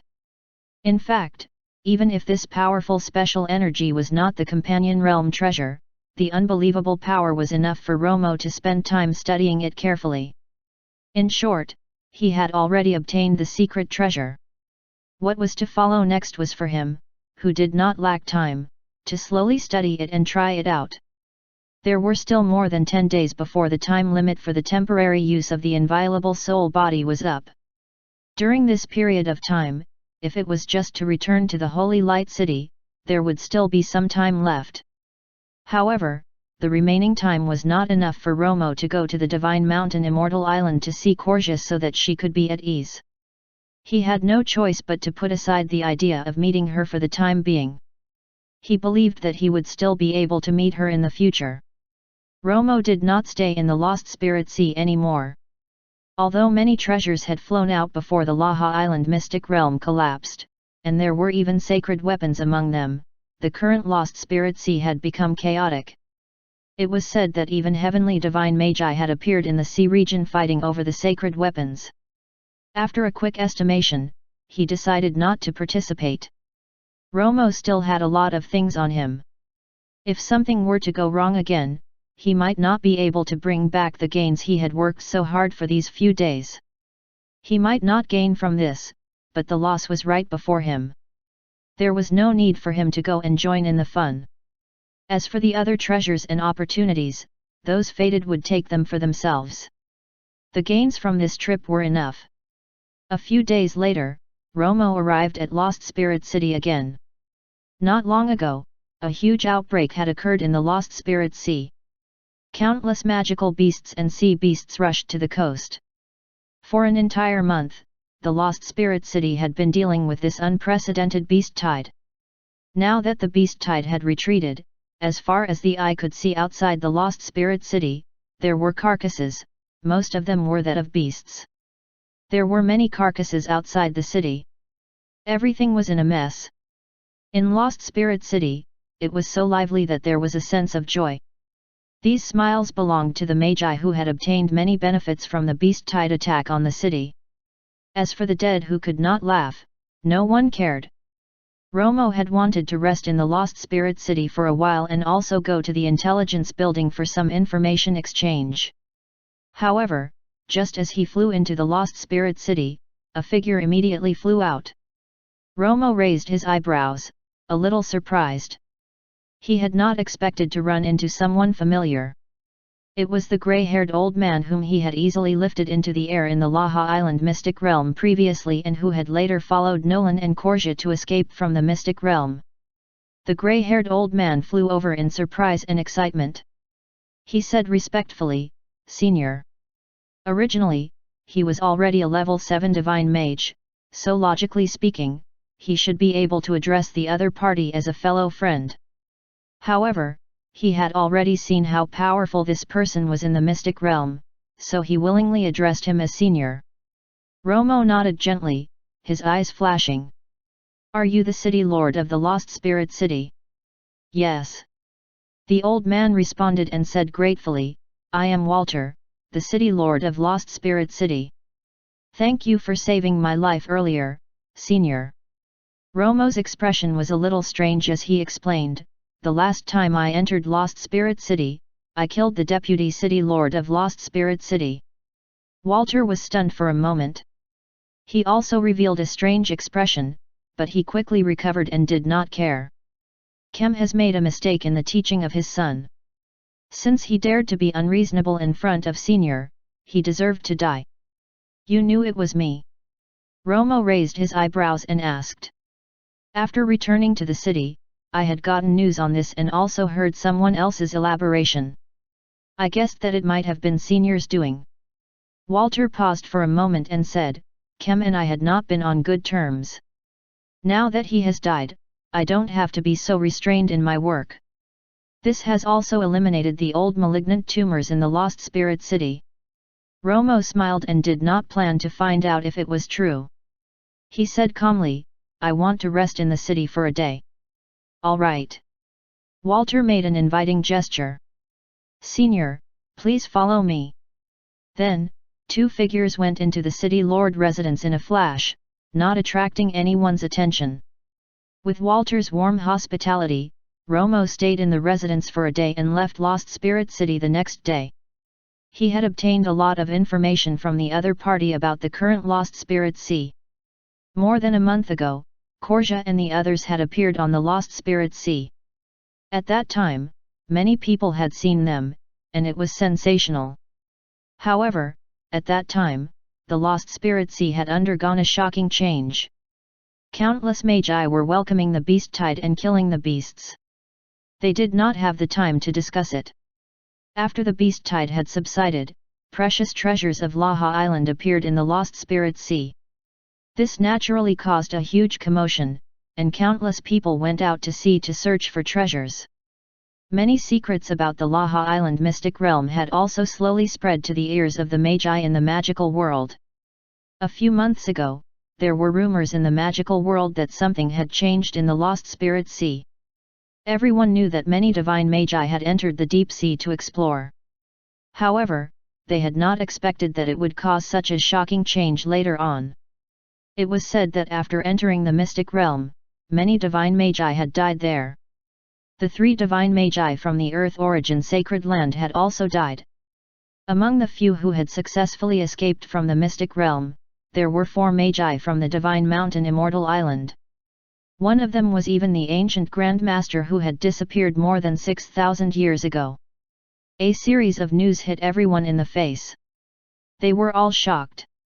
However, the final situation of the mystic realm and why it had collapsed were still unknown to the outside world. The others who knew the final situation were Nolan, Korja, and Walter. After they had left the mystic realm, Nolan had warned Walter not to tell anyone. Walter naturally did not dare to disobey the warning of a heavenly divine mage from the Divine Mountain Immortal Island. He was already very lucky that the other party had not silenced him directly. Chapter 326, Time Limit for Temporary Body became 0. Translator, Henai Translations Editor, Henai Translations. In the past month, the treasure hunt at sea was in full swing. Basically, everyone who could go had gone.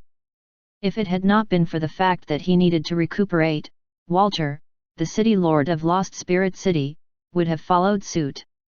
Currently, not just a large number of magi from the coastal areas or the islands had come to the Lost Spirit Sea to search for treasures, countless magi had also swarmed over from the interior areas. There were many people, and they had also discovered many treasures. Many people were also involved in the fight for magical weapons, and the battle between the magi had become more and more intense. Even in such a fiery occasion, there were rumors that a large number of treasures were still appearing, which then attracted countless magi again.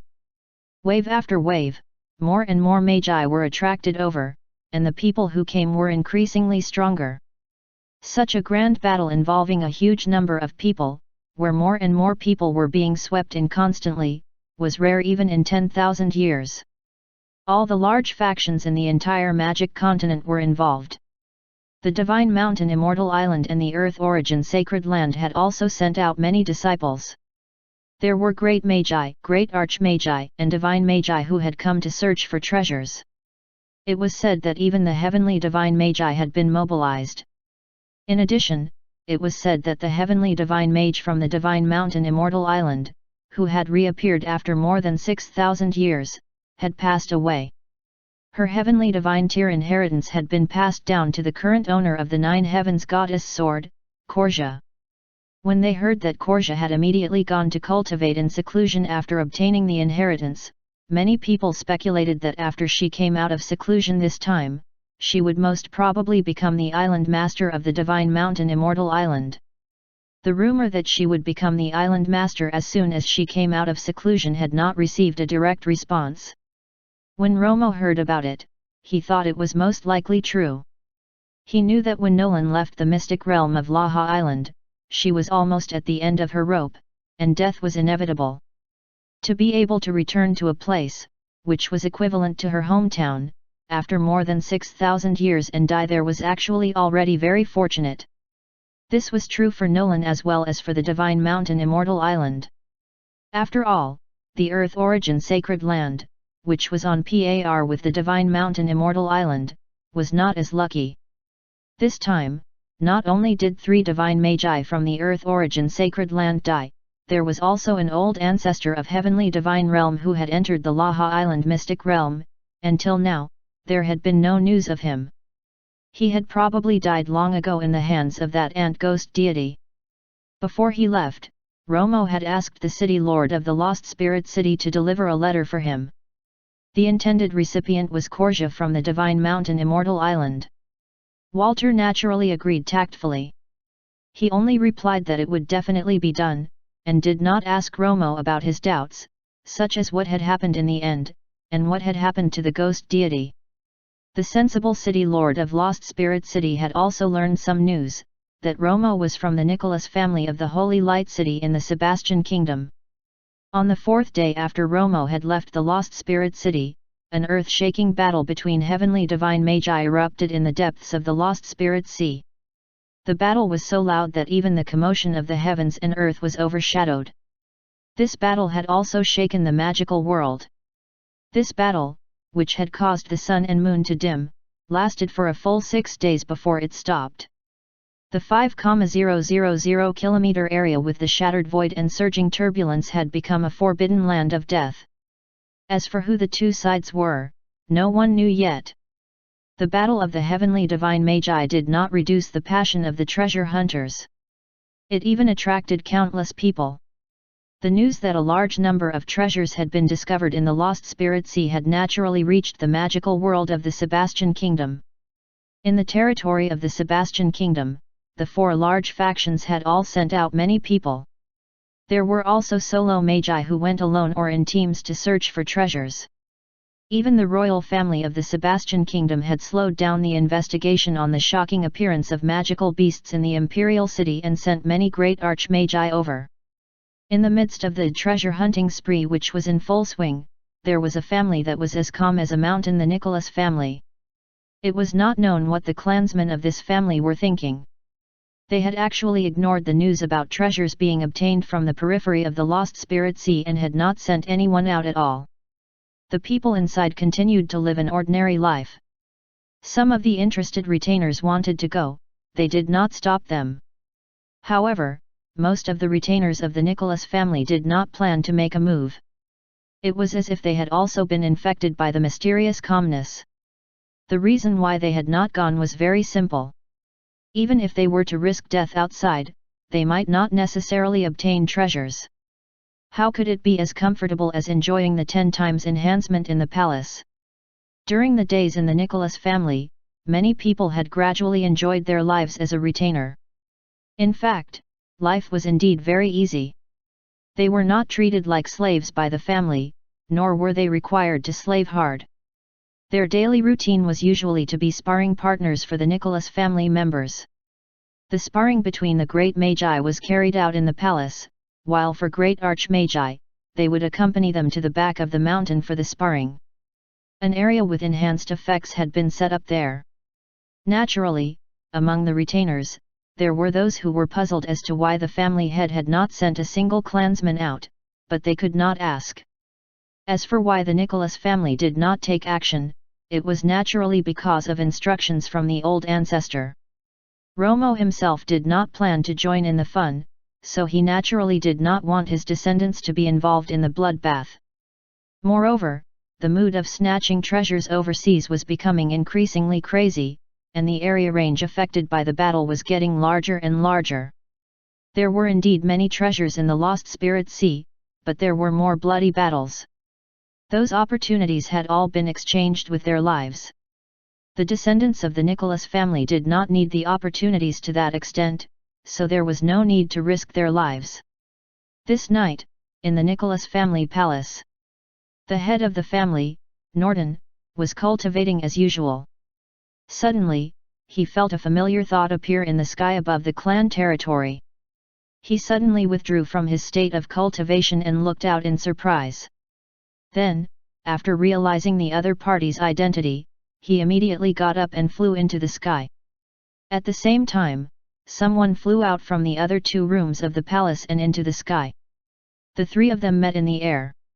Norton, Dick, and Ron looked at each other and felt each other's joy and excitement. Without another word, they flew higher up into the sky together. No one in the palace had noticed their actions. Even Harris, a top great archmage, had not noticed. After flying into the sky, the three of them saw a dark blue figure.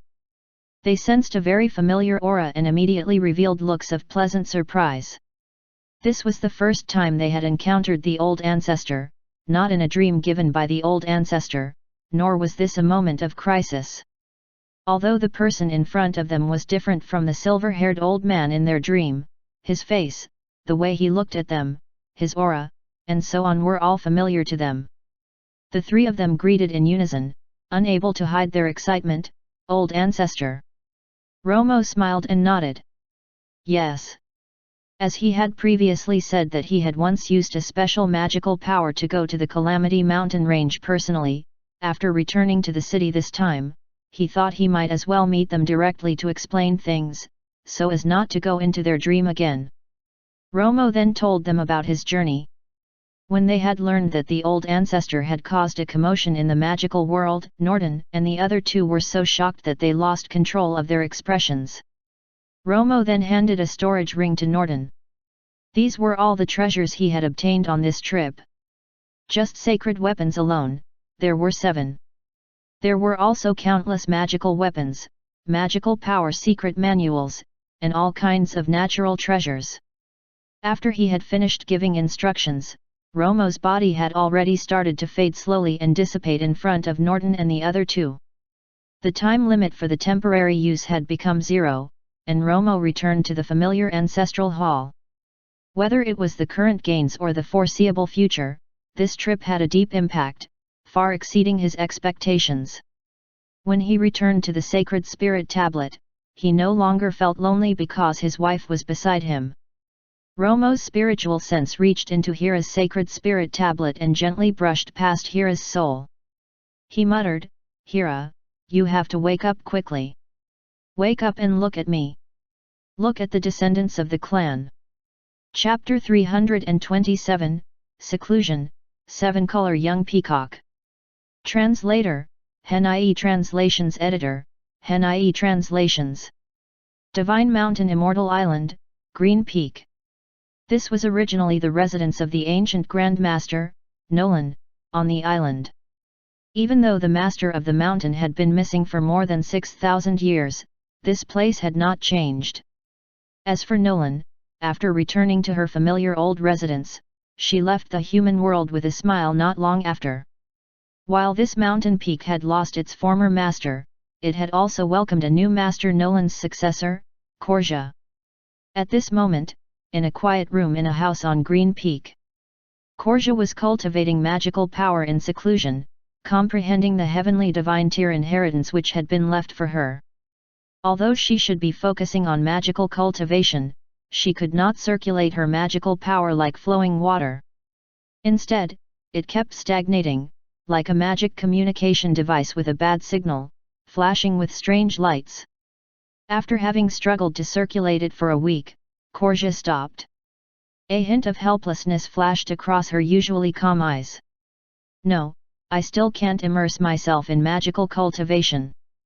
Logic told her that the most important thing now was to abandon all distracting thoughts and focus on cultivation. Otherwise, not only would she be letting her Grandmaster down, she would also not be able to obtain stronger strength to protect the person she wanted to protect. However, emotionally, she could not let go of that person at all. She did not know if the other party was dead or alive, or his current situation. Korja had also experienced this uncontrollable state of mind hundreds of years ago. At that time, she ignored the obsession in her heart and insisted on continuing. In the end, she almost failed to break through to the divine realm. It was also because of it that the level of her current magical power was still weaker than her own magical power talent. That time, the reason why Korja had overcome and let go of her obsession to successfully break through to the divine realm was because she had thought that Romo was dead, so she had no choice but to let go. But now, she had just reunited with Romo. They had only been reunited for a short while, and then they had to be separated because of the danger. She did not know if her important old friend was dead or alive, and what his situation was. How could she be calm? At this moment, Korja suddenly sensed something. Her eyes lit up and she immediately disappeared. Outside the house, a figure had just flown over. Before she could land, Korja appeared at the door. She saw the kind-looking old woman and bowed. "Greetings, master." This kind-looking old woman's name was Sarlin, and she was Korja's master. She was already a top divine mage and the most likely mage on the island to break through to the heavenly divine realm. "I know you're not in the mood to cultivate." Sarlin looked at her beloved disciple gently and chuckled. "I'm here to give you the good news you want to know the most." Korja was very excited. She asked hopefully, "Have you heard from him?" "Here, this letter." Sarlin handed the letter to her. It was delivered by the city lord of Lost Spirit City. He also said that it was a letter personally written by Romo for you. Korja took it in surprise and noticed the intact energy seal on the letter. The aura contained in it was Romo's. Currently, the envelope was still tightly sealed. This meant that the letter had not been opened or probed by divine sense. Ignoring the fact that there was someone in front of her, Korja opened the letter. The contents were simple and clear. Romo told Korja, "I'm fine. I'm temporarily encumbered by some special circumstances and can't come to look for you yet. I hope you can cultivate calmly and we'll definitely be able to meet again in the future." Korja, who had been on tenterhooks, finally calmed down today. After knowing that Romo was fine, Korja was no longer uneasy. She quickly went into seclusion to cultivate. In this period of time, the Lost Spirit Sea, which had lost the suction force on souls, was still very lively. There were more and more intense battles. Amidst the surging treasure-hunting frenzy, the Nicholas family continued to live a peaceful life. In the blink of an eye, more than 20 days had passed. Today was another monthly worship day for the family clan. For this monthly ancestral worship gift bag, apart from a guardian spirit beast nurture talisman, there was no special surprise. Coupled with the guardian spirit beast nurture talisman Romo had obtained when he went out for 100 days, the spirit beast egg, which had been watched by the clansmen, should be able to hatch. Among the clansmen who had paid their respects, some had left separately to settle their affairs, and some had gathered together. The children in the clan were a group of people who had gathered to play. The children, including Lily, loved to observe and study the spirit beast egg every day. Just the question of when will the little one in the egg break out of its shell had been discussed by the group of little ones no less than 100,000 times. They had even bet on it. "Aya, it seems to have become a little bigger." "Has it? Hasn't it always been like this?" "The patterns on the eggshell seem to have deepened." "When will it hatch?" As usual, the spirit beast egg was surrounded and pointed at it. A few small heads converged, discussing non-stop. Anthony was walking beside them, with Lily holding his hand. The little one was still babbling and waving to the side from time to time, as if he wanted to tease Formic over to talk. Formic was also standing now. The 6-month-old Arca was lying down at where Formic had used to lay. Behind him stood his mother, Kathleen, who was smiling gently at the group of little ones. Durga and Shesha were also lying in swaddling clothes like Arca. Among the children present, only Anthony was the 18th generation descendant of the family. The other children were all of the 17th generation. Buzz! Suddenly, the spirit beast egg, which had been surrounded by Lily and the others, let out a soft buzzing sound. The patterns on the eggshell seemed to have been injected with some energy all of a sudden, emitting a brilliant 5-colored light. A powerful aura of life instantly swept out from the egg. In the cloud sea perched beside the ancestral hall, the five-color peacock, which was hovering in the clouds, suddenly stopped. It turned around and looked down, its eyes flashing with surprise. At the same time, many of the great archmagi in the Nicholas family had also reacted upon hearing the commotion. Some extended their divine senses to investigate, and some rushed over directly. The sudden change in the spirit beast egg frightened the few children around it. Immediately after, a gentle force pushed them back. Lily kept retreating and suddenly bumped into someone. She looked up and shouted, "Brother Ron!" Ron held Lily steady and replied gently, "Yes." He was not the only one. Norton, Dick, and the others had all arrived. Under everyone's attention, the sacred beast egg floated into the air, emitting a dazzling five-colored light. With a cracking sound, the two eggshells turned into dazzling starlight and dissipated. Amidst the tender peacock's roar, five-colored light circulated rapidly and suddenly turned into seven-colored light. Swoosh! A loud peacock cry could be heard not far away. It turned out to be the five-color peacock roaring uncontrollably, as if it was celebrating the appearance of the young peacock. The onlookers all looked surprised. They had not expected this spirit beast to be level 5 as soon as it hatched. Its bloodline had even inexplicably evolved into a seven-colored spirit. It seemed that the many guardian spirit beast nurture talismans Romo had used on it had extraordinary effects. Yeah, yeah. When everyone was quiet, a little child with big flashing eyes stretched out his hand happily into the air. The colorful light faded, and a seven-color young peacock spread its wings and flew up. It rubbed against its kin and flew to Anthony, who was smiling to welcome it. One beast and one human, their sizes were similar. The young peacock tilted its head and looked at Anthony curiously. Anthony moved in front of it and hugged it, rubbing against it. He smiled until his eyes curved. Chapter 328, The Children 10 Years Later. Translator, HenIE Translations Editor, HenIE Translations. Time passed, and in the blink of an eye, 10 years had passed. High in the sky, a young peacock glowing with seven-colored light streaked across the sky, leaving behind a dazzling seven-colored light.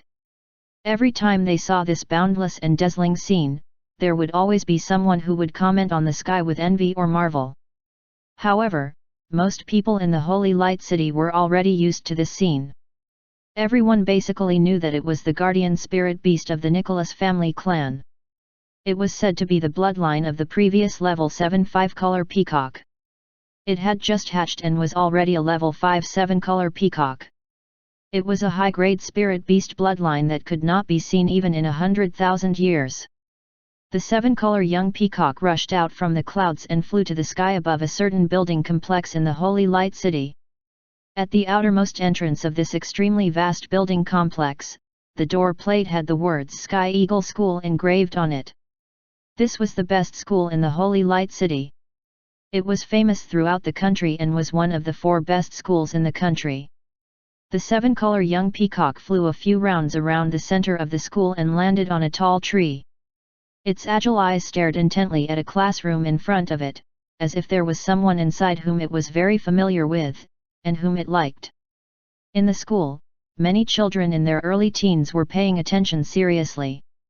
The primary school students closest to the window had discovered the commotion outside and shared it softly with their friends.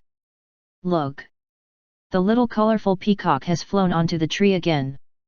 Wow! It's so beautiful! I really want one too. My father said that this is a level 5 spirit beast, and it rarely appears. Anthony. 7-color has come to look for you again. Anthony, can you let it fly down? We all want to see it. It's so beautiful. Little 7 can fly so high. Can Anthony also fly into the sky? As the discussion spread, the group of children could not help but look at the little boy sitting in the middle. The boy was wearing the same blue and white student uniform. He still looked a little childish, but his aura was somewhat different from that of other children. He gave one an indescribable feeling. Originally, he had been listening intently to the teacher's lesson. After being successively pointed out, he looked helplessly at the seven-color young peacock outside and smiled helplessly. This person, Anthony, was the master of the seven-color young peacock, the first descendant of the 18th generation of the Nicholas family clan. Anthony had been in school since he was 6 years old. He was already an 11-year-old student. The other children of the clan had also entered the school to study. For the past 10 years, the magical world had been in turmoil. The Nicholas family clan was as usual, staying out of it and living a peaceful life. Amidst the calm, the children of the Nicholas family lived an innocent and carefree life. Cough, cough. The teacher at the front of the classroom coughed lightly and said sternly, "No whispering in class." The group of children quickly sat up straight. However, they could not help glancing outside from time to time. The teacher, who had a serious expression, swept his gaze across the group of primary school students below. Then, he looked at Anthony, who did not seem to be affected at all. He stroked his beard, flipped a page of the book, and continued. However, he had just started to speak when his momentum was interrupted by the commotion. The teacher who was holding the book frowned. The children by the window were the first to notice the commotion. When they saw clearly, they all shouted. "Someone is fighting again. It's Durga from Year 5 Class 2. It's him again. So many people are surrounding him and hitting him. So what if there are more? Durga will definitely defeat them all." The classroom was in chaos again. The teacher was so angry that he reprimanded them repeatedly, but he still could not stop the students from chattering. Hearing the various chatters, Anthony held his forehead helplessly. This, sigh. Ring, ring, ring. Suddenly, the bell for the end of the lesson sounded. The teacher, who had been reprimanding them repeatedly, shook his head at the group of students who had no interest in studying and left with the lesson materials. Among the group of children in the classroom, some were huddled together at the door, and some were peeking out of the windows. There were also some who had rushed out of the door, shouting that they wanted to take a closer look. Anthony tidied up his textbook notes and quickly flew out from the window near the back door, which had a poor visibility. Without turning around to look at the students who had exclaimed, Anthony flew away quickly.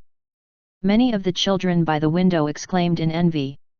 Some of the children who thought that jumping out of the window was very cool had also jumped out.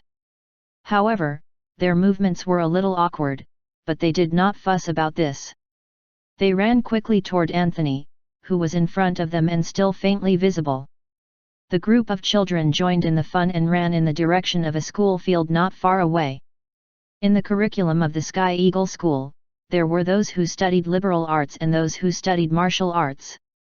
The liberal arts lessons were basically conducted in classrooms, and the martial arts lessons were usually held in the field outside. On the school field, a group of students was originally attending a martial arts lesson, but now, the scene was a little out of control. The students on the field were basically divided into two groups. One group was watching the battle and discussing it, and the other group was in a chaotic battle. To be precise, there were more than 10 children fighting a student. "Stop fighting!" A teacher shouted in vain from the side, trying to stop him. "Durga! Stop quickly! Students! Be careful!" The teacher only berated from the side, but no one listened to him. He was so anxious that he was sweating, but he could not stop them personally. This was because he really could not defeat these children. As an ordinary martial arts teacher, he was only an ordinary level 9 mage now. And these people in front of him all had extraordinary backgrounds. They had all practiced martial arts since they were young. Especially Durga, who was already a top great mage. Even though he had suppressed a lot of his strength, the teacher still could not defeat him.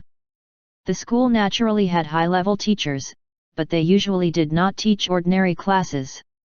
By the time Anthony arrived at the school field, the many-to-one battle had already come to an end. 8 teenage children with bruises and swellings on their face were lying on the ground, wailing. They looked especially miserable. In the middle stood a 10-year-old boy who did not have any injuries and looked strong. He was Durga, who had been giving the teacher a headache. "What did I say earlier? You guys are too inferior." Durga sneered at them in disdain and provoked, "If you want to win, find more powerful ones next time." As he spoke, he found someone familiar beside him. He immediately grinned and said, "Anthony, you're here." "Durga, why didn't you hold back again?" Anthony was very helpless. "There will be another punishment waiting for you later." Durga shrugged his shoulders indifferently. "They were the ones who came looking for me. I had been forced. If you don't believe me, you can ask the classmates beside you." He walked directly to Anthony and put his arm around his shoulder. "Let us get out of here quick. It'll be too late once the principal comes here later." Anthony was speechless. "Formig." Durga waved at the figure below the tree beside him. "The class is over. Let's go home." Leaning against the tree, the silent figure walked toward the two of them. Just like when they were young, Formig remained silent. The three of them walked toward the school gate together. Anthony turned his head and asked, "Where's Arka?" "He's probably reading thick books in some corner again." Durga scratched his head. "Forget him, let's leave first." Chapter 329, Going Home After School, The Return. Translator, HenIE Translations Editor, HenIE Translations. Swoosh. After the clear cry, the seven-color young peacock flew past the three of them. It flew around them while waiting for them. Durga looked up and was delighted. "Yo, Seven-Color is here again." Seven-Color was the nickname given to it by a group of children back then. Seven-Color was born a level 5 spirit beast, equivalent to a great archmage. The power of this bloodline was much stronger than most of the special physical constitutions of human cultivators. He was just a great archmage from birth. However, the cultivation speed of magical beasts was much slower than that of humans. Even though the bloodline of Seven-Color was powerful, after 10 years, the level of the Seven-Color had not increased much. On the other hand, the children in the clan were all advancing rapidly. Anthony and the others were all top great magi now, and they could level up at any moment. Back then, in order to return to the Holy Light City, all the members of the Nicholas family clan advanced rapidly in their levels and quickly established the first batch of great archmagi. From then on, they had deliberately suppressed the speed of their clansmen's breakthroughs to prevent them from leveling up too quickly and causing instability in their realms. In particular, they were extremely cautious when it came to magical power that had crossed relatively large levels. Although it had been 10 years since Seven-Color hatched, most of the Nicholas family clansmen were still at the same level of strength. The younger generation were basically all top great magi. The older generation, Norton, Zoro, and the others were still top great archmagi.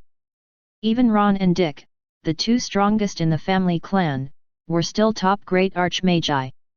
However, currently, two of them were already preparing to break through to the divine mage realm.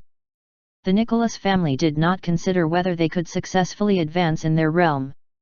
They only considered the time it would take for them to advance and whether they could stabilize their foundation.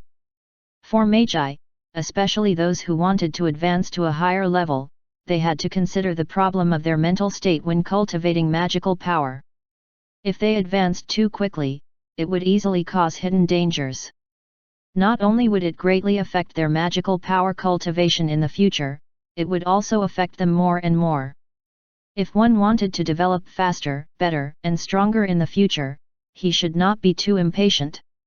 The Nicholas family did not have any major difficulties that needed to be resolved urgently, so there was naturally no need to be anxious. This family clan had always kept a low profile. After 10 years of steady development, the Nicholas family clan was not only the #1 family clan in the Holy Light City, but also the #1 family clan in Ferrero and even the entire Sebastian kingdom.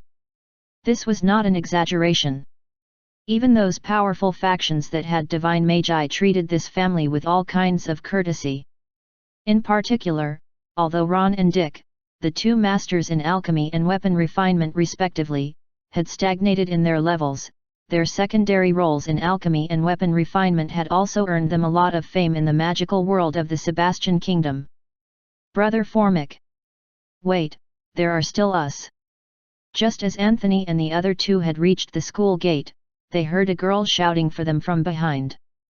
They turned around and saw a 10-year-old girl waving at them. The little girl's name was Shesha, and her father was Yael. She was born more than 10 days earlier than Durga, and more than 10 days later than Arka. After stopping the few people in front, Shesha turned around and urged one of them, "Brother Arka, walk faster. We're going home." The person behind her was a clean-looking 10-year-old boy who looked inexplicably refined. Arka. The five of them gathered and left the school together. "Durga, I heard that you had used violence again. It was all because of Sydney. He couldn't accept that I had defeated him. This time, he got someone over to say that they wanted revenge, so I let them see my power." "Haha. You're going to stand facing the wall again later. Anyway, I'm already very familiar with the process. No sweat. You're already a top-grade mage. How desperate are they to come and get beaten up? They have to be beaten up a few more times before they give up." They had actually used goading. "Oh right, there are also Liv and the others. Should we wait for them?" "Don't wait anymore. If I stay here, I'll really be caught soon." 3 10-year-olds and 2 11 to 12-year-olds left the Sky Eagle school chatting and laughing. The other students in the school soon also returned home. Apart from Anthony and the others, the other children of the Nicholas family clan were also studying in this school. They were distributed throughout various classes. In the short 10 years, which also seemed long, the number of Nicholas family members had increased significantly. More than 20 children had been born into the family, and there were some returnees who had been separated from the big family migration group. When Anthony and the others walked to the Nicholas family palace, they found it to be very lively inside. What happened?" Durga asked curiously. "Those people are unfamiliar. Who are they?" In the courtyard at the front, many unfamiliar people were standing. Anthony scanned the crowd and his eyes lit up. "It's Little Ant." A group of people walked out from the hall in front. Norton and Jimmy were both inside, and there was a very eye-catching 16-year-old girl. She was dressed in red, which made her entire body look fair with a tinge of pink. She looked like a shy flower bud. Her long hair was tied up, and her facial features were well defined. She carried an air of valor. Seeing the girl in red, Arka, Durga, and the others were also very surprised. "Sister Lily." Although the way they addressed each other was a little different, they were all addressing the same person, Lily. A child surprisingly came over and spoke to Lily, who was smiling. "Sister Lily. You're finally back. Little Ant, did anything happen on this trip to search for our clansmen?" "Aya. Sister Lily, was there anything interesting on the trip?" The group of children, who had just come home from school, surrounded Lily and spoke one after another. Even Formic, who was quiet, said a few words. "Don't be anxious." Lily smiled happily. "I'll talk to all of you in detail later." Not long ago, Romo had exchanged for a lost descendant search talisman from the monthly ancestral worship gift bag. Then, Lily, who was now a level 6 great archmage, and a few other young descendants brought some of their retainers to find the relatives that had been separated. For this search trip, they had successfully brought back 8 lost clansmen of the Nicholas family today. In 10 years, the number of clansmen in the Nicholas family had increased. Apart from the newly born descendants of the family, there were also many clansmen who had returned to the family. The clansmen who had returned had mainly been found in 3 ways. The first was that Romo had fortuitously obtained the lost descendant search talisman, the second was that the family clan had used the usual search method to find them, and the third was that the lost clansmen had returned on their own accord. The scattered clansmen from 60 years ago and their descendants had basically been found from the latter two ways. Ding! The clansman search mission has been successfully completed. 8 lost clansmen have been successfully found. Received the following rewards: Family Clan Luck Free Distribution Points x80, Dream Appearing Talismans x9, Faith Doubling Talisman x1, Talent Strengthening Talismans x3, 100-fold Cultivation Speed Talismans x2, 10-fold Cultivation Speed Talismans x5. First Worship by Returning Clansmen. After the 10-fold increase in faith points, the total faith points received from this worship is 7,000. In the family ancestral hall, the head of the family, Norton, had led the 8 newly returned clansmen to pay their respects. The system notifications sounded in Romo's mind as usual. Chapter 330, 10 million, Current Situation of the Family Clan. Translator, Hen.ie Translations Editor, Hen.ie Translations. Every time he used the Lost Descendant Search Talisman, a mission to find the clansman would appear. In the past 10 years, including this clansman search mission, a total of 6 missions had appeared. In this period, there had been 2 failures. This time, the number of lost descendants found was the highest. However, compared to the rewards for the first few clansmen search, the rewards of the subsequent missions became more and more perfunctory. Moreover, there had been 6 missions in 10 years, of which 4 had succeeded. This number was too small. In the earlier period, there were many clansmen search missions and many rewards. It was probably because the family clan was weak and had needed the cooperation of the family members to develop. Later on, the Nicholas family became relatively stronger. Coupled with the fact that the descendants kept a low profile and did not get involved much with others, they naturally encountered fewer dangers, and there were fewer urgent missions. Although there were no missions, he had saved up for 10 years. The number of faith points which Romo had now were unprecedentedly huge. Currently, the total 16 million faith points. With so many faith points, he would have long been able to increase the level of the family clan's magic protective formation and the family clan's forbidden ground. However, Romo had other thoughts. Considering the current situation of the Nicholas family, it was not especially necessary to upgrade the 2 attributes. For example, the increase in cultivation speed was 40 times faster than before, and it was 30 times faster in the family clan's forbidden ground. This was enough for the current Nicholas family. In the past 10 years, Romo had not even used the cultivation speed talismans on his clansmen. If one were to cultivate non-stop for 10 years, the 10 years in the family clan would be equivalent to hundreds of years of cultivation for an ordinary person. If it had not been specially suppressed, all in the Nicholas family clan would be great archmagi by now, and some would have been of the divine mage level. However, there was no need. The increase in the speed of magical power cultivation only accelerated the cultivation and the level. The combat experience, personal temperament, cultivation state, and other tempering required in actual combat were not something that could be obtained with speed.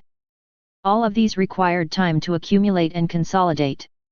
What could not be obtained quickly could not be achieved in a day. As such, the descendants of the Nicholas family, especially the younger generation, rarely spent time cultivating. They spent more time tempering themselves and training. For example, Anthony and the others had been schooling like ordinary children since they were young. This way, they could also enjoy a relatively wholesome and carefree childhood. On the contrary, the descendants of some large family clans would have to bear all kinds of heavy burdens from a young age, being pressured and hastened to grow up. Of course, the Nicholas family would not completely let their descendants go. The children who grew up in the clan had different personalities, but they were all good by nature and knew how to handle matters. This was due to the strict family rules. Even the descendants of the lost clansmen who had gone astray outside had also received their disciplinary punishments according to the severity of the violation. They had also been subsequently supervised in correcting their ways. For example, the Coda branch of the family back then had completely integrated into the family. There were not many problems with the 8 people who had been found in the search led by Lily. After this worship, they became official descendants of the Nicholas family. Romo called out the system interface to check out the family clan. Host, Romo.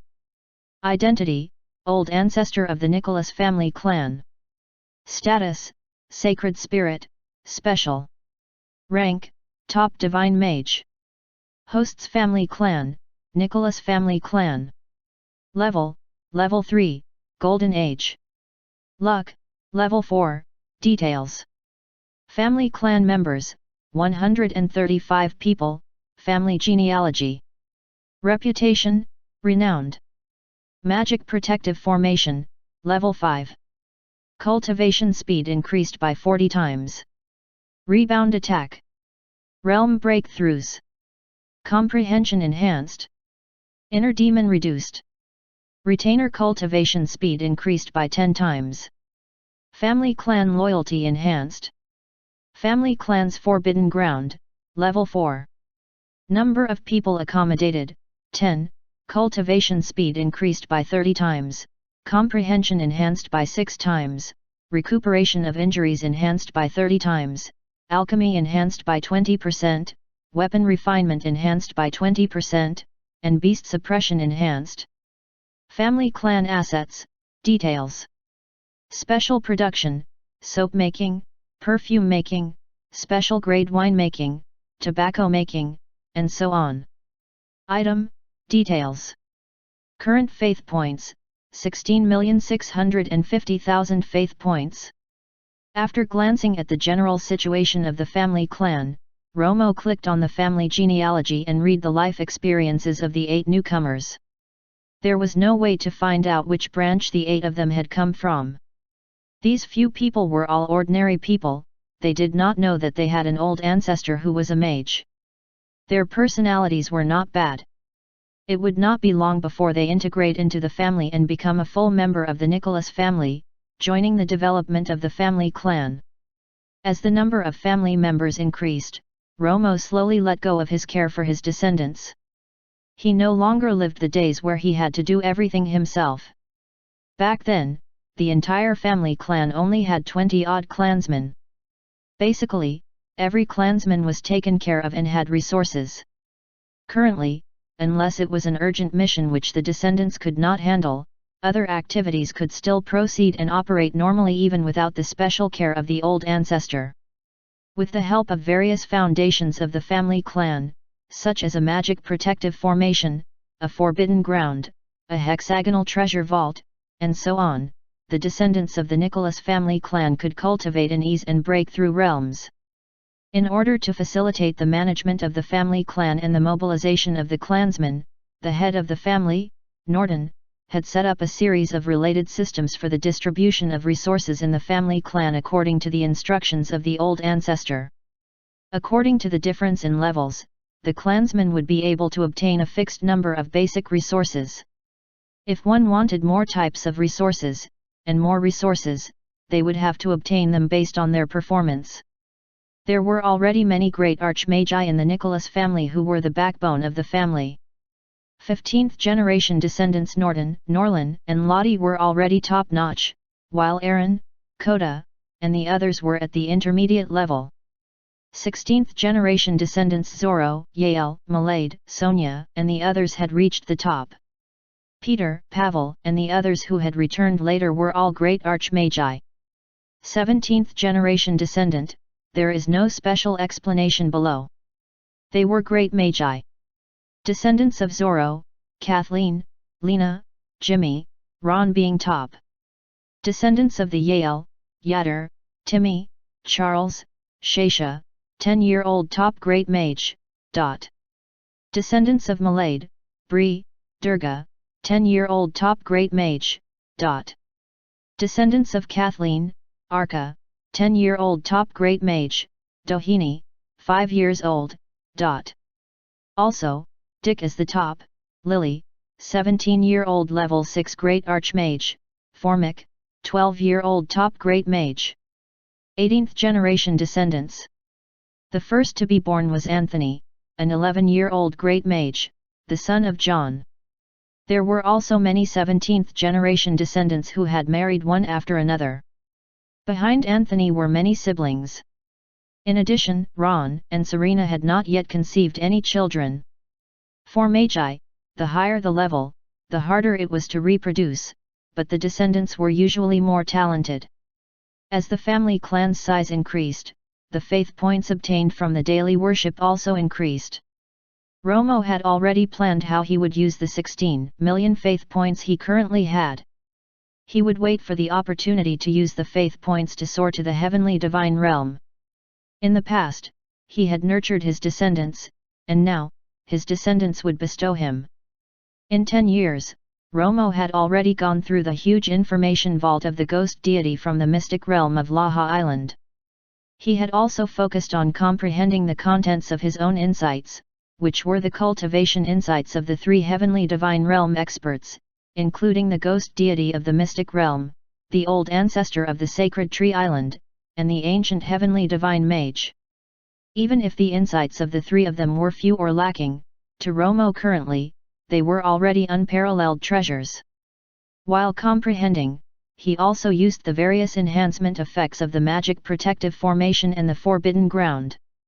Therefore, Romo had already gained something. He was not far from breaking through and leveling up. The only thing he did not know was if the 16 million faith points he had accumulated till now was enough to break through to the heavenly divine realm. Chapter 331, Beast Sect, A Storm is Brewing. Translator, Hen-IE Translations Editor, Hen-IE Translations.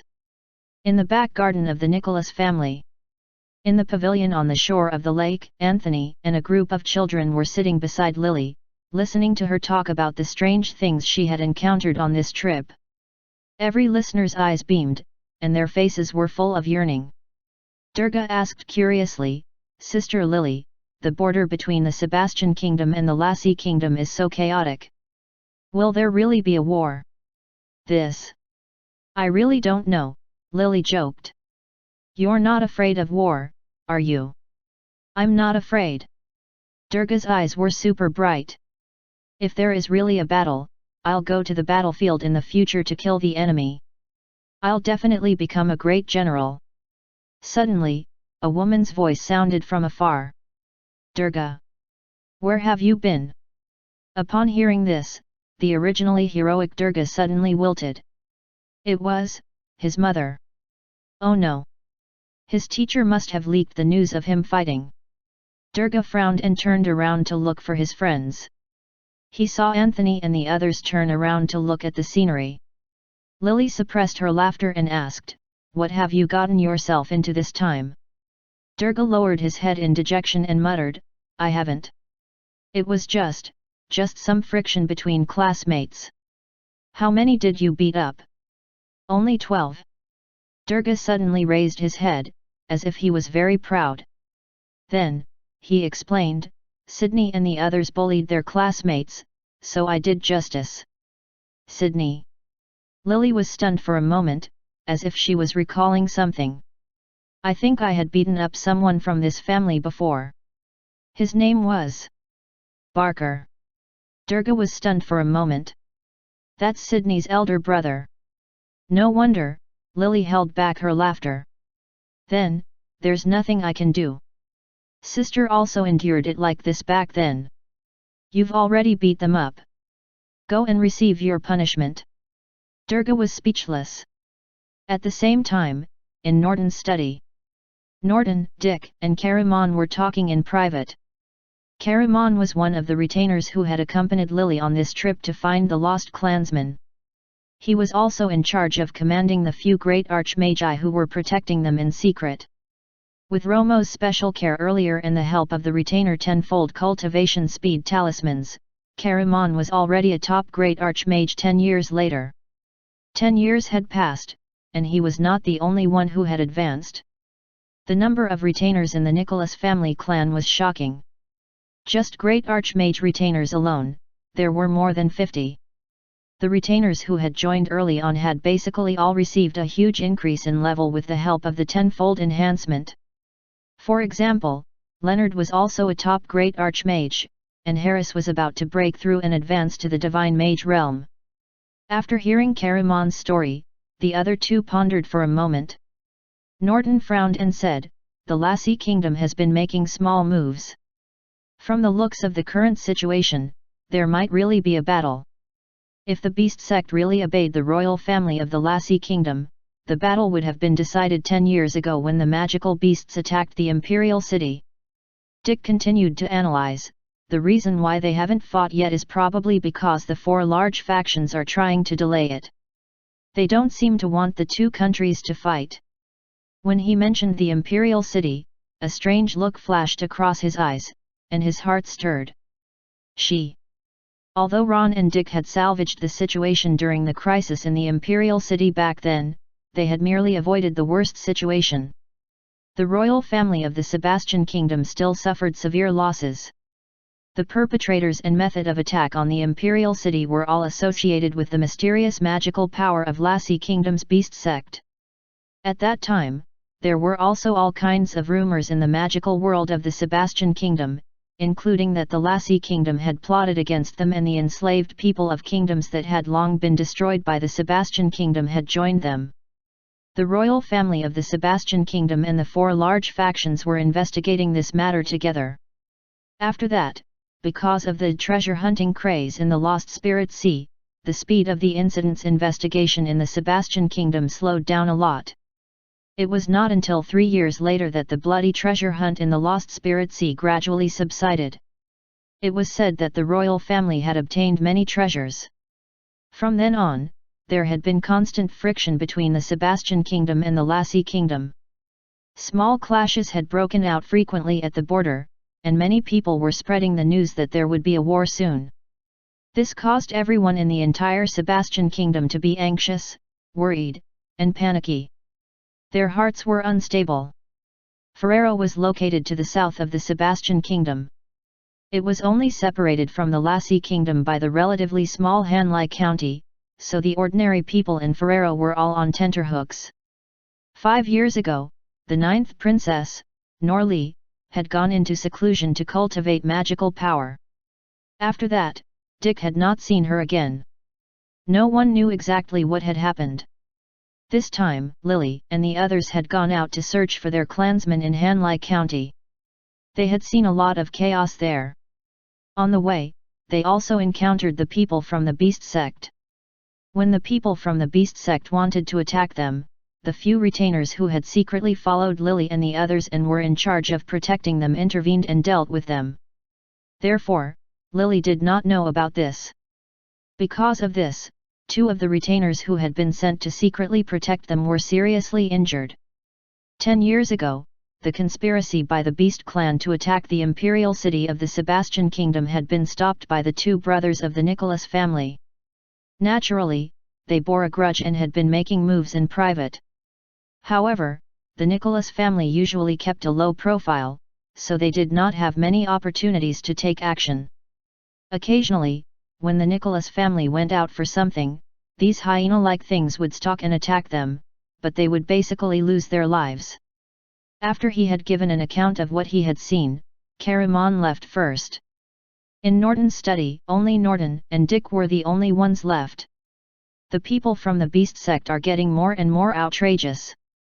They actually dare to attack Lily and the others. Dick rubbed his fingers. Why don't we just wait for Ron and I to break through to the Divine Mage realm to finish them off? He and Ron had long been able to level up, but they had been tempering their mental states and suppressing their breakthroughs. In the past 10 years, they had often traveled around, and they had more or less made sufficient preparations for their state of mind. Currently, Ron and Serena were traveling together to the Tangxia Kingdom in the east. If there were no special circumstances, he would be able to break through when he returned.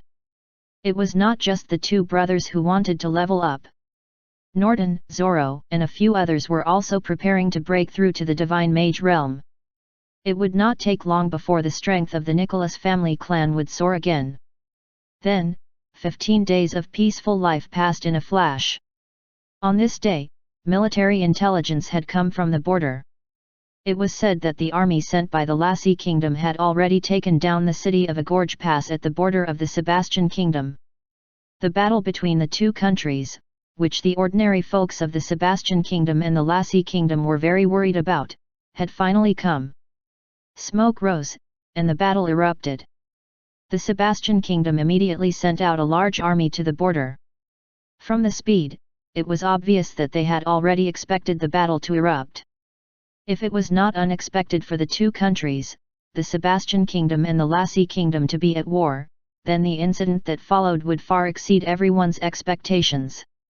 On the fifth day of the battle between the Sebastian kingdom and the Lassie kingdom, urgent news came from the north border. The Mala kingdom in the north had suddenly sent out a large army to suppress the north border of the Sebastian kingdom. They were already attacking the defense of the north. Chapter 332, Flying North, Where is Seven Color? Translator, Hen-IE Translations Editor, Hen-IE Translations. The sudden outbreak of war on the northern border had shocked countless people in the Sebastian kingdom. Even the local senate had not expected this. The imperial family of the Sebastian kingdom had not expected the Mala kingdom to invade the northern territory at this moment. Although the land of the Sebastian kingdom and the Mala kingdom were adjacent to each other, most of the borders were separated by the Black Forest, which was equivalent to half a natural barrier. Therefore, the frequency of wars between the two countries was extremely low. The most recent war between the two countries was more than 3,000 years ago. Now, the sudden attack on the northern territory by the Mala kingdom had far exceeded everyone's expectations. If they were at war, so be it. However, it had happened at such an opportune moment. Many people guessed that it was very likely that the Mala kingdom had joined forces with the Lassie kingdom, so they had attacked the Sebastian kingdom one after another. Originally, the Sebastian kingdom was stronger than the Lassie kingdom. Regarding this battle, the ordinary citizens of the Sebastian kingdom were a little nervous, but when it came to worry, there was not much.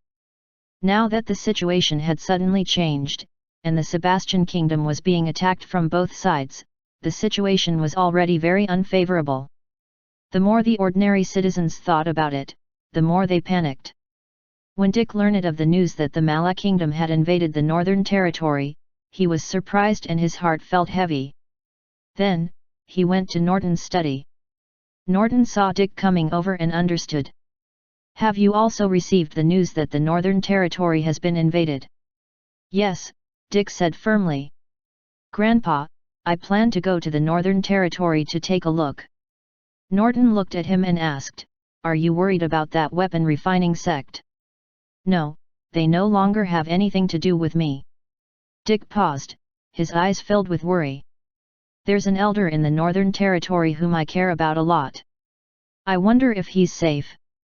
The elder he mentioned was Miller, the treasure pavilion manager of the Walls village. He was not considered Dick's biological family, but the two of them were no different from family. After returning to the Nicholas family, Dick had also been corresponding with Miller from time to time. When he was traveling previously, he had returned to the Walls village several times to visit. At that time, he had wanted to bring him back to the family, but he was rejected.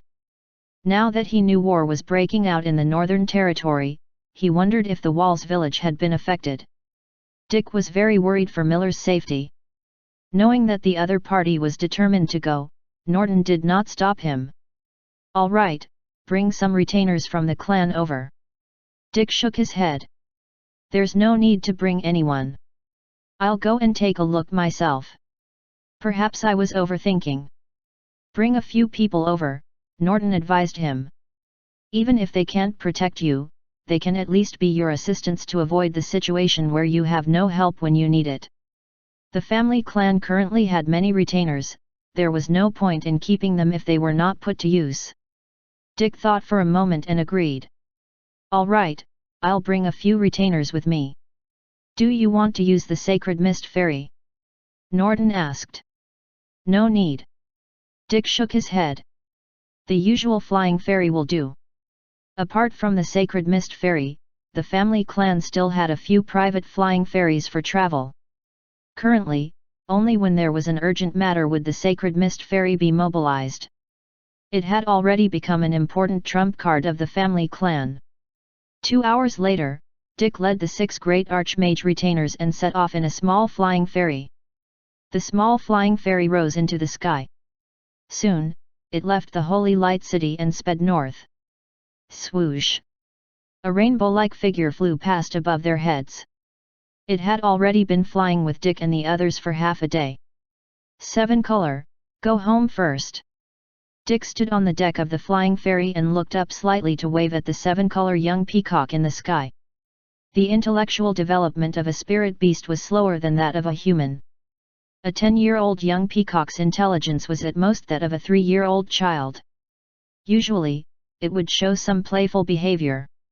After roughly understanding what Dick meant, the young peacock reluctantly circled several times before it stopped following the flying fairy. When the flying fairy was far away, the young peacock circled around the area and flew in the direction of the Holy Light City. At the same time, in the Holy Light City, in the Sky Eagle School, Anthony was listening to a class in the classroom. On the podium, the teacher was talking about the past of the magic continent. All the students, including Anthony, listened attentively. Their teacher was not only talking about the history of the ordinary world, but also the history of the magical world. Especially in the magical world, those heroic legends that sounded fantastical made all the students very excited and worshipful. Some of the children would even exclaim softly from time to time or fantasize about what they would do if they could become a powerful mage. Most of the students in the Sky Eagle School were from the various families of magic cultivation in the palace.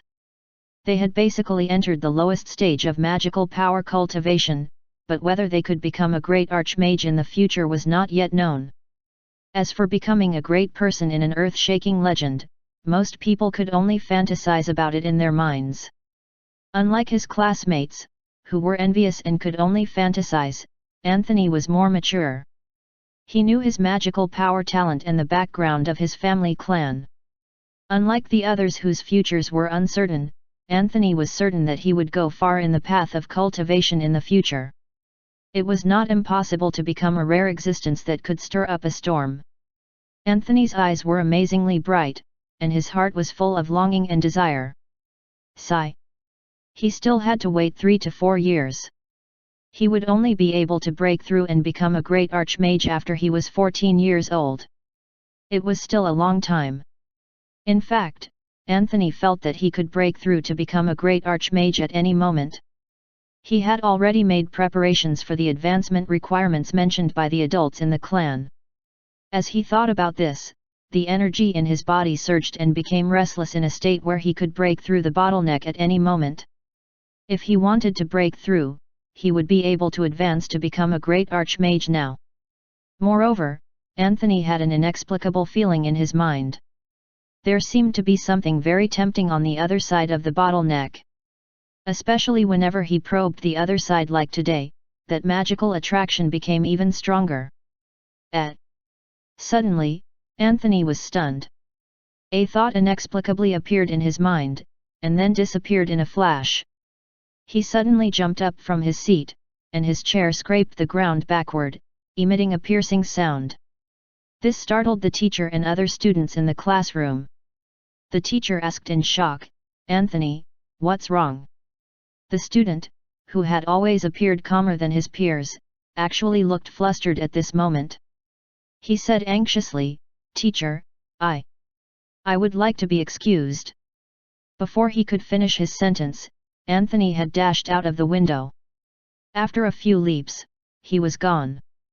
The others in the classroom had just blinked and looked over, when they saw a rapidly disappearing figure. Everyone looked out in shock. What is going on? Anthony, who had rushed out of the classroom and out of the school, soon arrived at the Nicholas family home. Seeing his anxious expression, the servant guarding the door asked in surprise, "Young Master Anthony, is school out so early today? Where's 7 Color?" Anthony looked nervous. The servant was stunned. He looked up into the sky and replied as he recalled, "I remember that earlier, it was flying north in pursuit of young Master Dick's flying fairy. It has not returned to the palace yet. Chapter 333, Premonition, 7 Color in Danger. Translator, Hen-IE Translations Editor, Hen-IE Translations. Upon hearing that 7 Color was not around, Anthony did not care about anything else and rushed directly into the palace. The 2 servants behind him were still confused. Young Master Anthony. Anthony? You've finished school so early today. Along the way, there were people greeting him from time to time. Anthony was like a whirlwind, sweeping past everyone with a whoosh, raising 2 newly fallen leaves that circled in the air. Before the leaves could land on the ground, Anthony had already arrived at the cloud sea perch beside the ancestral hall. He leaped onto the highest roof in a few leaps and shouted into the sky, "Big Peacock! Come down quickly! Something has happened!" The 5-color peacock, which had been sleeping and cultivating in the cloud sea perch, swooped down from the sky in surprise and flew next to the roof, looking at him in confusion. "Quick, let's go!" Anthony landed directly on the back of the 5-color peacock and said in panic, "7 Color is in danger." Chirp! The clear cry of a peacock tore through the sky, scaring everyone in the Sky Eagle School. In the Nicholas family palace, great archmagi emerged from all corners and flew into the air. They looked at the sky in shock and suspicion. What happened? In the sky, the 5-color peacock soared into the sky and flew away in the blink of an eye. When Norton and the others arrived, only a tiny shadow of the 5-color peacock could be seen. However, there was still a lingering aura on the spot. Norton's expression changed. "Anthony." Everyone present was very surprised. The anger in the remnant aura of the 5-color peacock was still surging everywhere. This was too unusual. Moreover, the furious spirit beast had even brought Anthony along. There was no time to think about it carefully. Norton immediately led a group of great archmagi in the direction where the spirit beast had left. In the sky above the Sky Eagle School, more than 20 flying rays of lights immediately flashed. They were like a small group of meteor showers, flying out of the school.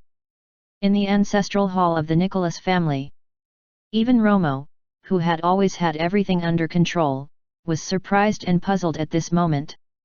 He was puzzled and could not figure out what had happened.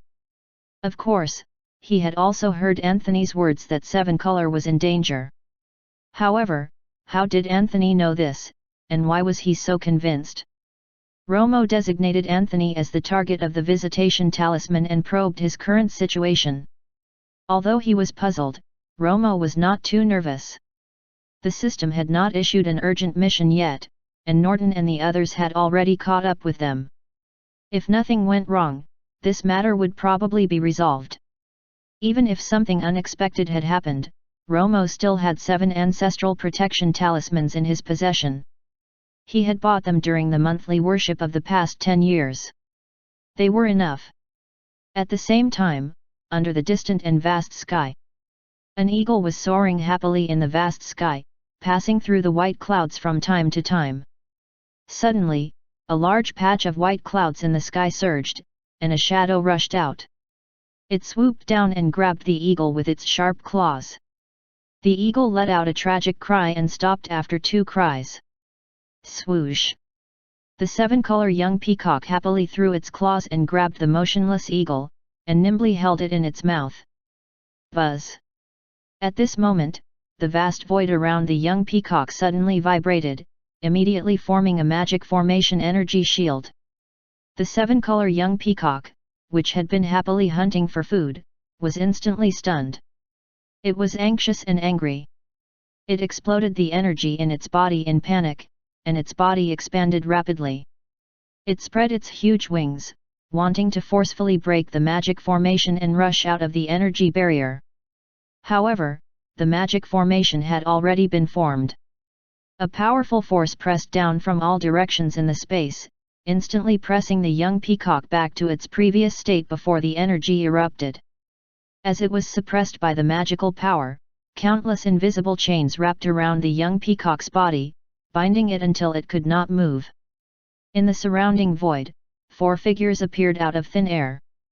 They seemed to have used a special concealment technique and only revealed the aura of great archmagi now.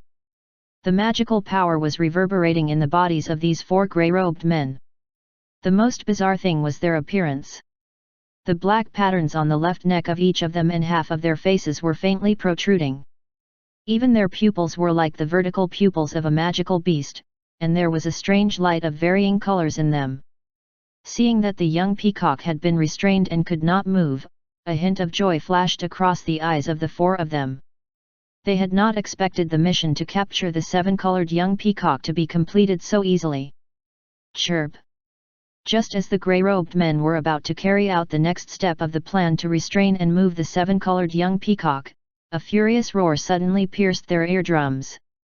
Their expressions changed. Shocked, they turned their head to look in the direction of the voice and saw a 5-colored sacred light descending from the sky, especially that crimson glow that dyed most of the clouds.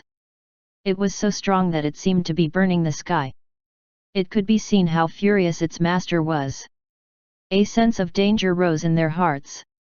They had been targeted by a powerful magical beast. No good. The level 7 5-color peacock is here. How can this be? This is too fast. The 4 of them exclaimed in unison. A pale old man looked back at the 7-color young peacock bound by magical power and said indignantly and reluctantly, "Let's get out of here." The 4 grey-robed men immediately erupted with magical power and fled in 4 directions at high speed. In 2 seconds, the 5-color peacock tore through the air and arrived. A powerful magical beast energy collided with the energy barrier of the magic formation binding the young peacock. The barrier instantly collapsed. After saving the 7-color young peacock, the 5-color peacock did not stop the rapid flapping of its wings. Instead, it increased its speed and suddenly chased after a fleeing figure. At the same time, a small figure slid down from the back of the spirit beast. A sword light suddenly appeared and caught the person. This person rode his sword straight and flew to the front of the 7-color young dragon, which had already escaped danger. The concern in Anthony's eyes was obvious. 7-color. How do you feel now? Swoosh! 7-color let out a surprised cry. It shrunk its body and leaned toward Anthony in an aggrieved manner. Seeing the other party reveal such a pitiful expression, it was obvious that it had been frightened. Anthony hugged 7-color and patted its head to comfort it. "Don't be afraid, we're here." Bang! An explosive sound suddenly sounded from afar. The magical power aura of a great archmage exploded for half a moment, but it was instantly crushed and shattered by the energy of a level 7 spirit beast. One of the 4 enemies who had fled had been killed by the 5-color peacock. Chirp! The 5-color peacock let out a cry and turned to pursue another beam of light. At this moment, many figures flew to the side of a human and a beast. The head of the family, Norton, flew out and landed in front of Anthony. He asked with concern, "Anthony, have you been injured?" "Great-grandpa, I'm fine." Anthony paused and lowered his head to apologize. "I'm sorry. I was too nervous just now and didn't have the chance to tell you that 7-color was in danger." Hearing this, Norton was a little surprised. He smiled and said, "It's okay, as long as you're not injured." As he spoke, he made a gesture with his right hand, "Chase." Among the great archmagi who had followed him, Zoro's expression was grave as he coldly ordered, "Chase. Search the area of 500 kilometers. Don't let anyone off." Upon hearing this, the dozen or so great archmage retainers immediately scattered to pursue the enemies. Chapter 334, New Mission, Asking in the Dream. Translator, Henai Translations Editor, Henai Translations. In less than half an hour, the 4 grey-robed men who had scattered and fled were all killed. 3 of the enemies were killed by the angry 5-color peacock, and the remaining 1 was killed by a group of great archmagi. The retainers of the Nicholas family clan had wanted to keep one alive to be interrogated, but in the end, that mage used a secret magical technique and a suicide attack to expose the level 6 magical beast sealed in his body. Before he died, he had wanted to drag people down with him to the underworld, but the retainers were not tricked. Now, although there were no survivors and no information could be obtained, the identities of the 4 people were obvious. They were from the beast sect. Only the secret technique of the beast sect of the Lassie Kingdom could use the human body to seal magical beasts. Nicholas family, Ancestral Hall. From the beast sect. Romo had also heard the conversation of the people in the visitation scene. Several cold killing intents flashed in his eyes. As Dick had said earlier, the beast sect was pushing their luck and going too far. Previously, they had been secretly attacking his family members and making small moves. Now, they had actually dared to come to the doorsteps of their family clan in the Holy Light City. They had failed to plot against the clansmen of the Nicholas family and had actually attacked the young peacock of the family. It seemed that the 10 years of low-key behavior by the Nicholas family had made some forces forget something, which was why they dared to have such a ridiculous imagination. They might have forgotten how the Mugwang Pavilion and the 4 large family clans of the Holy Light City had been annihilated. They had been keeping a low profile, so much so that people had the impression that they were easy to bully. It was indeed time for the Nicholas family to make a move. As he thought of this, the system notification suddenly sounded in Romo's mind. Ding! Family Clan's new mission is being generated. It has been generated. Family Clan mission, destroy the beast sect within 30 days. Romo was slightly stunned, and then he smiled. What a coincidence! Just like the mission to destroy the Mugwang Pavilion back then, the timing of the appearance of this extermination mission was also very coincidental. It was not known if the system had felt that the time was ripe or that it had sensed Romo's thoughts, which was why the extermination mission was generated. Forget it. Anyway, the family clan had this intent. It would be a good thing to be able to obtain the system rewards after destroying the beast sect. 30 days was enough. The Nicholas family clan was already powerful enough to destroy the beast sect. There was no need for them to send their old ancestor. The descendants of the family clan could also handle this themselves. However, it was difficult to find the location of the beast sect's headquarters. Like the Mugwang Pavilion, the beast sect was also an extremely mysterious force. No one knew where the headquarters of this force was. The news that could be obtained from the outside was that the beast sect was located in the Endless Beast Mountain east of the Lassie Kingdom. However, the Endless Beast Mountain range was vast and endless. Finding a faction in the Endless Beast Mountain range was not much different from finding a needle in a haystack. Previously, key information on the headquarters location for the annihilation of the Mugwang Pavilion had been obtained from a chief who had taken the initiative to come to their doorsteps. Currently, they had not obtained the key information required to annihilate the beast sect. In that case, he would let Norton gather some information and see how it went. After all, Ron and Dick had not returned home yet, so there was no hurry. Compared to the mission to destroy the beast sect, Romo was very interested in Anthony's abnormal behavior today. Anthony, how did you know that 7-Color was in danger?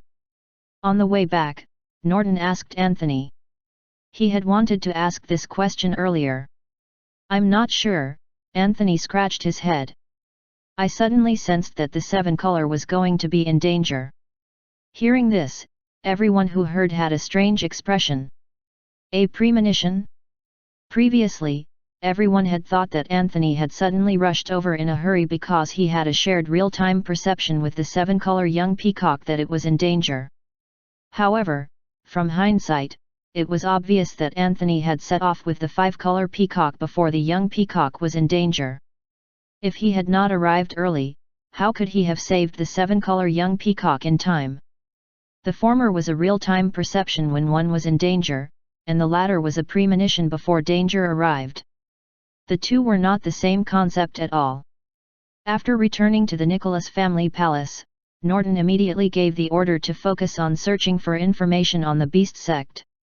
As the earlier commotion there had been a little too big, even the city lord residents had sent a deputy city lord to investigate the situation.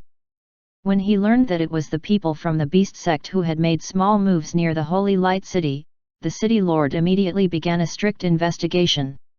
He had placed great importance on this.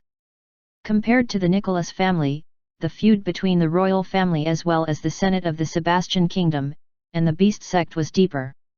After knowing that the Nicholas family had the intention to take revenge, the city lord, Marquis Diaz, simply gave the order to share all the information the Senate had obtained from the investigation of the beast sect with the number 1 family in Ferrero for free. It was obvious that the Sebastian Kingdom was already too busy with the battle between the North and South, so they provided information support so readily. However, even the information collected by the Senate on the beast sect did not reveal the location of the beast sect's headquarters. It had only narrowed the Endless Beast Mountain range to a 5,000 km area of the Endless Beast Mountain. This information could be barely considered a small gain. The sun had set, and it was night. Anthony lay down to sleep as usual. When he opened his eyes again, he found himself in a special place. Seeing the familiar benevolent old man in front of him, he was stunned for a moment before he quickly reacted. He was pleasantly surprised. "Old Ancestor!" Romo beckoned him over gently. "Anthony, come here." Anthony ran happily to Romo's side and looked at the surroundings. Seeing that the old ancestor had turned the surroundings into a bamboo forest with a wave of his hand, he sat down on the bamboo chair curiously and looked up at the benevolent old man sitting opposite him with a cute smile. "Old ancestor, is it really you in a dream? Could it be that I'm dreaming again?" The reason why he had recognized the old ancestor the moment he saw him was entirely because he could see the portrait of the old ancestor every day when he paid his respects. In fact, the 11-year-old Anthony had only been visited by the old ancestor in his dream 3 times. On the other hand, he had dreamt of the old ancestor from time to time. He would often confuse the two. It was the same for the other children in the clan. Often, a little one would dream that he had been visited by the old ancestor in his dream.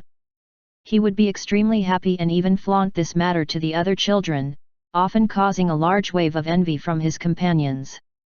Every time Romo saw a circle of children surrounding a dream-visited child, he could not help but laugh. It was too cute. Romo gently caressed the conflicted Anthony and smiled. "This time, the visit by the old ancestor in your dream is real." "Old ancestor?" Anthony blinked and asked, "Do you want to know about 7 Colors' encounter with danger today?"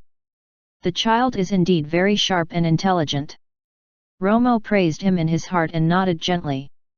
"Yes, can you tell me how you had sensed that 7 Color was in danger?" It seemed that I had suddenly predicted this." Anthony tried hard to recall. "When I was listening to the lesson, I suddenly had a strange thought. It was like someone had told me that the 7 Color would be in danger, and the location of 7 Color was also inexplicably sensed." The answer was basically the same as what Norton had learned when he asked in detail in reality. It looked like he would not be able to get more information from the dream. "Have you sensed anything similar previously?" Romo asked. Anthony was not sure. "It seemed to have started ever since my realm was at the bottleneck stage. I seem to have this strange feeling, but it also feels like an illusion."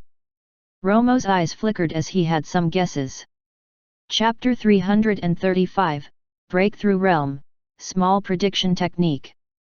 Translator, HenIE Translations Editor, HenIE Translations. Anthony opened his eyes wide and threw out a few questions in puzzlement. "Old ancestor, who is it that wants to capture 7 Color? Why?" Great-grandfather and the others did not answer my questions directly. They only told me not to be afraid and that it would not happen again. He pouted again, as if in a fit of pique. "Humph! Adults don't take children seriously." Romo laughed and touched his head. "Anthony, do you want to break through and become a great archmage?" "Yes, yes. I really want to." Anthony nodded repeatedly, his eyes sparkling. "Old ancestor, can I break through and become a great archmage?" I'm already prepared for the state of mind you mentioned. His tone became more and more excited as he looked at Romo expectantly. All right. Romo nodded gently. You can try to break through today. Can I break through? Anthony was excited. There was actually no need to wait until he was 14 years old. This is great. Can I try it now? Anthony could not wait. Sure. Romo chuckled. Come, let me teach you. He began to guide Anthony on how to concentrate on cultivation. Although Anthony was cultivating in his dream, the effects of magical power cultivation could also be seen in reality. Coupled with Romo watching and adjusting by the side, the effects of magical power cultivation in this dream were far beyond ordinary. Romo waited quietly by the side. Seeing the magical power in Anthony's body gradually strengthen and stabilize, he nodded from time to time, his eyes filled with satisfaction. As expected, the entire process of breaking through and advancing was very smooth. Moreover, Anthony's place of breakthrough was not the family clan's forbidden ground, and the realm breakthrough protection talismans had not been used. Previously, Romo had made Lily, Devon, and the others of the same age group break through and become great archmagi only when they were around 15 years old. The main worry was that the children were young and temperamental. It was not appropriate for them to master powerful strength far beyond their age group too early. Not to mention children, even adults would be easily lost in various powers. However, Lily and the others were the lost clansmen who had all returned to their family later. Their education and temperament had been somewhat lacking. As for Anthony and the others, they had been influenced by the good and strict family rules since they were young. Moreover, their family clan was powerful and had a deep foundation. They were different from Lily and the others in their environment of growth, knowledge, temperament, and so on. Their growth speed was also different. It seemed that not only did he have to consider the commonality of the group, he also had to consider the individual differences. Special treatment in special circumstances. Especially Anthony, Formic, Arka, and Durga. They were far more outstanding than their peers, so there was no need to forcefully suppress their excellence. Too much was as bad as not enough. It was not good to break through too quickly or too slowly. In fact, the time to break through might not be fixed. Anthony's situation was very special. After some consideration, Romo protected him and allowed him to break through earlier. The outcome of the process of breaking through and advancing could be seen. This time, breaking through to the great archmage realm was a matter of course. When Anthony's magical power aura changed, the group of great archmagi in the family clan sensed it. Outside Anthony's bedroom, many figures appeared one after another. The first to arrive were John and his wife in the next room, followed by Norton and Zorro. John. Zorro looked at his son and asked softly, "Is Anthony about to break through?" "This should be the case." John hesitated. "However, I'm not sure why it should be now." "Don't panic, it might have been the old ancestor's instructions." Norton pondered for a moment and reassured, "Moreover, Anthony has already been at his peak for 3 years. There shouldn't be any problems." Today, it so happened that Anthony had a premonition and had saved 7 color in time. Coupled with the time at night, Norton felt that it might not be a coincidence. Instead, it was likely to be the old ancestor's arrangement in a dream. Upon hearing that it might have been the old ancestor's instructions, the clansmen present heaved a sigh of relief. Under everyone's attention, Anthony's magical power aura changed drastically not long after. The quantity and quality changed, and the aura was stable and strong, indicating that this breakthrough had been very smooth and successful. An 11-year-old great archmage. Sensing this powerful aura, everyone from the Nicholas family felt good. When the many great archmagi who lived in the retainer rooms sensed this information, all of them felt bad. Their mouths could not close for a long time.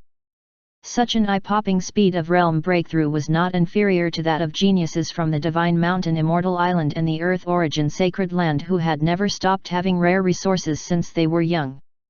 At the same time, in Anthony's dream. When Anthony successfully advanced to become a level 1 great archmage, the bamboo forest tables and chairs which Romo had transformed into instantly dissipated, and the entire space turned into a grey fog. This was the interior of Anthony's sea of consciousness.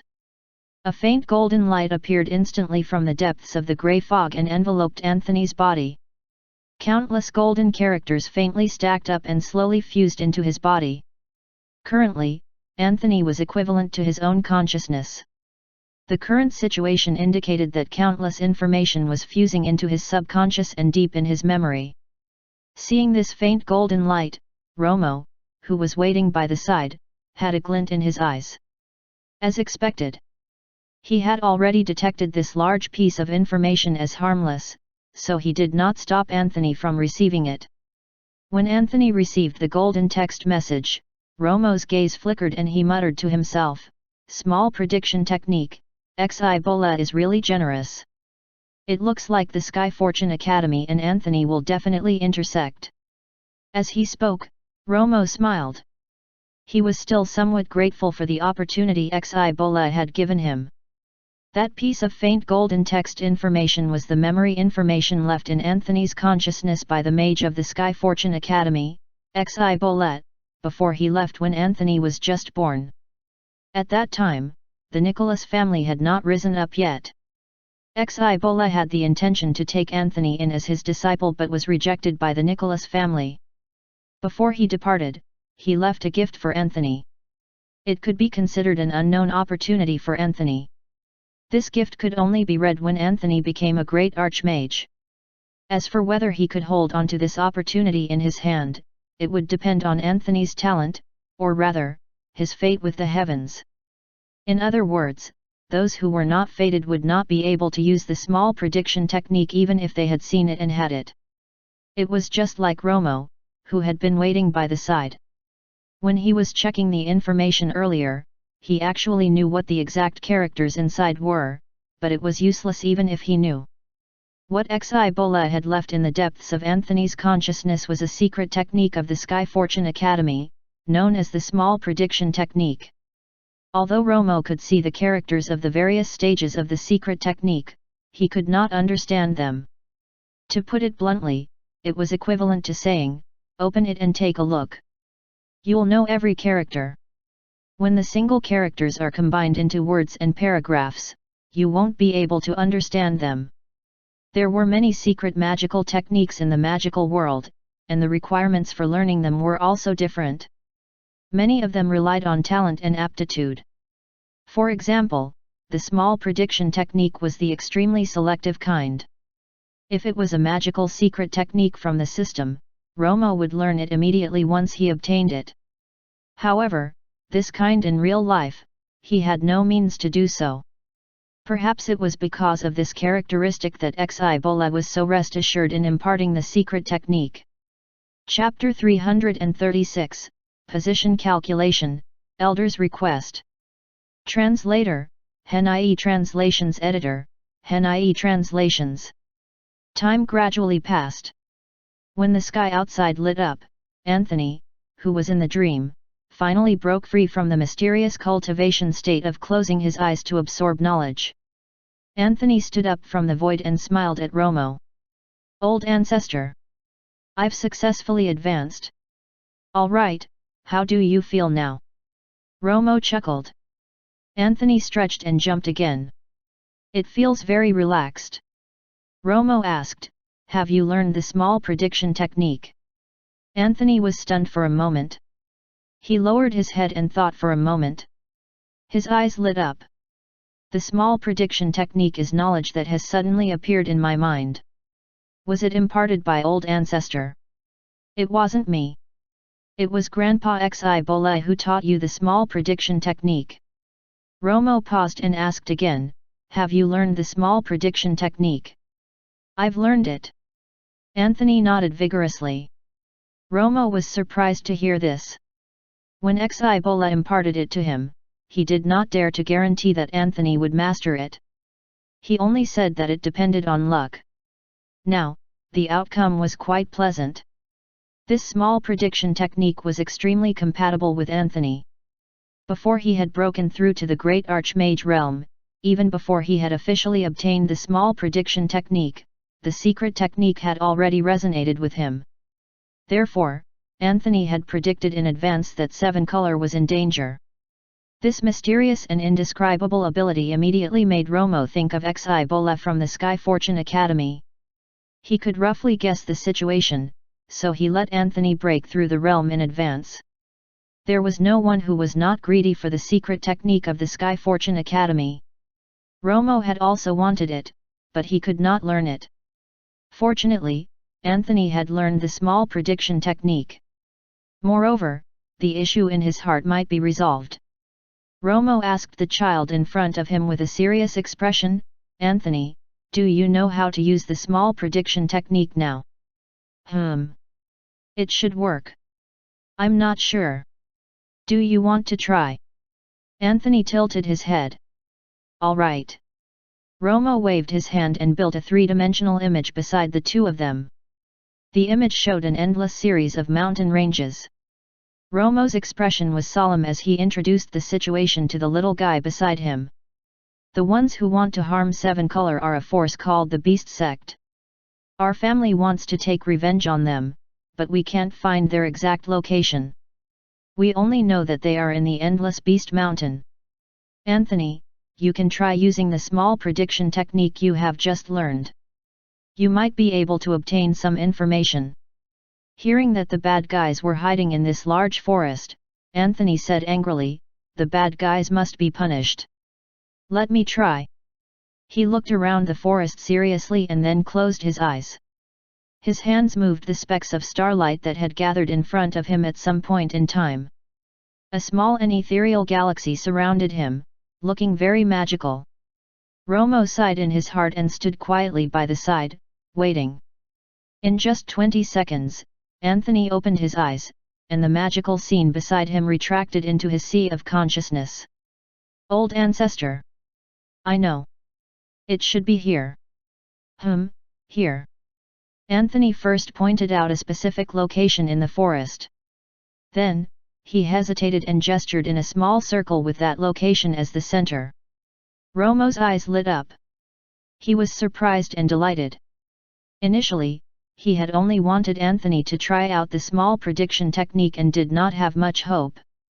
He had not expected him to really master and calculate the outcome after having just learned the small prediction technique. Is this small prediction technique really that powerful? Or is Anthony extraordinarily talented in this field? Or could it be both? When Anthony left the room, he saw that it was already daybreak. Many people in the clan were waiting in the hall outside, sitting or standing. Seeing him walk out in high spirits, the clansmen could not help but surround him worriedly and ask about his well-being. "Anthony, you." "Hello, great-grandpa." "Hello, grandpa." "Dad, Mom," Anthony greeted the elders one by one with a bright smile. After chatting for a while, the core members of the Nicholas family came to the family meeting hall with Anthony. Anthony recounted everything that had happened last night, as well as the instructions given to him by the old ancestor.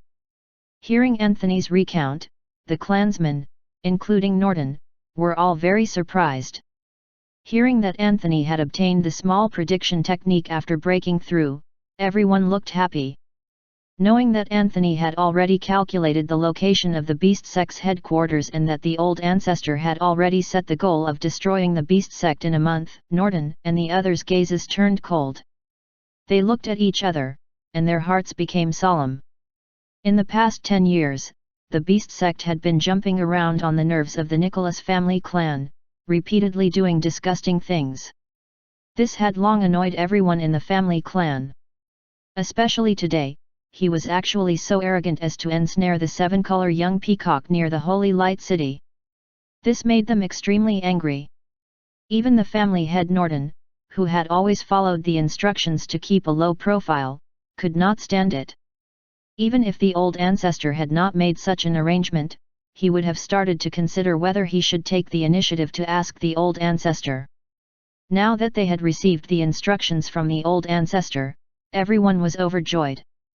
They wished they could counterattack immediately. This was the first time they had taken the initiative to attack after having kept a low profile for 10 years. It was simply too good. They had long wanted to use a great battle to test their current strength and see how much it had increased. Then, Norton and the others discussed a preliminary plan to deal with the beast sect, and the meeting ended. It was noon.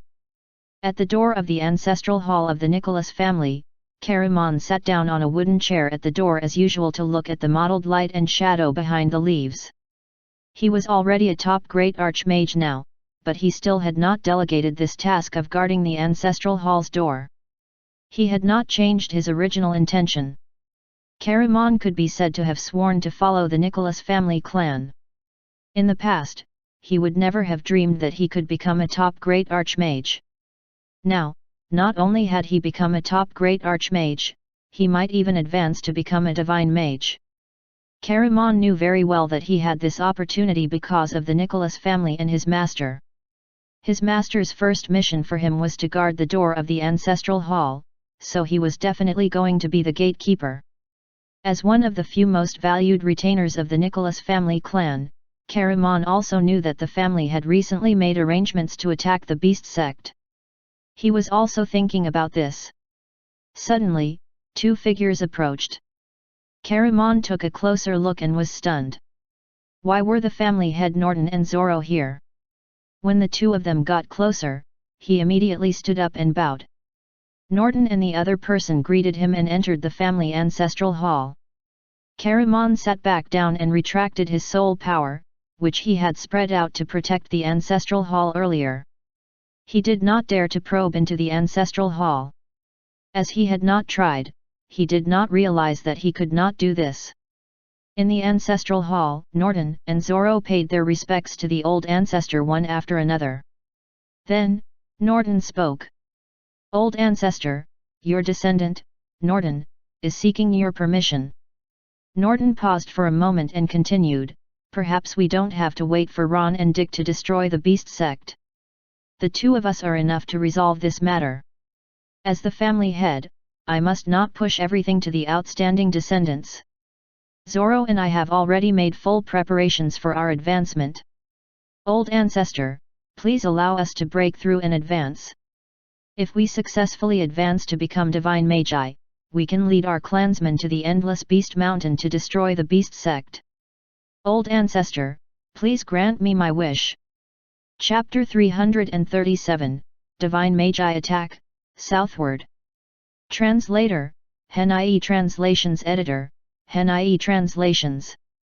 Old ancestor, please allow the two of us to break through and destroy the beast sect. Upon hearing Norton's request and looking at their determined faces, Romo was full of emotions. Perhaps, he had really neglected the request of the older generation to break through. It seemed that Anthony was not the only one in the family who wanted to break through and advance. The other descendants had been stuck at the bottleneck of their realms for too long and could not hold it in anymore. As soon as the goal to destroy the beast sect had been revealed, the first plan of attack that appeared in Romo's mind was indeed for Ron and Dick to be the first to break through their realms and advance, and that they would then lead their clansmen to attack the beast sect. The two of them had always been the top combatants of the Nicholas family. Not only were the outside world used to hearing about their deeds, everyone in the family had also long been used to it. Even Romo himself had subconsciously prioritized them when considering the nurturing of descendants and the arrangement of family missions. Unknowingly, he had neglected one thing: the strength of the other descendants had gradually become stronger, and they could already hold their own. Especially Norton and Zoro. As the representatives of the elders, after they had enough strength, how could they bear to watch the two juniors continue to carry the burden in the front line? Clearly, the elders should safeguard the growth of the younger generation. How could they let the younger generation be at the forefront of protecting the family clan?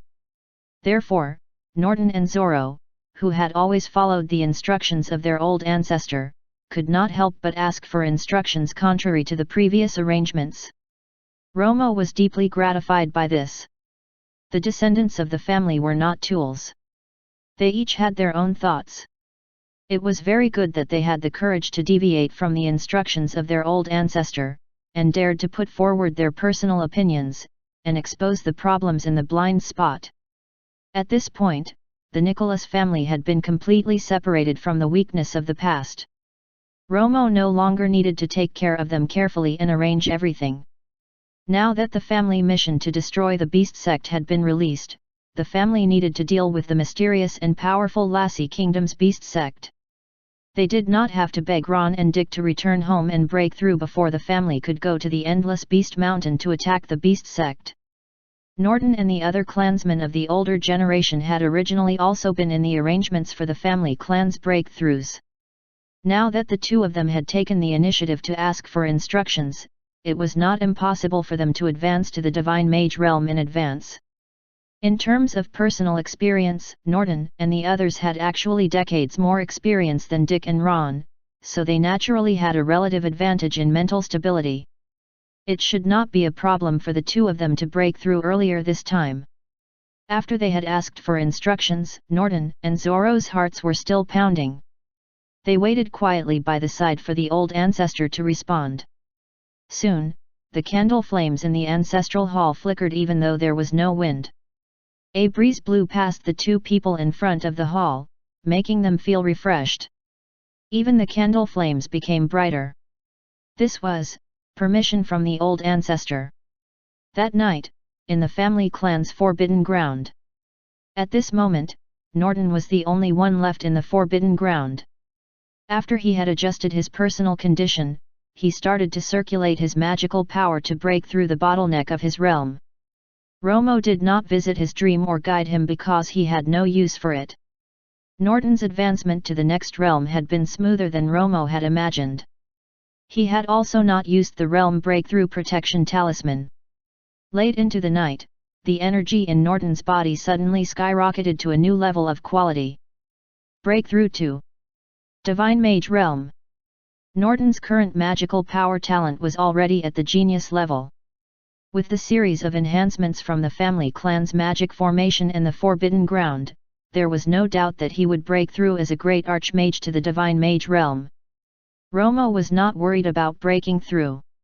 He was more concerned about another matter. When Norton successfully broke through to become a Divine Mage, Romo did not receive the expected system notification. The family clan's rank had not increased. Previously, when the descendant with the highest magical power level in the family clan broke through to a new realm, the family clan's rank also increased. For example, when Ron became a great mage, his family clan's rank increased to level 2, when Ron became a great archmage, his family clan's rank increased to level 3. Currently, the first divine mage had appeared in the family, but the rank of the Nicholas family had not risen. It looked like there were more requirements to advance the family clan's rank to level 4. It might be that the family clan did not have enough divine mage experts, or that the number of family members had not met the requirements, or Romo had thought that perhaps, after his family clan's rank had broken through, the level 4 gift bag he would have obtained might have some special tools to accelerate the awakening of his wife's consciousness. Now, he could only wait. In the long yet short 10 years, Hira, like Romo, could receive the faith points from the daily worship by the descendants. However, Hira never woke up. Due to the cover in the family clan's forbidden ground, Norton's breakthrough did not attract the attention of others. However, Norton did not hide it. After he left the forbidden ground the next day, he summoned some of his clansmen and his family's retainers and told everyone present that he had broken through and become a divine mage. Everyone was shocked to learn that the family head who had been a top great archmage had broken through to become a divine mage overnight. Norton also announced that Zoro would also break through tonight. Then, he announced and arranged the family plan for the battle of the Nicholas family against the beast sect, which surprised everyone again. Before today, many people had guessed that the Nicholas family and the Lassie Kingdom's beast sect would eventually fight. However, they had not expected the complete showdown between the two to come so quickly. As the head of the family, Norton, had advanced in his realm, no one had any objections to this battle plan. Some were even very excited and wanted to show off their skills quickly. At night, Zoro also broke through and advanced in the Forbidden Ground, successfully becoming a divine mage. However, this advancement had some twists and turns. With the help of the Realm Breakthrough Protection Talisman and 200,000 faith points, he had also broken through to the Divine Mage realm. With advancement just having been mentioned, 2 of them actually advanced to the Divine Mage realm in a row. Those who knew about this were all shocked. Especially Harris and Leonard. They recalled that when they first came to the Nicholas family, Norton and Zoro were not as powerful as them. Now, they had broken through to become Divine Magi before they did. Harris was also preparing for his breakthrough plan, but he had not been able to find a relatively suitable opportunity to break through. Seeing Norton and the others upgrade just like that, he could not help but feel envious. A day later, the Nicholas family had made all the preparations. In the morning, with a loud beast roar, everyone in the Holy Light City automatically looked up into the sky and saw the 5-color peacock soaring into the sky, displaying its might. Beside it was the sacred mist fairy of the Nicholas family, which had not been mobilized for a long time. After soaring into the sky, the 5-color peacock and the sacred mist fairy charged into the distance together. 2 huge figures quickly disappeared from everyone's sight. The entire Holy Light City was in an uproar. What was the Nicholas family up to again?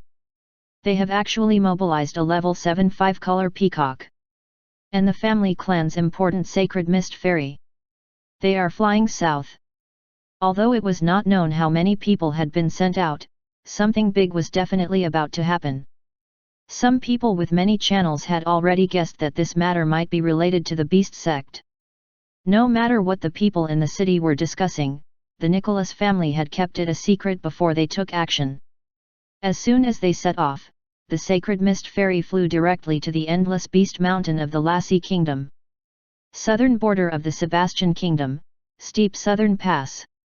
The steep southern pass was the main pass for the southern border troops.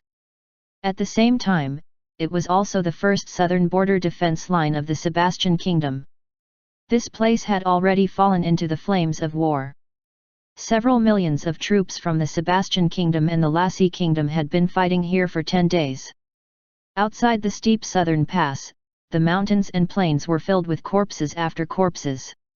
The red light of dusk illuminated the sky, but the red on the ground was even more crimson. The 2 armies were still in a bloody battle. Countless people on both sides who were still alive were stepping over the remains of countless broken limbs and bones, and killing each other here. Those who were participating in the bloody battle were ordinary people, ordinary magi, great magi, and great archmagi. Chapter 338, Just Passing By. Translator, HenIE Translations Editor, HenIE Translations. There were many countries on the magic continent, and most of them cultivated magical power. There were also countries that comprised purely ordinary people. They were basically in places where magical energy was scarce. In the magical world, the people in power were basically the most powerful magical family clans in the countries, which were the royal families. Then, there were the various Senate members. Most of them had cultivated magical power, especially the generals who needed to go to the battlefield. There were very few ordinary people among them. There were also many magi in the army of a country. As the huge army could not be completely made up of magi, many of the soldiers inside were actually ordinary people. A single ordinary person was indeed unable to deal with a mage, but when the number of people amassed to a certain extent, the power was also extremely powerful. In the huge army of 1,000,000 people, the majority of them were still ordinary soldiers. Magi accounted for at most 1/10 of a million, or perhaps not even that. Basically, the higher the level of the magical power, the fewer magi there were. The great archmagi of the 2 armies usually guarded the rear and rarely went to the battlefield. Usually, one side would send out a great archmage, and the other would also send a great archmage to fight. If a great archmage intervened, he could often change the direction of the battle, but this was not absolute. Although a great archmage could fight 10,000 or resist 100,000, it was not impossible for ordinary people to defeat them. For example, when the Sebastian kingdom unified the surrounding vassal states, there had been a battle where more than 100,000 elite soldiers killed a great archmage. Currently, outside the steep southern pass, the battle between the two armies had reached its climax. In today's battle, the Lassie kingdom had launched an extremely violent wave of attacks. The great archmage commanders from both sides had already gone out to fight.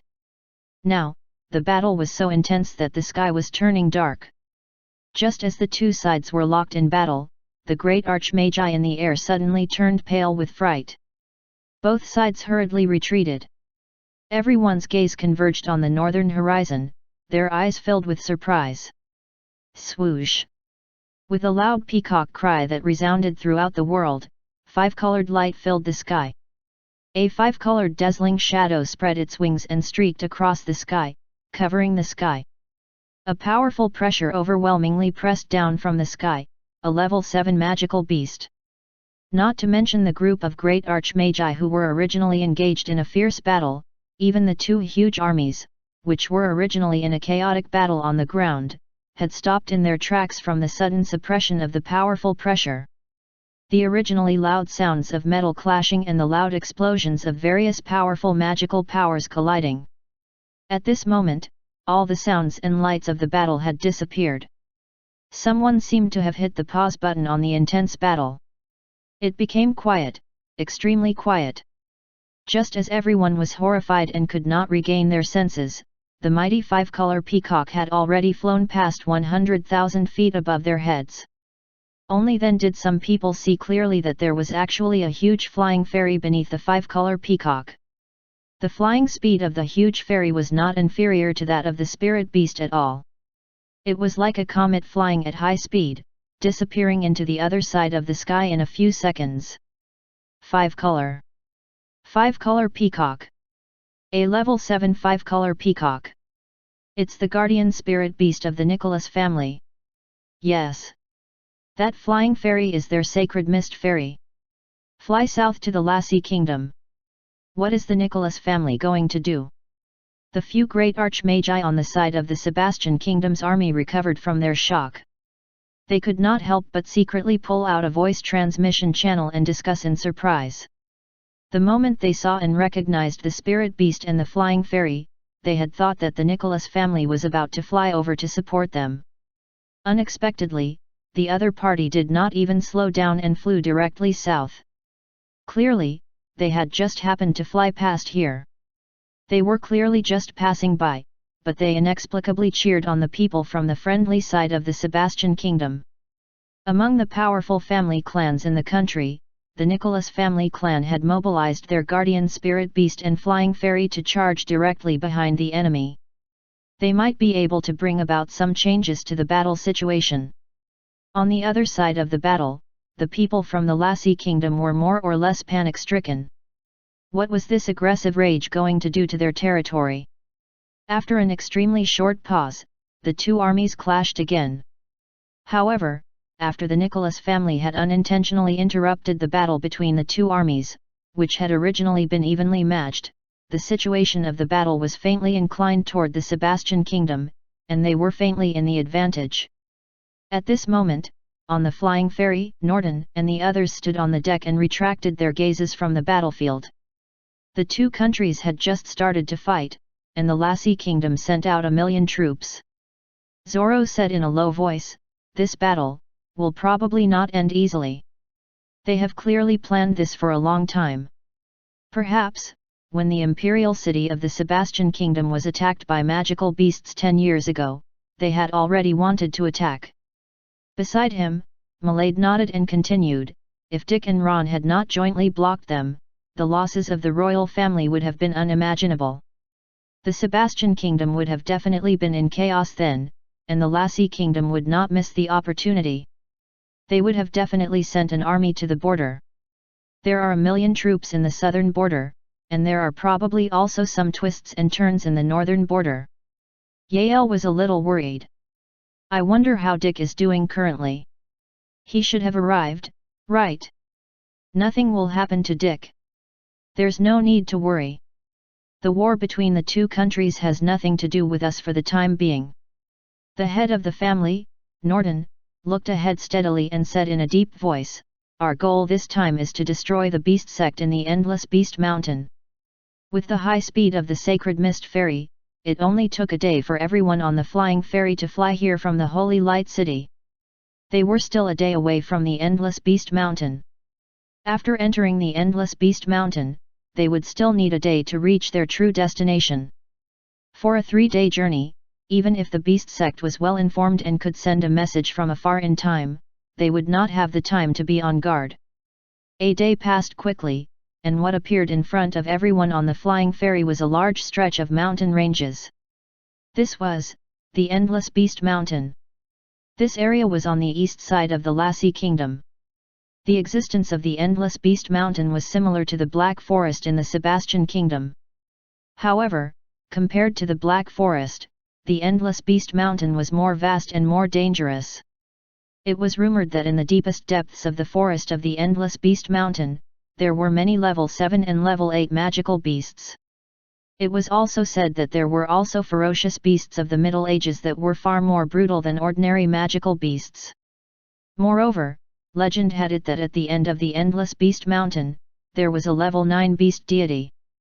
However, there had never been any relevant evidence for its existence. After entering the Endless Beast Mountain, Zoro left the Sacred Mist Ferry with more than 10 level 7 and level 8 great archmagi. They spread out and quickly explored the way forward. Half a day later, a secret report came back. Zoro and the others had found a beast sect outpost. This stronghold had been hidden extremely well, but no matter how well it had been hidden, it would not be able to escape the detection of a divine mage. Since there was the enemy outpost ahead, it meant that the current direction was very likely to lead to the lair of the beast sect. The exact location where Anthony had used the small prediction technique to calculate was actually a region. However, the information was much more accurate than that from the royal family of the Sebastian Kingdom. Even if it was thousands of kilometers wide, it was not difficult for a divine mage to explore carefully. The reason why the location of the beast sect's headquarters had not been known was mostly because the Endless Beast Mountain was too dangerous. Even a great archmage would have to take a huge risk coming here.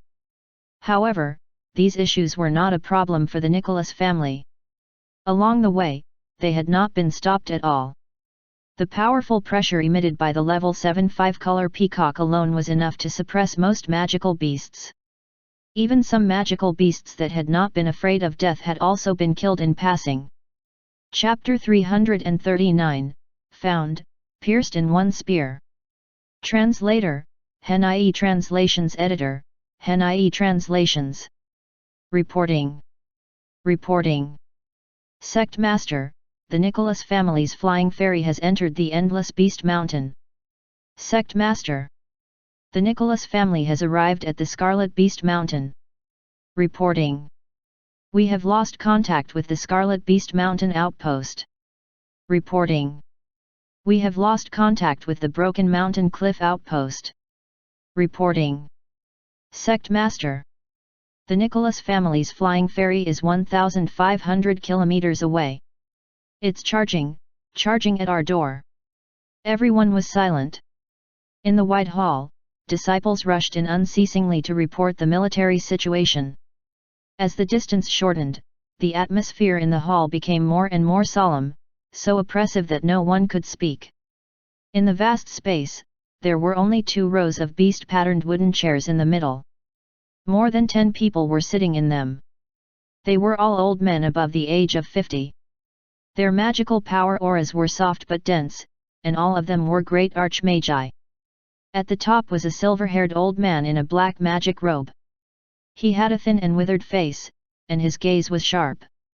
The magical aura in his body far surpassed that of the others. He was a divine mage. This was the lair of the beast sect. The people in the seats were all elders and above. The attack this time by the Nicholas family was indeed extremely swift, but in almost 3 days, the speed at which the high-grade communication magical treasure transmitted information naturally far surpassed the speed of the flying ferry. After the Nicholas family clan had mobilized the guardian spirit beast and the flying ferry, in just a day, this news had spread throughout the entire Sebastian kingdom. The spies from the beast sect had naturally received the news and the message was quickly sent back. When they first learned of this news, the people in the beast sect were only surprised, confused, and wary. However, as the relevant information about the distance and direction was sent back, everyone became more and more shocked. Towards the end, they were stunned and panicking. This dot line seemed to be heading directly for the beast sect. The Nicholas family's flying ferry flew into the Lassie kingdom and into the endless beast mountain. If the people from the beast sect were still not sure that the other party was coming for them, they would be really stupid. They had thought that they would be able to stall for some time in the endless treacherous region of the endless beast mountain, but now, this flying ferry was clearly charging directly at the beast sect. The Nicholas family had not only found the approximate location of the beast sect, they also knew the exact location. Impossible. How could they have known the location? Could there be a traitor in the sect? What should we do? What's there to be afraid of? It's just a level 7 spirit beast. Ron and Dick have not come, so what's there to be afraid of? Indeed. I think we can take this opportunity to make them unable to return. He. Low-key turtles, are you all courting death now? Since you dare to come to the Beast Mountain, leave your lives behind. According to the secret report, apart from the level 7 5-color peacock, a total of more than 50 great archmagi have come. Almost 20 members of the Nicholas family clan, including Norton, Zorro, and Jimmy, have come. They have also brought more than 30 retainers. These great archmagi are all above level 5. Apart from Ron and Dick, these are basically all the core combat strength of the Nicholas family. If we kill them all, more than half of the family will collapse. That makes sense. This time, we must let these people know how powerful the beast sect is. Yes. Let this group of people never return. The dozen or so great archmagi spoke one after another. The ones who had panicked in the beginning were quickly convinced by the ruthless ones. After all, this was the endless beast mountain, the home ground of the beast sect. It would not be easy to defeat them. Moreover, it was useless to be afraid. The other party was already charging at their face. In the head seat, the sect master Bourget, who had been silent all along, swept his sharp gaze across the people below and interrupted them. Stop arguing. The enemy has arrived. Fight them quickly. As he spoke, he raised his head and looked in a certain direction, his eyes filled with cold killing intent. Those who come, kill. Chirp. The loud cry of a peacock resounded through the clouds. A huge 5-colored spirit beast circled in the sky, at about an altitude of 100,000 feet. It was like a dazzling sun with 5-colored sacred light circulating around it. As it flapped its wings, countless winds and lightning surged wildly within a range of hundreds of kilometers below. In the past 10 years, apart from the 10-fold cultivation speed of the cloud sea perch, the 5-color peacock could also obtain from time to time the supplementary items which Romo had exchanged from the monthly ancestral worship gift bag. Currently, the 5-color peacock was already level 7, which was equivalent to the combat strength of a level 3 divine mage. As the wind and lightning swept across the sky, countless magical beasts fled in panic from the endless beast mountain below.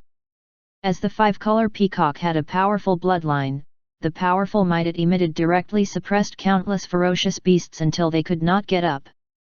For example, a low-level level 7 ferocious fox was so frightened by it that it fled in a sorry state with its tail between its legs. Behind the 5-color peacock, the sacred mist fairy was hovering in the sky. Everyone on the ferry was checking carefully for traces of the beast sect. This was the area range Anthony had calculated with his small prediction technique. Suddenly, Zorro's eyes lit up. Found it! Norton's expression became solemn. He activated his magical power and controlled the sacred mist fairy to fly forward rapidly. There's a magic formation covering it, it must be right. Soon, the group of great archmagi had also found the exact location. They saw that in the roll of the winds and the lightning, there was only one place where the state of the natural energy was different from the surroundings. Even if the naked eye and soul power could not see the exact reason, it could be deduced that there must be a magic formation here. Chirp! The cry of a peacock could be heard. The five-color peacock had also sensed the target location. It quickly swooped down and used its powerful magical power to instantly gather the wind and lightning within a few hundred kilometers and smash them directly at the abnormal place. Boom! Boom!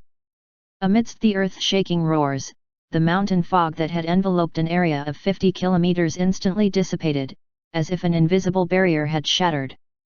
In the center of the place where the fog had dissipated, a translucent magic formation barrier, which covered a radius of 5 kilometers, suddenly appeared. What was originally a common mountain forest scene had now become a large stretch of buildings. Everyone on the flying ferry looked alert.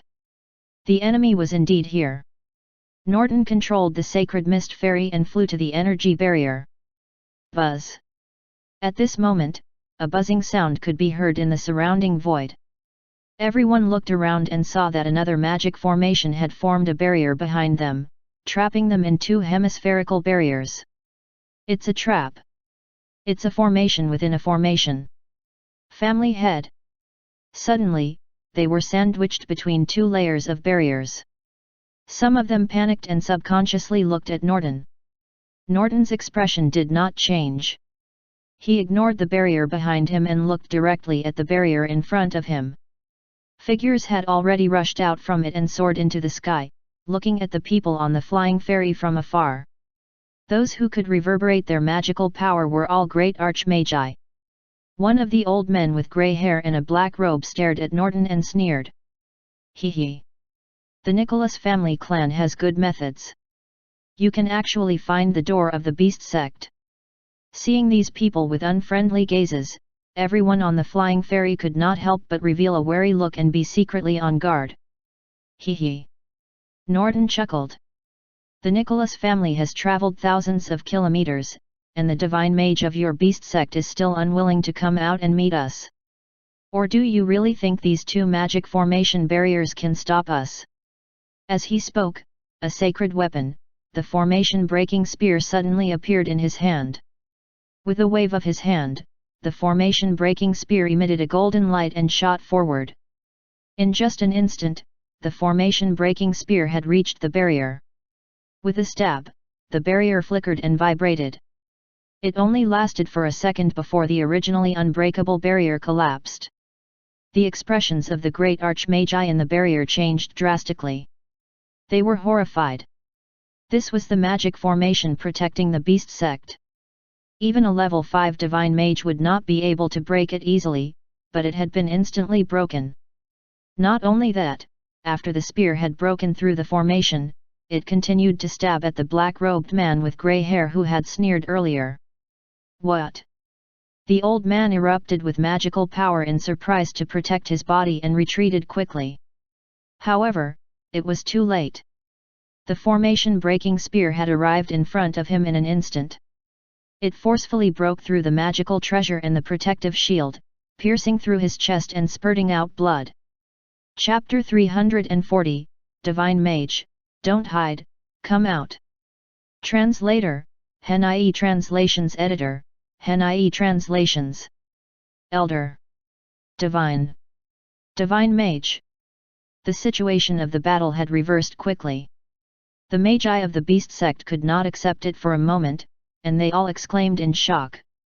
They were both shocked that the magic protective formation had been broken by a single shot from the spear, and also shocked that the remnant power could actually kill their great elder. Moreover, Norton's magical aura was actually of the divine mage realm. This was simply unbelievable, and the intelligence did not mention this at all. Impossible. Isn't he a top great archmage? Norton's expression was solemn. He did not plan to give the other party time to react. He shouted coldly, "Kill!" Instantly, waves of powerful magical combat aura erupted from the flying ferry, and dozens of figures shot out from the ferry.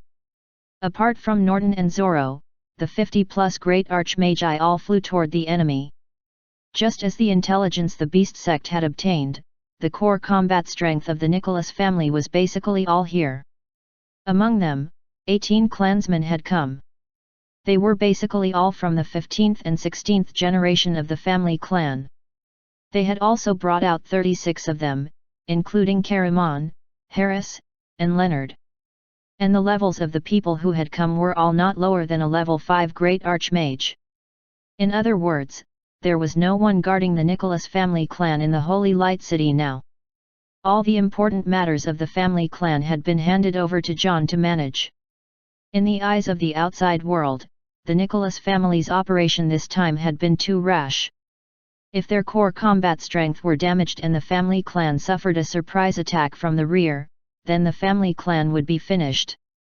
However, outsiders did not know that to the Nicholas family, there was no need to worry about an attack. No matter how the battle situation changed, the Nicholas family territory would always be a safe place because the old ancestor was at home. When the 52 great archmagi on the flying ferry charged at the beast sect together, the members of the beast sect all retreated in fear. A small family clan dares to bully our beast sect? You're courting death! A roar suddenly sounded from the beast sect. At the same time, a powerful pressure pressed down on the people of the Nicholas family. The expressions of the great archmagi changed. Since there's a divine mage, why hide? Come out! Norton's voice was calm and dignified. He met it with the powerful pressure of a divine mage. Two powerful forces collided in the air. All the great archmagi dodged to the side. Without the strong pressure, the people from the Nicholas family increased their speed again. In the blink of an eye, they had arrived in front of the enemy, and the chaotic battle between the two sides erupted. More than 10 great archmagi had flown out from the beast sect complex. They might have had other tricks earlier, but now, they could only come forward. If they continued to lurk, the beast sect would be defeated one by one. At the same time, the formation-breaking spear, which had just pierced through the body of the great elder of the beast sect, emitted a golden light and shot directly at the divine mage of the beast sect. The formation-breaking spear was a low-grade sacred weapon. It had the effect of increasing the power of breaking down formations by 30%. Coupled with the fact that it was Norton who had attacked, he was naturally able to easily break the beast sect's magic protective formation. The energy shield in front had been broken, and the energy shield at the rear, which had been used by the beast sect as a fence to surround and kill people, was naturally not a threat. Moreover, it was impossible for the Nicholas family to escape. The formation-breaking spear had a powerful momentum. If it had hit the target building directly, the hall would probably have been obliterated on the spot. However, at this moment, a purple light rushed out from the hall and instantly blocked the formation-breaking spear. This purple halberd was also a sacred weapon, and an intermediate one even stronger than the formation-breaking spear. At the same time, a black-robed figure flew out from the magnificent hall and exploded with the vast and powerful magical power that was level 3 of the divine mage realm. He waved his hand and condensed a purple energy claw in the air, grabbing at Harris and the others. Norton snorted coldly. The aura of magical power in his body suddenly increased, and he instantly surged from level 1 to level 2 of the divine mage realm. The moment he raised his finger, wind and clouds surged, and a huge finger condensed from the energy of the heavens and earth appeared out of thin air. In an instant, it crushed the entire purple beast claw. The huge finger, which was shattered into half, continued to crush down on the black-robed sect master, Bourget. Bourget's expression changed, and he quickly controlled the purple halberd to face it head-on. Only then did he block the half of the huge finger. Chirp! At this moment, the 5-color peacock swooped down and used the wild sweeping beast technique to attract the power of countless winds and lightning. Like a torrential rain, it smashed directly at the beast sect below. Bourget flew into a rage. He wanted to stop it, but he was held back by Norton, who was beside him. He could not extricate himself. Just as the storm was about to hit the building, an extremely violent roar of a ferocious beast suddenly sounded from the deep valley behind the beast sect. Roar! A black hurricane appeared out of thin air and destroyed all the wild winds and lightning of the five-color peacock. Everyone in the Nicholas family instinctively looked over and saw the huge valley deep in the mountains shake. As a large piece of mountain rock shattered, there seemed to be the aura of a seal being broken. With a deafening beast cry, a huge cliff collapsed and a 1,000-foot-long beast flew out. Its huge body was like a bat, but the 3 pairs of wings on its back were like those of insects. Coupled with the 5 giant scorpion tails behind its tail, it was like a combination of many magical beasts. There was another strange thing. The energy aura of this strange magical beast not only had the aura of a magical beast, it also had the aura of a mage. On the back of the neck of the strangely shaped magical beast stood half a figure. The lower half of the person's body seemed to have completely fused with the magical beast, and only the upper half of his body was revealed. His body was densely covered with slightly protruding black conversion patterns, and there was a hint of green light in his hollow vertical pupils. The strange demonic beast had a human form mixed in it. It was strange and terrifying. When this demonic creature appeared, not to mention Norton and the others present, even Romo, who was watching the visitation scene in real time, was very shocked. Is this the latest variant from the irradiated island? The final version of the fusion of man and beast? Romo smiled mockingly. This kind of thing that looked like a person but was not a person was indeed disgusting. He chuckled softly with a calm expression. It looks like this is the ultimate trump card of the beast sect? You can't find a second divine mage in the beast sect, and you've created such an accursed thing. The beast sect had a magical secret technique passed down from ancient times.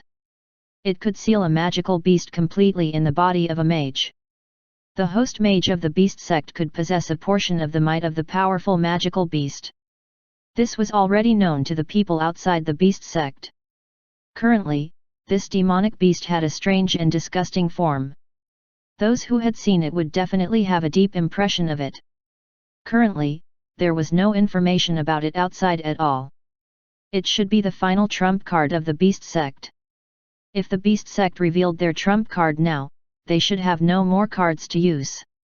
If this was really the case, Romo could relax a little.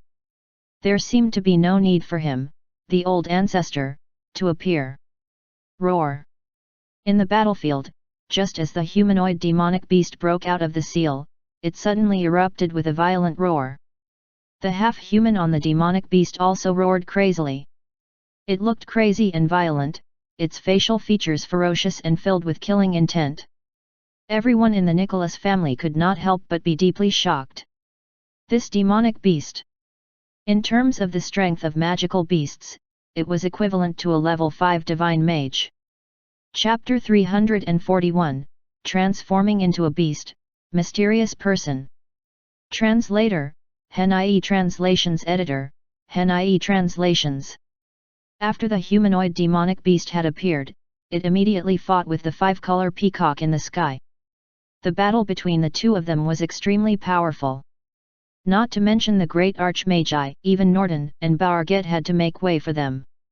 The humanoid demonic beast's body seemed to be irrational and extremely crazy, but the half-human on it seemed to still have a trace of rationality. It did not fight above the beast sect but forced the 5-color peacock to a further place. The two magical beasts were both huge flying beasts. Not only were they huge, they also caused a huge commotion when they fought. Amidst the earth-shaking sounds, a large portion of the deep mountain forest below the battlefield in the sky was destroyed. In just a short while, the area within a radius of hundreds of kilometers had basically been flattened. The 5-color peacock was indeed very intelligent, but the difference in level between the two sides was a little too great. In this short period of time, it had begun to show a hint of disadvantage. The people from the beast sect, who were fighting in the distance, were overjoyed to see that the battle was in their favor. After dealing with the enemy's 5-color peacock, their old ancestor would then control the magical beast guarding the door to defeat Norton. The remaining great archmagi would not be a problem. Just as everyone was fantasizing happily, the aura of battle suddenly changed. On the huge flying ferry, another magical power of the divine mage realm exploded. A figure flew out and charged into the battlefield in the air where the two magical beasts were fighting. Another divine mage. Upon realizing this, the expressions of everyone from the beast sect changed drastically. Zoro had not made a move earlier mainly to guard against the beast sect's backup plan, but until now, the other party had not used anything. It seemed that this humanoid demonic beast was the final trump card of the beast sect. Seeing that the five-color peacock was already showing signs of weakness, he did not want to stand by and watch, so he decided to make a move. The other party seemed to be a mixed version of a magical beast and a mage. It was quite suitable for their side to also send a magical beast and a mage. As soon as Zoro joined the aerial battlefield, the five-color peacock felt the pressure on it instantly decrease. Although the level of the person and magical beast fighting in the air was inferior to the enemy's humanoid demonic beast. However, the five-color peacock had a high-grade rare bloodline, and its strength far surpassed that of magical beasts of the same realm. Zoro had divine-grade magical powers such as the Sky Fiend 3 transformations and the demon-killing chant. Coupled with the sacred weapons, although he had only advanced to level 1 of the divine mage realm, the strength he could unleash already exceeded level 3. Seeing this scene, everyone from the beast sect understood why the Nicholas family dared to attack them so aggressively. It had turned out that they were not relying on just the level 7 magical beast. The head and deputy head of the Nicholas family had secretly become divine magi. From the beginning to now, as the Nicholas family rose, the most outstanding and alarming ones had been the two young men, Dick and Ron. These two brothers even had a special title as the twin heroes of the Nicholas family. In the eyes of the outside world, these two were the top combat strength of the Nicholas family. They would definitely be able to break through and become divine magi. As for the others in this family clan, they were not so dazzling. They did not seem to have any outstanding attributes. It seemed that they had only fought against the 4 large family clans of the Holy Light City 10 years ago. From the information obtained by the Beast Sect, Norton and Zoro were still level 7 and level 8 Great Archmagi. But now, they had all become divine magi. With the thousands of years of deep foundation of the Beast Sect, only 3 divine magi had been produced in this generation, among whom only the sect master, Barget, had relied on himself to advance. The other 2 had all advanced after paying a huge price and using special magical techniques. One of the divine magi had already been sacrificed 10 years ago when the magical beasts attacked the Sebastian kingdom. The other person was originally the old ancestor Mew who was at the end of his lifespan. In the end, he had to use the secret technique of the beast sect to fuse with the magical beast. Now, he was fighting in the sky.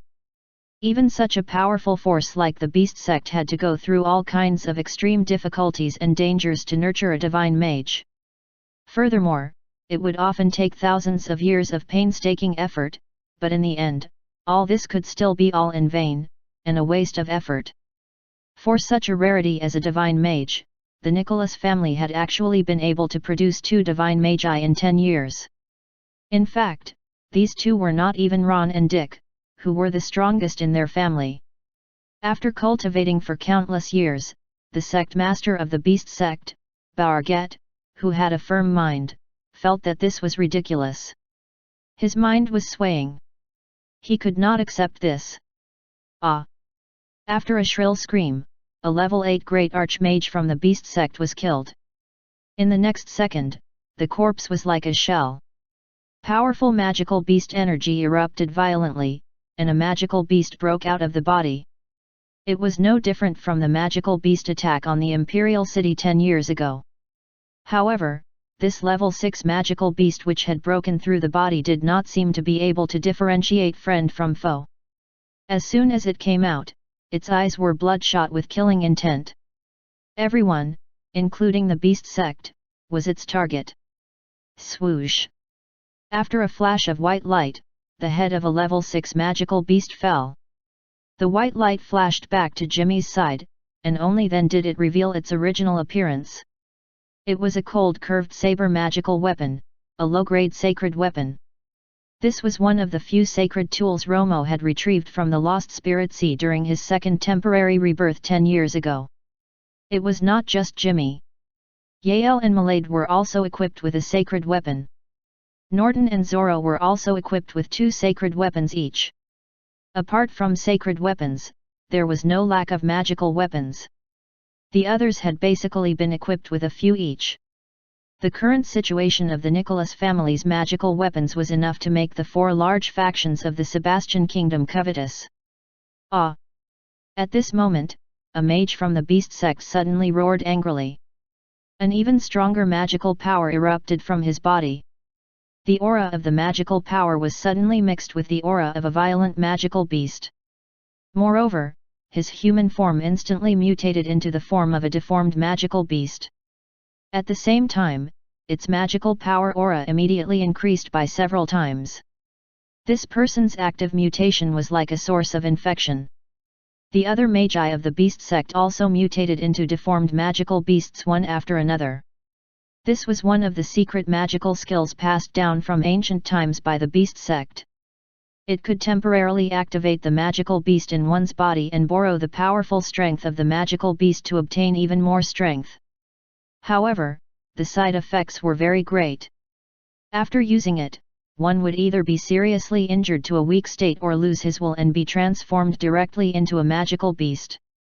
When the group of great archmagi from the beast sect gradually mutated into deformed magical beasts, the strength of the beast sect instantly increased tremendously. For a moment, they had actually reversed their original disadvantage and started a fierce battle with the other party. When did the magical world have such a secret magical technique? At the same time, not far from the battlefield between the beast sect and the Nicholas family, a figure was standing on a mountaintop, watching the changes in the battle from afar. This was a white-haired, fair-skinned man in a white robe. He looked to be in his 30s. He was handsome and exuded an extraordinary immortal aura. Coupled with the little snow fox squatting on his right shoulder, he looked extraordinary. The man and the fox were both looking at the battlefield with their sharp eyes. As if it had understood the man's words, the snow fox even whimpered in response. The man turned to look at the snow fox and ruffled its soft fur. His eyes curved slightly.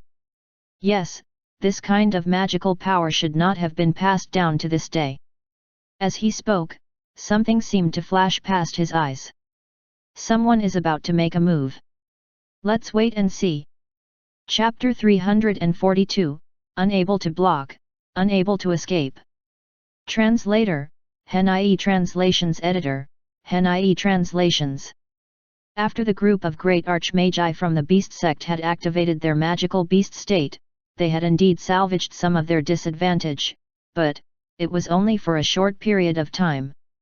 As the battle between the two sides wore on, the battle situation returned to a state of before the beast sect mutated.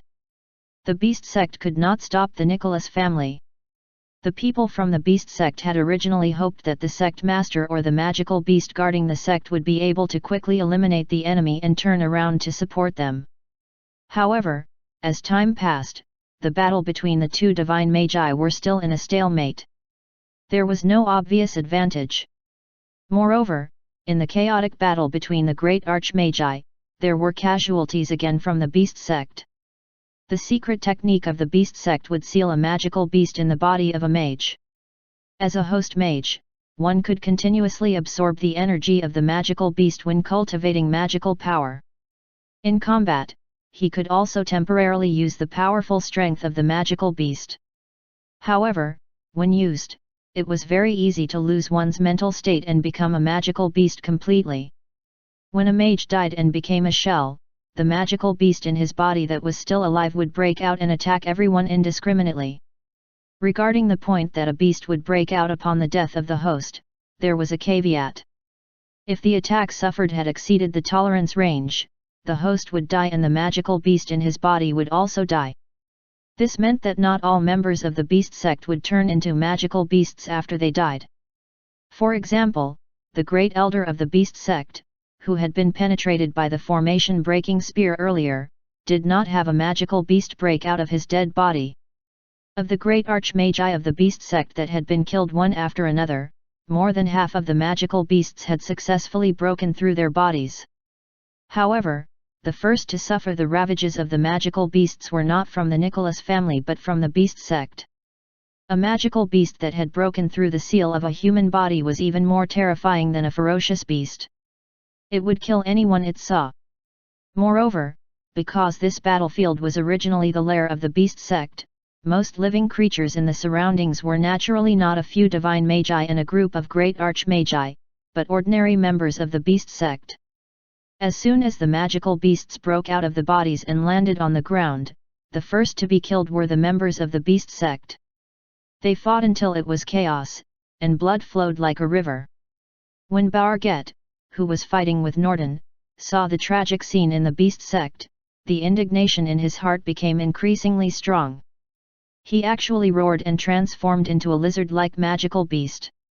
His battle aura suddenly increased. Roar! A roar no different from that of a magical beast came from Barget's mouth. The huge phantom of a magical beast behind him also roared loudly. Demonic aura and natural energy converged in its mouth, and it shot out an incomparably powerful laser at Norden. Seeing that his opponent had been forced into such a situation, Norton's expression turned solemn. He did not want to be outdone.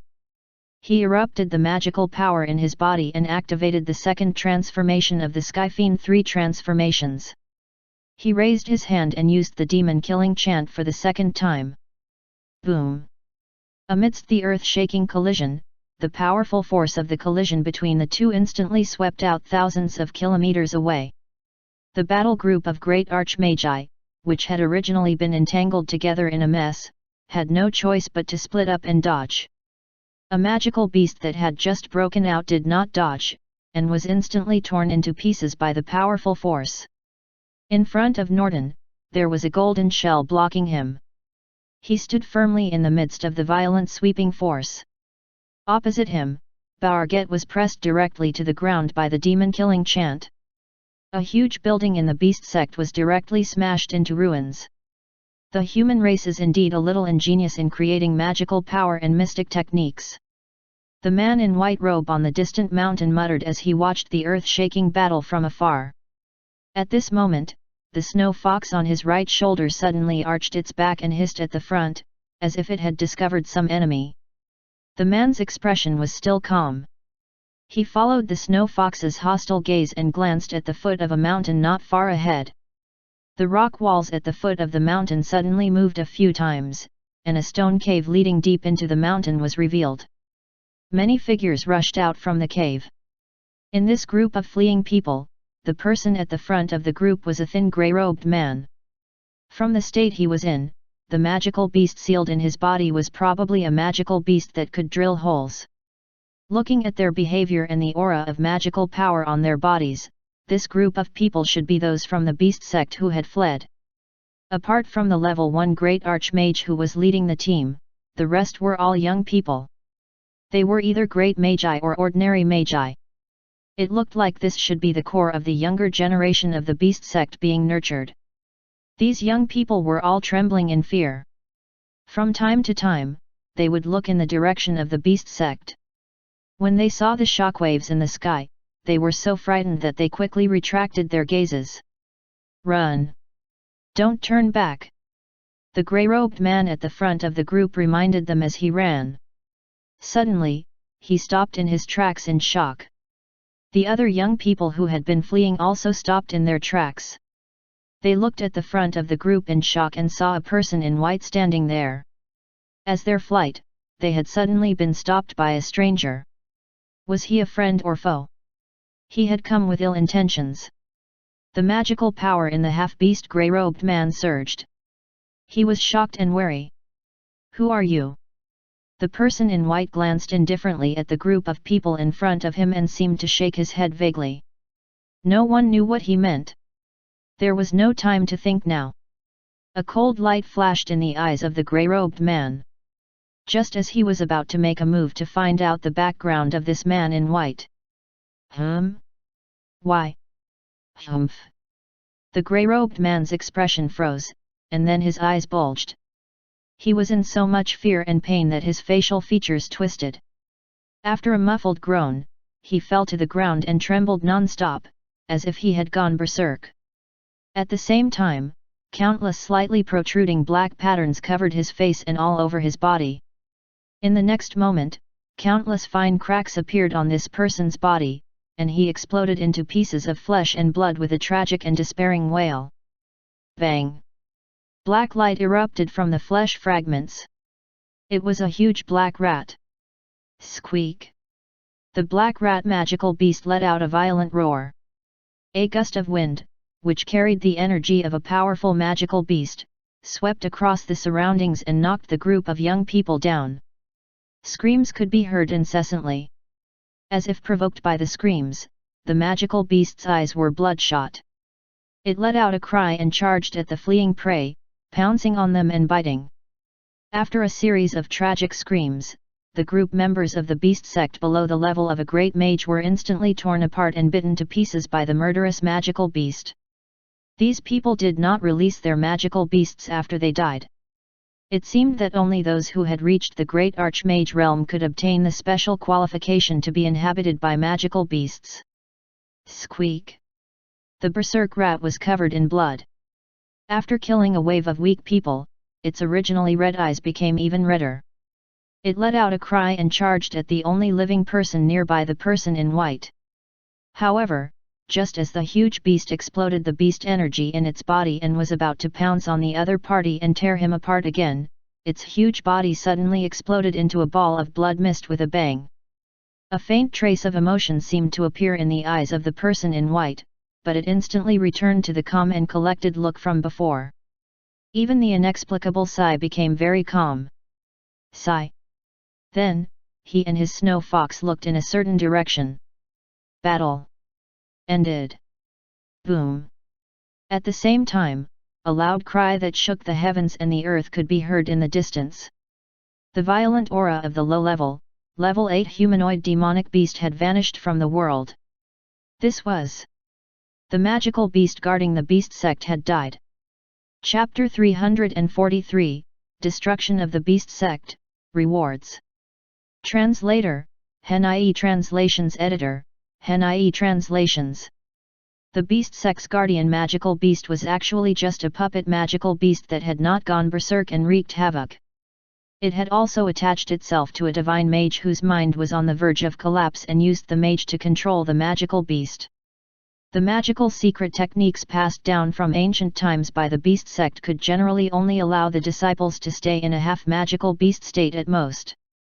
After that, if the limit was crossed a little, the mage who was the host would die, and the magical beast sealed in his body would break out of its shell. However, this guardian magical beast, which had been passed down since the founding of the beast sect, had been transformed by a divine mage into a puppet magical beast that could be passed down forever. A guardian magical beast was already difficult to nurture, let alone a level 8 one. This magical beast, which had once accompanied the beast sect for thousands of years, had broken away forever from its duty to protect the beast sect under the successive attacks of the five-color peacock and Zoro. After sensing that Norton had already used the second transformation of the Skyfiend 3 transformations, Zoro did not hold back anymore. He also activated his magical power to enter the second transformation. The five-color peacock also increased its strength. Under the ferocious attack of the combination of man and beast, the guardian magical beast was quickly killed. The low-level, level 8 guardian magical beast had already died, so how could the beast sect not be destroyed? After the battle had ended, Zoro retreated to the side temporarily because of the battle losses. The five-color peacock, on the other hand, was in high spirits as it charged toward the battlefield of Baurget and Norton. Baurget roared in fear and resisted desperately for a while. In the end, Norton's formation-breaking spear pierced his chest. However, because of his level, Norton's shot did not successfully kill the magical beast in Baurget's body. With the death of the divine mage, a huge level 7 lizard magical beast broke out of his body, and the intense battle continued. Like the magical beast that had broken through the body earlier, this level 7 lizard was also in a berserk state. It did not distinguish between friend and foe, destroying everything it saw and killing everyone it saw. The beast sect building, which Bourget had deliberately avoided during the battle earlier, was almost fully destroyed this time. Countless members of the beast sect died under the brutality of the magical beast. In the end, the level 7 magical beast that had charged out from sect master Bourget's body died under Norton's demon-killing chant. When the sect master of the beast sect was killed with a single shot, the group of great archmagi from the beast sect could no longer gather their fighting spirit. Surrounded by the group of great archmagi from the Nicholas family, they could not escape even if they wanted to. The entire battle situation was completely crushed. By the time the level 7 lizard that had broken out of its shell was killed, there were only 4 or 5 great archmagi still alive in the beast sect. Then, Norton and Zorro retreated from the battlefield to the sacred mist ferry. Some of the great archmagi, who had lost too much combat strength and were seriously injured, also returned to the ferry to rest. At this point, there were only some loose ends to tie up. In the end, the few great archmagi who had stubbornly resisted were quickly killed by everyone. Jimmy and the other clansmen of the Nicholas family had also returned to rest. Some retainers who were in a good combat state had charged into the beast sect and killed everyone they saw. Common rule: fight the enemy and kill them all. Ding! Family Clan's mission to destroy the beast sect has been completed. Received the following rewards. Family Clan Guardian Spirit Beast Bloodline Continuation Activation Talisman X1, 100-fold Cultivation Speed Talismans exclusively for Spirit Beast X10, 100-fold Cultivation Speed Talismans X20, 10-fold Cultivation Speed Talismans X50, Realm Breakthrough Protection Talismans X10, Talent Strengthening Talismans X5, and Special Talent Strengthening Talismans X3. 1 Random Sacred Tool, 1 Random Heaven Tier Secret Manual of Magical Power. 1 Surprise Treasure Chest to choose 1 out of 3 options and 1 High-Grade Faith Doubling Talisman. The system notifications sounded, indicating that the beast sect had disappeared from the magical world. The rewards given by the system this time were considered generous. They were only a little better than the rewards given previously for the destruction of the Mu Guang Pavilion. However, in the process of destroying the beast sect, Romo did not make a move at all. He was completely watching the real-time broadcast. The descendants had already completed the mission. Among the mission rewards obtained this time, there were 2 high-grade auxiliary talismans for the exclusive use of the Guardian Spirit Beast. It was not known if they were related to the outstanding performance of the 5-color peacock in this battle. Guardian Spirit Beast Bloodline Continuation Activation Talisman. Upon consumption, it can activate the bloodline continuation of the Guardian Spirit Beast. One of the core differences between magical beasts and magi was that magical beasts relied entirely on themselves to cultivate magical power. Magi would often create magical power that was suitable for all kinds of people to cultivate. Therefore, the speed at which humans cultivated magical power was usually far faster than that of magical beasts. Compared to humans, the growth rate of magical beasts was about the speed of a turtle. However, magical beasts could live for a long time and the emphasis was more on the accumulation with time. However, it was rumored that there had been high-level spirit beasts in the ancient magical world. They had secret cultivation techniques similar to human magical power. They could also integrate the secret cultivation techniques into their bloodline and extend them to the next generation. The higher the level of the spirit beast's bloodline and the purer it was, the more likely it was to activate the secret cultivation technique that had been passed down from the bloodline. However, the number of spirit beasts on this magic continent was decreasing. Until now, not to mention the bloodline level, even the spirit beasts that could stimulate the bloodline continuation were almost extinct.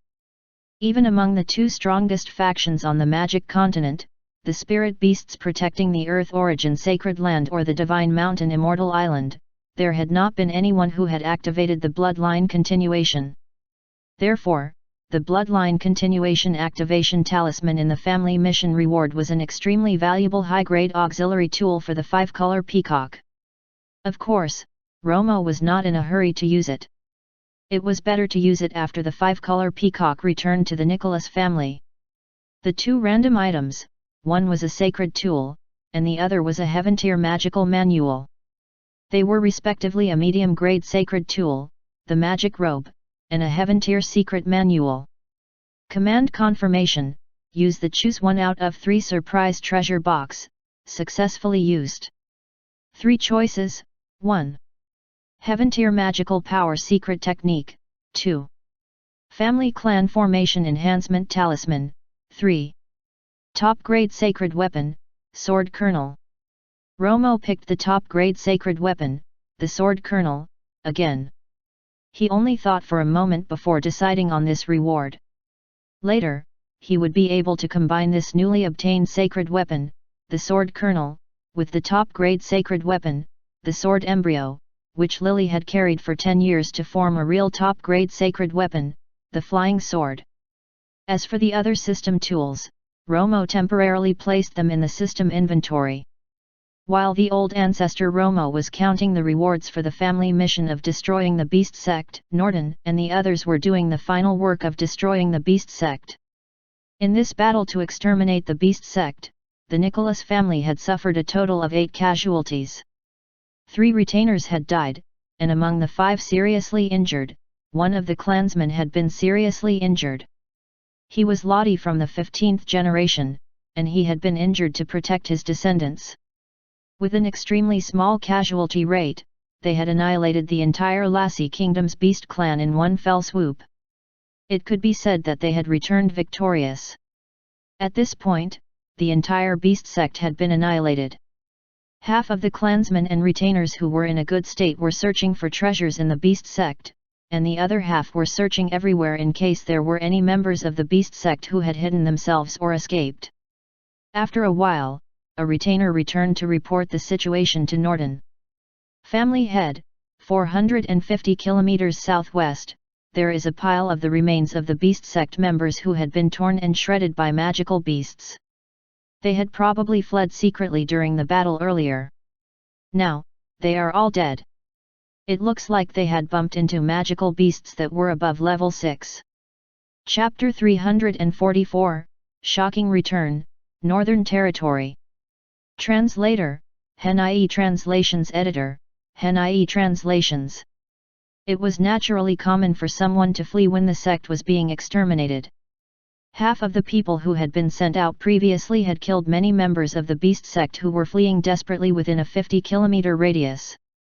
However, those who could run 450 kilometers were definitely the disciples who had received the news earliest and had strong support. To be treated in this way would only be the core of the beast sect being nurtured. Usually, they would be left behind as an amber to make a comeback in the future. Currently, they had all been killed by the magical beasts. Norton was deeply surprised by this. In order to avoid missing anything, he went over to take a closer look. He did not see anything special, and everyone was indeed dead. There was nothing to care about. Norton laid it down. After plundering all the treasures of the beast sect, all the clansmen of the Nicholas family boarded the sacred mist ferry and prepared to return to the family. Swoosh! The 5-color peacock spread its wings and flew freely in the sky. It was suddenly stunned. It tilted its head and looked behind but did not find anything. It stopped thinking and continued to fly north. The 5-color peacock could not see anything unusual. In the sky 100,000 feet high, a person in white clothes was floating on the clouds. He looked at the 5-color peacock and the sacred mist fairy below. His gaze seemed to have become extremely ethereal as the two shadows gradually disappeared into the distance. There is actually such a high-ranking peacock bloodline in the world. This is commendable. His eyes seemed to be looking into the distance, and his tone seemed to be filled with emotion. I haven't seen it in a long time. Why don't I take this rare opportunity to take a good look at the current world? As he spoke, the unknown man took a step in the air and disappeared into the void, leaving behind an empty white cloud. When Norton and the others returned to the family, they had not driven far from the beast sect when they saw many figures in the distance. The people who were looking at them eagerly were all the spectators who had followed them thousands of kilometers earlier. They were simply spectators. When they were on the way over to exterminate the sect, the Nicholas family had ignored them. On their return to the family territory, they also ignored them. The group of people watching from afar carefully watched the flying ferry leave. They had already activated their magical power beneath their feet, afraid that the people on the ferry would do something and they would not be able to escape in time. Now, the Nicholas family had boarded a flying ferry and flown away with the guardian spirit beast. No matter how one looked at it, such a calm and relaxed state made it seem like the Nicholas family had come purely to destroy the beast sect. Now that it was over, they could pack up and leave. After that, they went all the way north, flew away from the endless beast mountain, and then flew back to the Sebastian kingdom. This could be considered as confirmation. While Norton and the others were still on their way, the magical world of the Lassie kingdom and the magical world of the Sebastian kingdom were in chaos. The Nicholas family has charged directly into the lair of the beast sect and annihilated them in one go. The destruction not only involved the people, but also physical destruction. Even the beast sect's lair had been flattened. Completely annihilated. Completely uprooted. Once the news spread, countless people revealed dumbfounded expressions and called out to God. During the 3 days that the Nicholas family clansmen were flying south, many people in the magical world had engaged in all kinds of heated discussions. Although there were all kinds of speculations, after some discussion, most people felt that the Nicholas family must be heading for the beast sect. They had guessed the beginning but not the end. Or rather, they could not believe this kind of ending. The beast sect of the Lassie kingdom. No matter what, it was a powerful faction that had been passed down for thousands of years. It was one of the top existences in the entire magical power world of the Lassie kingdom. But now, they had flown over in 3 days and destroyed it. Was this reasonable? Moreover, the Nicholas family had not even mobilized the 2 strongest combatants for the extermination of the beast sect. Ron and Dick had not even gone. Is the Nicholas family too powerful, or is this beast sect a paper tiger? It should be the former. According to the latest information, the current head of the Nicholas family, Norton, and the deputy head, Zorro, were both divine magi. Wait a minute. Aren't those 2 still level 7 and level 8 great archmagi? When did they break through and become a divine mage? They had not heard the news at all. Shocked. 2 divine magi in 10 years. As the news of Norton and the others destroying the beast sect in one go was spreading like wildfire in the magical world, Dick and the others, who had taken a flying ferry from the Holy Light City a few days ago to the Northern Territory, finally arrived at their destination. Outside the Wind City in the northern region of the Sebastian Kingdom, the flames of war were also rising. The million-strong army sent by the Mala Kingdom had been attacking for nearly 10 days. The entire Wind City had been securely enveloped by the magic formation protecting it. Outside the city, there were also mountains of corpses and seas of blood. There were also some great archmagi fighting in the air. The intensity was not inferior to the southern border.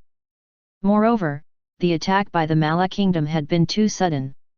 It just so happened that when most of the troops of the Sebastian Kingdom were rushing to the southern border, it caught the northern border off guard. The northern border of the Sebastian Kingdom was in an unfavorable situation.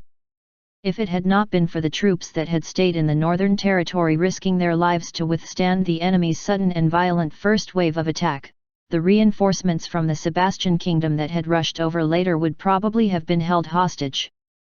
Fortunately, the reinforcements arrived. Wind City, the outermost defense line of the northern border, was defended. Wind City had always been very difficult to manage. It was a hot potato for the Sebastian Kingdom Senate. However, when it came to war, this could be said to be an extremely important military location. It was precisely because the Wind City was defended that the large wave of enemy troops was stopped outside the borders, and the Sebastian Kingdom was able to send troops over. Otherwise, in just a few days, a large piece of the territory of the Sebastian Kingdom would have been torn apart. Dick and the others had steered a small flying ferry from inland. They did not enter Wind City. They only drove along Wind City for a while before heading directly for the Walls village. The garrison troops of the Sebastian Kingdom had wanted to stop and investigate when they saw the private flying ferry appear beside them. When they noticed that it was the Nicholas family, they did not stop it. Dick and the others flew north. Although they did not create a big fuss like Norton and the others, someone had sensed them. In particular, the Sebastian Kingdom's Senate had long received the news, so the garrison troops let them in after verifying.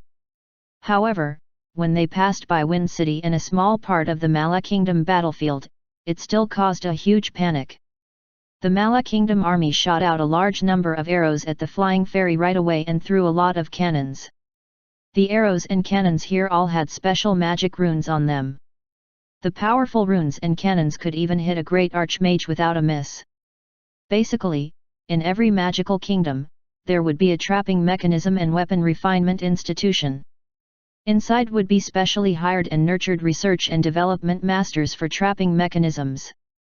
They were all experts in studying military weapons. On the flying ferry, Dick and 3 great archmage retainers were standing on the deck. 3 other retainers were casting magical power from all sides of the flying ferry, blocking the large number of arrows and cannons flying over. The flying ferry did not slow down and continued to sail forward. The army from the Mala Kingdom might have felt that the flying ferry was a great threat to them, so they showed a clearly uncooperative attitude. Immediately, 3 great archmagi flew over and blocked their path. One of the 3 retainers who had stopped the arrows outside was Kadun, who was one of those who had joined the Nicholas family the earliest and had gone to the Red Rose Sea with Dick and the others. Kadun, who was already a level 6 great archmage, said in a deep voice, "The Nicholas family of the Holy Light City will not participate in the battle between the 2 countries. Please back off quickly." Chapter 345, Passing Through, Those Who Block Will Die. Translator, Henai Translations Editor, Henai Translations. The 3 great archmage generals who had rushed out from Mala Kingdom's army formation ignored Kadun's words and attacked. "You are seeking death." Kadun shouted coldly and went forward to face the enemy. The other 2 followed closely behind. The 6 great archmagi started to fight. As their levels were about the same, for a while, it was impossible to determine the victor of this small battlefield. However, those who were blocking the way were held back by Kadun and the other 2. The flying ferry continued to sail forward. However, not long after, 3 more great archmagi flew out from the Mala Kingdom. They wanted to use the same trick again. The Sebastian Kingdom's army behind the flying ferry sent out great archmagi to stop them. On the flying ferry, the 3 great archmage retainers beside Dick had also gotten off. They protected the small flying ferry and charged into the rear of the army from the Mala Kingdom. The battle formation of Mala Kingdom had been messed up by the sudden appearance of the flying ferry. Several powerful auras exploded one after another. The few great archmagi from Mala Kingdom's military camp rushed toward Dick and the others in a menacing manner. Dick's expression was faintly cold, and a golden flame as bright as the scorching sun was reflected in his eyes. With a wave of his hand, the magical power that had erupted from his body swept out with the flame, sweeping toward those who were not fearful of death and were still charging over. The moment the sun-devouring flame swept over, the expressions of the great archmagi, who had been charging over with a surging battle aura, changed drastically. The battle aura dissipated, and all of them became rats fleeing in panic, quickly dodging. "Ah!" A short and hurried scream had just sounded, but it stopped abruptly. It turned out to be a great archmage of relatively low level. He had just been swept up by the flame to his ankle, and in an instant, he was swallowed by the flame. Sensing the scene behind him, the person running in front became even more afraid. He increased his speed and gave way again and again. He certainly must not let the strange flames sweep him up. The flames did not pursue relentlessly but only followed the direction of the flying ferry and rolled out a wide path on both sides, leading directly behind the military camp of Mala Kingdom. The commander-in-chief of Mala Kingdom subconsciously swallowed his saliva, and large beads of sweat rolled down his forehead. Fortunately, it was not leading to the core command tent, but passed by the side of the army which was no longer in formation. Dick stood on the flying ferry, his eyes had regained their calm. He coldly swept his gaze across Mala Kingdom's army in front of him, his voice indifferent and cold. The Nicholas family will not participate in the battle between the two countries on this trip. We only want to pass through. Those who dare to block our path will die. The response in a few sentences was calm and full of killing intent. There was only endless silence. The group of great archmagi from the Mala Kingdom's military was horrified. Most of them did not dare to make any moves.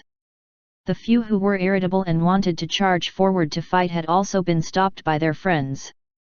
They would soon know if the powerful Nicholas family was just passing through or scheming against the army. They would wait and see. Behind the flying ferry, the three great archmagi of Mala Kingdom, who had been the first to rush out of the military formation to block the front of the flying ferry, had already been defeated by Kadun and the other two.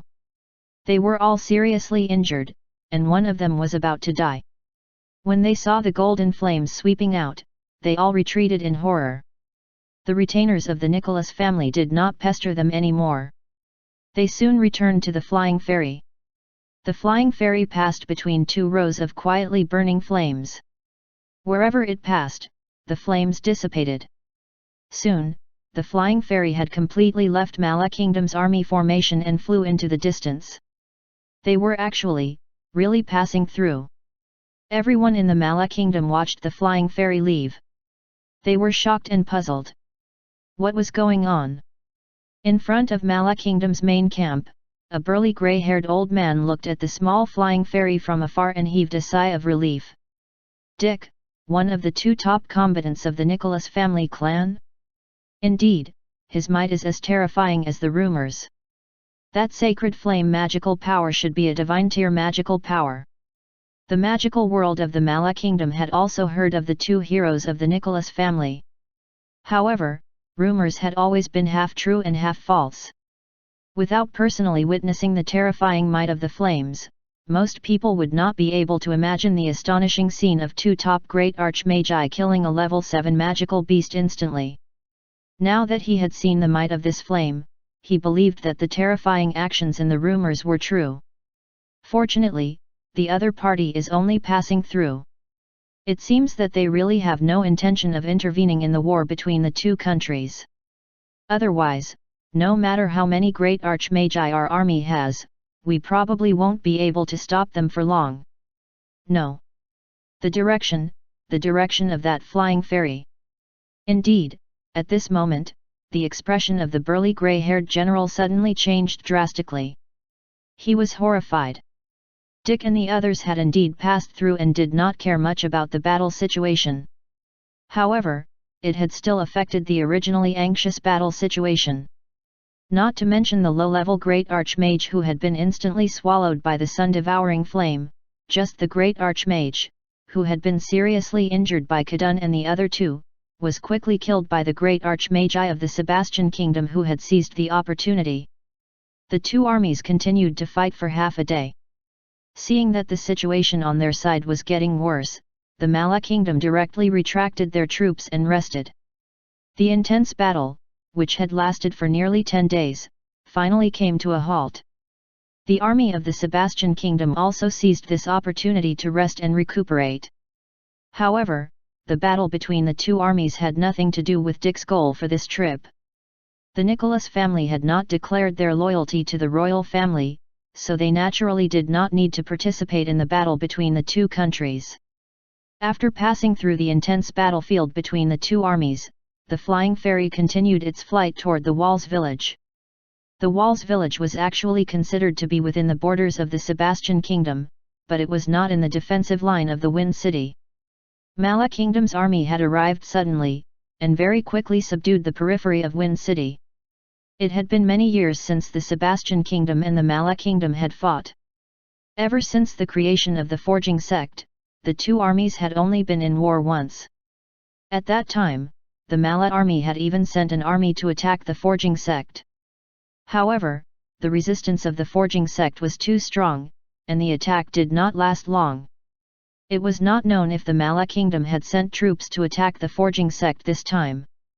Of course, Dick was not worried about the forging sect. He was worried about the Walls village not far from the forging sect. If there was an attack, the forging sect would be able to protect itself, but the Walls village would be in trouble. Before coming, Dick had not been too worried. Now that he saw the battle in the north in full swing, he could not help but become anxious. If the Walls village had really been affected by the army sent by the Mala kingdom, and if something had really happened to Grandpa Miller. As he was thinking, Dick, who had been walking on the deck, suddenly stopped in his tracks. The coldness in his eyes spread and was filled with killing intent. Rumble! At this moment, a deafening roar could be heard not far ahead of the flying ferry. Dick, who was already worried, turned even more ugly in his expression. Not far ahead of the flying ferry, a faint sacred light could be seen flickering in the distance, and an extraordinary aura of natural energy was spreading from there. Not far ahead, an intense battle was happening. From the looks of it, it was clearly where the forging sect was. Chapter 346, The Village Becomes a Ruin, Killing in Rage. Translator, Hen.ie Translations Editor, Hen.ie Translations. Not to mention Dick's extremely ugly expression, even the expressions of the 6 retainers beside him changed drastically. Someone asked in shock, "Young Master Dick. Leave." Dick interrupted him directly and squeezed out a cold word from his teeth. As he erupted with magical power, a light shadow appeared beneath his feet. In just a flash, his figure disappeared from the spot and instantly departed a few kilometers away from the flying ferry. The retainers were shocked, and they too used their magical power to follow him closely. The slowest retainer quickly put away the small flying ferry and hurried forward. As his heart was burning with anxiety, Dick directly used the first transformation of the Skyfiend 3 transformations and advanced rapidly with the lightning technique. In the blink of an eye, he had rushed to the battlefield ahead. He had already sensed the battle situation end. At this moment, Dick felt his hands and feet turn cold. He was so angry that his blood was boiling. Endless killing intent surged in his eyes, and he attacked crazily. Where the Walls village was located, had become a battlefield ruin. The village, which had been quiet and peaceful in the past, was now reduced to endless ashes. In the broken walls, there were also a large number of dismembered corpses and dark red blood stains. The house had been destroyed, and everyone had died. At this moment, not far from the ruins of the Walls village, there were still troops besieging the forging sect. Moreover, the forging sect had been breached by the army. The magic protective formation of the forging sect had already been destroyed. It should have been shattered by the earth-shaking rumble earlier. Currently, there were countless Mala Kingdom soldiers charging in to kill. The members of the forging sect were fighting with their lives on the line. There were still more than 10 great archmagi fighting in the sky above the forging sect. Although the forging sect was a renowned faction, there were actually not many great archmage experts in the sect. There were only 6 in total, and the army sent by the Mala Kingdom had 9 great archmage generals. Moreover, their level was generally higher than those from the forging sect. The magic protective formation had just been broken. In just a short while, the entire forging sect was in chaos. It could be said that they had fallen into a desperate situation. Dick laughed out in rage. The fury in his eyes surged, and the boundless killing intent was almost tangible. He revealed unprecedented rage, and a murderous intent surged into the sky. Buzz! Just as Dick was increasing his speed, a few energy ripples suddenly appeared in the direction ahead, and killing intent immediately appeared. 2 magical powers and a purple sword weapon shot directly at him from his left, front, and right. Dick's expression became slightly solemn. He erupted the magical power in his body and condensed it into a light and tough golden armor around him. He continued to charge forward.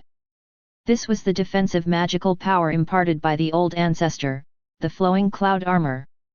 The 3 surprise attacks all landed on the golden armor. The flowing cloud armor flickered a few times and blocked all 3 attacks. Dick's charging speed was not affected at all. As he flew, clusters of golden flames surged out from his faintly glowing body. In an instant, they condensed into a golden giant western dragon that flew into a place ahead in the sky. Light energy suddenly appeared where the golden giant dragon was about to land, revealing an energy shield. In the next moment, the golden flame dragon broke through the formation barrier without any resistance and landed on the ground with ease. Boom! Ah! With a loud rumble, the golden flame dragon exploded without warning. The flames instantly swept across an area of 5 kilometers. A terrified wail could be heard, and the magical power battle aura of a level 6 great archmage exploded. Someone wanted to rush out of the light golden sea of flames, but he was instantly reduced to nothingness in the flames. His aura vanished. Dick walked calmly through the flames. The flames automatically swept to both sides of him, like golden wings of fire spreading at high speed, attacking both sides. The 2 magical power battle auras of Great Archmagi exploded on both sides of Dick. 2 figures soared into the sky and fled into the distance in panic. The sun-devouring flame quickly caught up with them. In the blink of an eye, it had wrapped around 2 figures and swallowed them into the sea of flames. No matter how much they panicked and screamed as they used magical power or magical weapons to resist, in the end, with 2 terrifying wails, these 2 great archmagi were also killed by the sun-devouring flame. The 3 magical attacks had come from the 3 great archmagi. They had wanted to use the magic formation to delay the Nicholas family clansmen temporarily, but Dick's current strength had far exceeded their expectations. Now, they had paid the price with their lives for this unforeseen circumstance. Even though they had sacrificed their lives, they still could not stop Dick from advancing faster. When Dick killed the 3 great archmagi, the great archmagi from both sides who were in a fierce battle ahead were shocked. Both sides had sensed the 3 auras disappear one after another. However, apart from being horrified, the people from the forging sect were more puzzled. What happened? It's... The few great archmage generals who were fighting with the forging sect knew something. Harai and the others are dead. It's Dick. How can he be so strong? That golden flame magical power is a divine tier magical power secret technique. Dick is getting closer. Should we continue to attack? The few great archmage experts on the Mala Kingdom side sent voice transmissions in shock. Their hearts were no longer on the battlefield. One of them had almost been killed by the great archmagi from the forging sect because of his distraction. Although the great archmagi of the forging sect were of a lower level and had fewer people than them, each of them was equipped with many magical weapons stronger than theirs. With the combination of many aspects, their combat strength far surpassed magi of the same realm. It would be impossible to kill them all in a short period of time. An old man with white hair and beard had a dark expression on his old face. With his naked eye, he could see the figure rushing over from afar. He lowered his head and looked down at the attack situation of the forging sect. His eyes flickered, and he shouted, "Retreat quickly!" His shout exploded in the ears of everyone on the battlefield. Everyone on both sides was shocked. What is this? Why? In the midst of the battle in the air, the 9 great archmagi on the Mala Kingdom side immediately erupted with magical power and left the battle. They flew out without looking back. The few great archmagi of the forging sect were stunned in mid-air. They were at a loss and puzzled. They were about to knock down the forging sect. Why have these enemies suddenly fled from the battlefield? Could it be that the general of the Mala Kingdom's army is up to something? Of course, there were also those who were quick-witted and recalled the abnormal movements earlier. They subconsciously looked in the direction where the auras of the 3 great archmagi had vanished. An extremely powerful battle aura was rushing over. Behind this aura were the auras of 6 great archmagi. An old man in a fire-patterned magic robe seemed to have sensed something, and his pupils dilated in shock. This aura is Sheok. Sheok was the name of Dick Nicholas when he was learning skills in the forging sect in the northern region of the Sebastian Kingdom. In just a short while, Dick had already rushed to the side of the forging sect. As he was flying rapidly, he suddenly turned around and chased after the 9 fastest great archmagi of the Mala Kingdom. The lightning in the air kept flickering. Every time it flickered, Dick would advance a few kilometers in a flash. In just a few seconds, he was not far from those people. A golden scorching sun condensed behind Dick and rose into the sky, rising above the group of great archmagi. Then, the golden flames of scorching sun exploded in the hall. Specks of golden light scattered down from the sky, pulling into clusters of golden flames in the air, connecting to form a circle of golden flames, enveloping the 9 people below. The 9 of them erupted with magical power in unison, wanting to break through the encirclement of the flames, but it was all in vain. 2 of them wanted to bear the injuries from the flames and charged through forcefully. They had just entered the sea of flames when they let out terrifying screams. They did not even have the chance to retreat before their bodies and souls were annihilated by the golden flames. Chapter 347, Kill Them All. Fortunate on hindsight. Translator, Henai Translations Editor, Henai Translations. The 7 great archmagi, who were surrounded by the flames, distanced themselves from the golden flames in shock. 2 great archmagi soared into the sky, wanting to find a breakthrough point. They had not gone far when they were crushed into pieces by the huge finger that had appeared out of thin air. In the blink of an eye, 4 of their fellow great archmagi had died in front of them. After witnessing the terrifying scene of someone being killed in the blink of an eye, the remaining 5 great archmagi could not help but feel despair. In the face of death, they still wanted to escape, but they were sealed off by the flames. Escape? No way out. The sea of flames scattered by the sun-devouring flame had already twisted into several lines of fire, weaving a net of fire to form a cage of fire. It trapped the 5 of them in the cage and rapidly shrank inward. The furious shouts and screams of the people in the cage could not be stopped. They tried their best to use magical power to prevent the flames from getting closer, but no matter what magical power they used, they could not stop the flames from approaching. Seeing the flames getting closer, the 5 of them were in so much despair that tears and snot flowed down their faces. Not far away, the few great archmagi of the forging sect in the air looked at this scene in shock. Their mouths could not close. As for the people on the ground, they were also surprised, in a panic, and at a loss. The people from the Mala Kingdom fled in panic and were utterly defeated. In the endless panic and chaos, they had even trampled many of their own people to death. The members of the forging sect, who had been fighting desperately with the enemy a moment ago, were now at a loss and also excited. We survived. Those from the forging sect, who were scattered around, gradually gathered together. They all looked up at the golden flame cage floating in the air and discussed spiritedly, exchanging information in bewilderment. Soon, someone recognized the figure hovering in the air. That figure is so familiar. It's Senior Brother Dick. It's him. Dick Nicholas. It's Dick. Upon hearing that name, the members of the forging sect kept exclaiming. At this moment, the 6 great archmage retainers following closely behind Dick had also rushed over. Dick's gaze was cold, as if it had pierced through the golden flame cage. Killing intent surged. Don't let a single one escape. Kill them all. The 6 of them had solemn expressions on their faces. Without any hesitation, they charged directly at the defeated soldiers of Mala Kingdom who were fleeing down the mountain. They unleashed their magical powers and killed them all. To be honest, great archmagi killing the defeated soldiers was like using a sledgehammer to crack a nut. It was so easy that they could not muster up any fighting spirit. Sigh, the young master was too brutal. The retainers who had followed him here could not even get the chance to be fighters.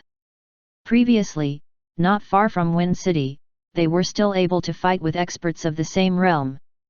When they followed here, they also had the mindset to show off in front of their young master. In the end, before they could arrive at the scene, their young master had trapped a group of great archmagi with one move. Currently, they had no choice but to clear up some minor soldiers. A moment later, the golden flame cage shrank into a small cage of 10 meters square. It ignored the great archmagi who were either crying, laughing, or crazily making a fuss inside. Instantly, it collapsed into a cluster of flame and burned the 5 great archmagi inside. Dick did not want to hear their repentance before death. The begging of the weaklings was useless. They were clearly all great archmagi, but they had been killed by Dick, one of the twin heroes, like an ordinary person killing chickens. This was simply. Not far away, everyone from the forging sect swallowed their saliva quietly. They were extremely shocked. It was said that the twin heroes of the Nicholas family could kill a divine mage expert if they worked together. Alone, they were invincible even to those below the divine mage realm. Unexpectedly, this was true. However, thinking of Dick's original identity, the few great archmage elders hovering in the sky above the forging sect had mixed feelings. On the ground below, the 6 great archmage retainers were still exterminating Mala Kingdom's army.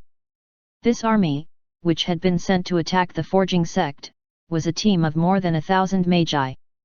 They should be the elite army of the Mala Kingdom, but in front of the great archmage experts, these magi were no different from chickens and ducks waiting to be slaughtered.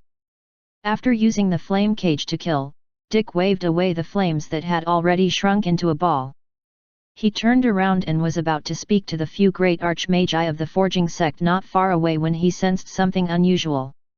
His eyes suddenly lit up, and lightning appeared beneath his feet. He sprinted down rapidly. Dick landed in surprise in front of a hall somewhere in the forging sect.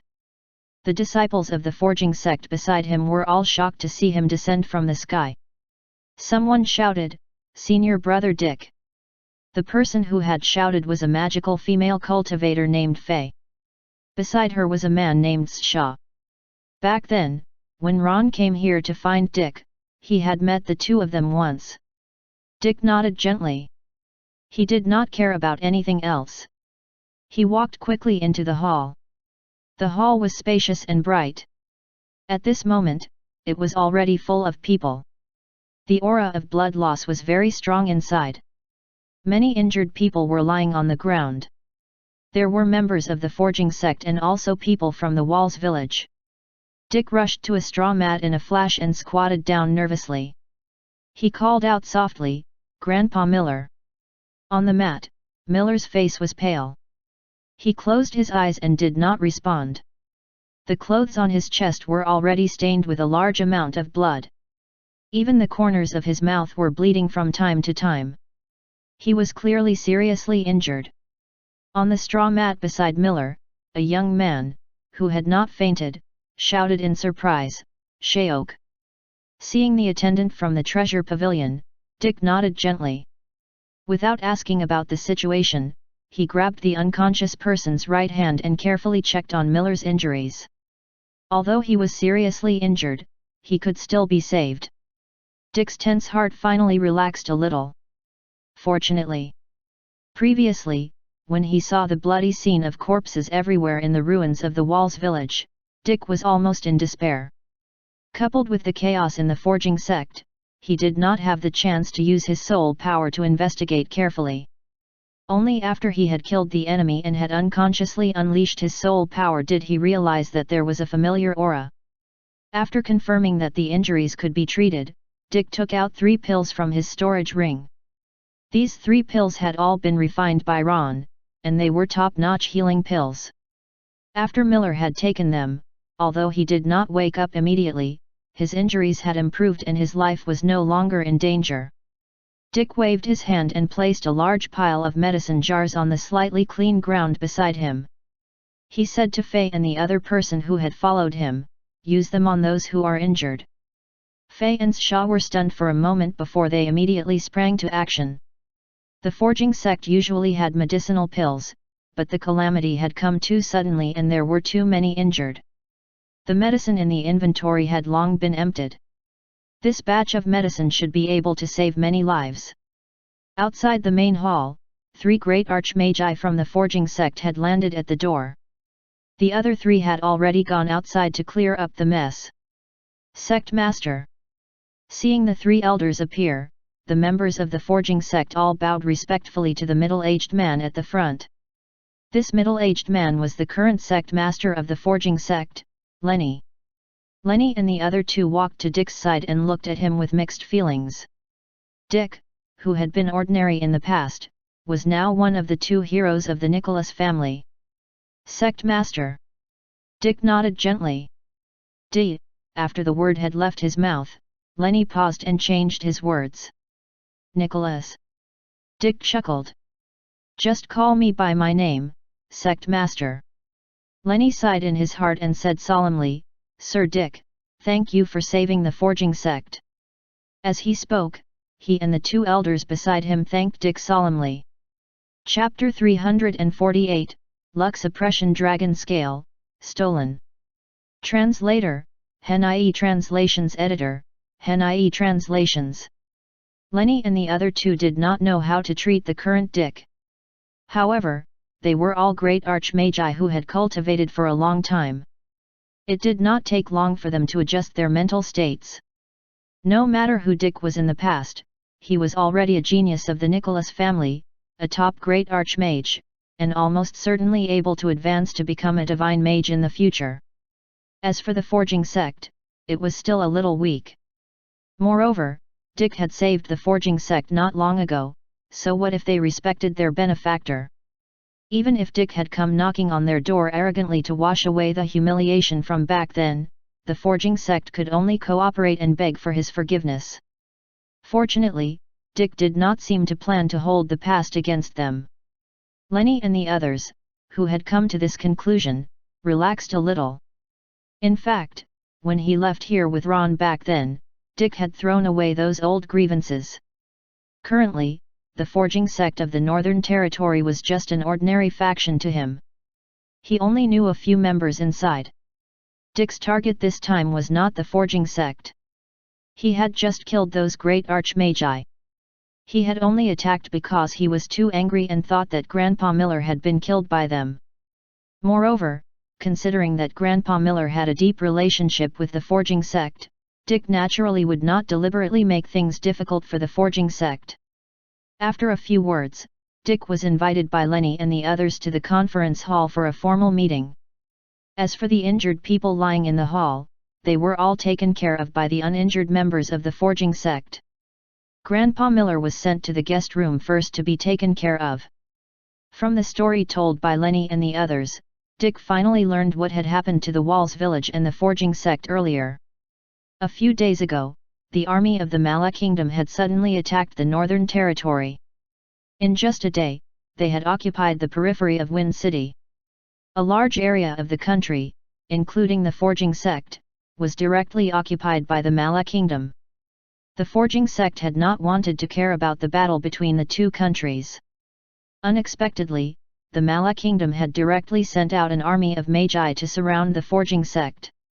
Without any delay, they attacked the Walls village at the foot of the mountain. The distance up and down the mountain had also established a deep relationship between the forging sect and the Walls village over the years. When the former heard the news, they immediately sent their members down the mountain to rescue the villagers. In the end, they were too late and could only manage to save a small number of those who were in a better condition. Although Miller's realm had declined, he was still supporting the forging sect. In the battle to save the people at the foot of the mountain, the forging sect had also suffered heavy casualties. 3 elders of the sect died in this battle. These 3 elders were the ones who had a feud with the Tiffany family in the Wind City back then. Due to their close relationship with the Tiffany family and their entanglement with Dick's master, they deliberately caused all kinds of trouble and eventually caused Dick to be expelled from the forging sect. Dear readers, you are reading on our content stealing site. Please copy and search this link https://tinyurl.com/39hpcn6j to support us. After a head-on conflict with the Mala Kingdom, the army of Mala Kingdom, which had surrounded the foot of the mountain, launched an all-out attack on the forging sect. The forging sect had no choice but to activate the large magic formation protecting the sect and start to fight the enemy. A few days had passed, and today, the enemy had suddenly dispatched a few new great archmagi over to forcefully break the magic protective formation. Then, a fierce battle broke out between the two sides. In the chaotic battle in the air, the 6 great archmagi from the forging sect fought against the 9 from the enemy's army. Dick had just heard the loud sound of the formation breaking, so he used the lightning technique to rush over at high speed. Although he had arrived at the scene in time, the enemy's attack had been too fierce, and there was a great disparity between the forging sect and the enemy. Miller, who was already injured at that time, had also participated in the battle and was accidentally injured severely. As he listened and thought, Dick frowned. He had some guesses. The sudden attack on the forging sect by the Mala Kingdom army might have something to do with his impending arrival here. Previously, outside Wind City, their group had already had some friction with the Mala Kingdom's army. Perhaps, at that time, someone had sent a secret report to those here at the forging sect. Therefore, the enemy suddenly attacked the forging sect and even set up an obstruction halfway. However, 3 great archmagi had stopped them halfway, and another 9 had attacked the forging sect. What was in the forging sect? Just when Dick was having a strange feeling about this, the 6 retainers of the Nicholas family had also finished clearing up the defeated soldiers. An elder from the forging sect led them to the meeting hall. After the 7 people had sat down, another elder, who had a nasty expression, walked in quickly. He seemed to be very anxious and hurriedly reported, "Sect Master. Someone has trespassed into the forbidden ground. He has stolen the true dragon scale stabilizing the luck of the sect." Ah! The expressions of Lenny and the other elders changed drastically. Dick was also very surprised. Lenny quickly stood up, hesitated for a moment, and asked tentatively, "Sir Dick, you also know the forbidden ground of the forging sect. Do you want to go over with us to investigate?" "All right." Dick nodded gently and instructed the 6 retainers to rest for the time being. Lenny asked another elder to stay in the hall to entertain the distinguished guests. Then, he led the other 3 elders to the forbidden ground of the sect with Dick. The forbidden ground was in the back mountain. When the few of them came outside the passageway, they discovered that the magic formation protecting the forbidden ground had been tampered with. Among those who had come to steal, there should be someone who was good at breaking formations. This was because they had not sensed any huge commotion when they were fighting outside. They entered the forbidden ground in the mountain and came to the interior of an empty stone room. The protective formation in the stone room had been destroyed, and the 10-meter platform in the middle had been shattered into pieces. Although he had never entered this stone room before, Dick could deduce from his past experience that the sect's treasures, which had been placed on the platform in the magic protective formation, had been stolen. The luck-stabilizing dragon scale was the most famous treasure in the forging sect. It was said to be the scale of a true dragon that could stabilize the luck of the sect. A treasure with the magical effect of stabilizing luck was very rare in the entire magical world.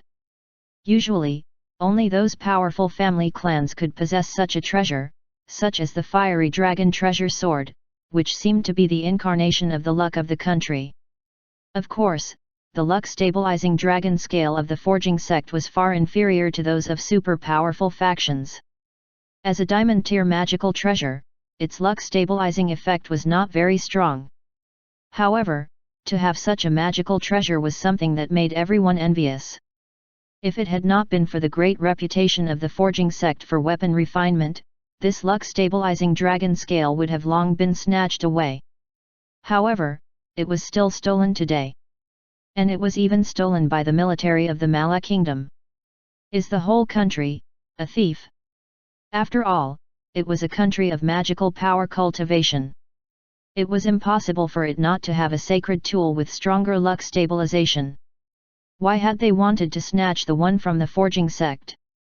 Seeing that the place where the luck-stabilizing dragon scale had originally been placed had become empty, Sect Master Lenny was breathless from anger. This is too much bullying. Such a large Mala kingdom has gone too far. Sect Master. We must get the luck stabilizing dragon scale back. Yes. The enemy had just snatched it away, they shouldn't have gone far. We have to chase after them quickly. The few elders of the forging sect were also shocked and furious.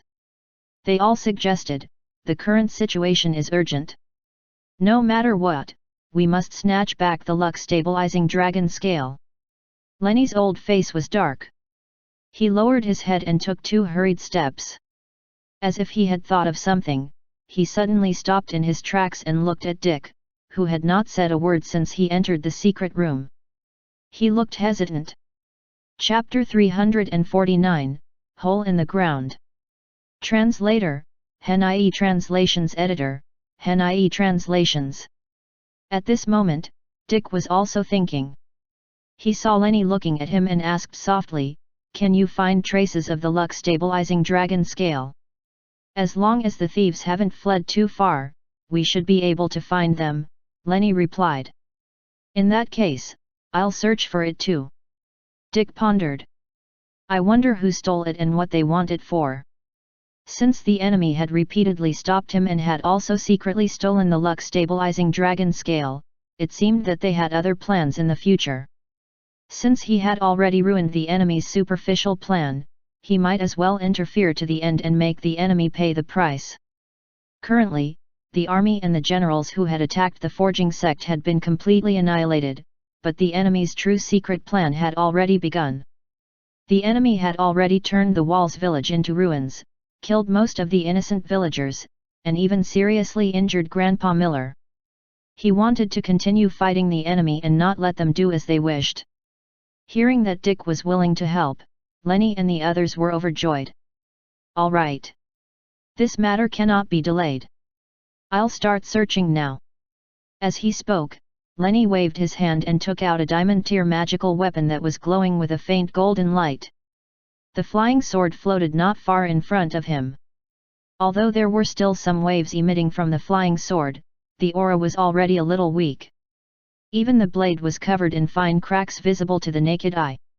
This flying sword was a secret treasure of the forging sect, which had been passed down from generation to generation with the luck stabilizing dragon scale. Now, it was so damaged that even the power of the entire forging sect could not repair it.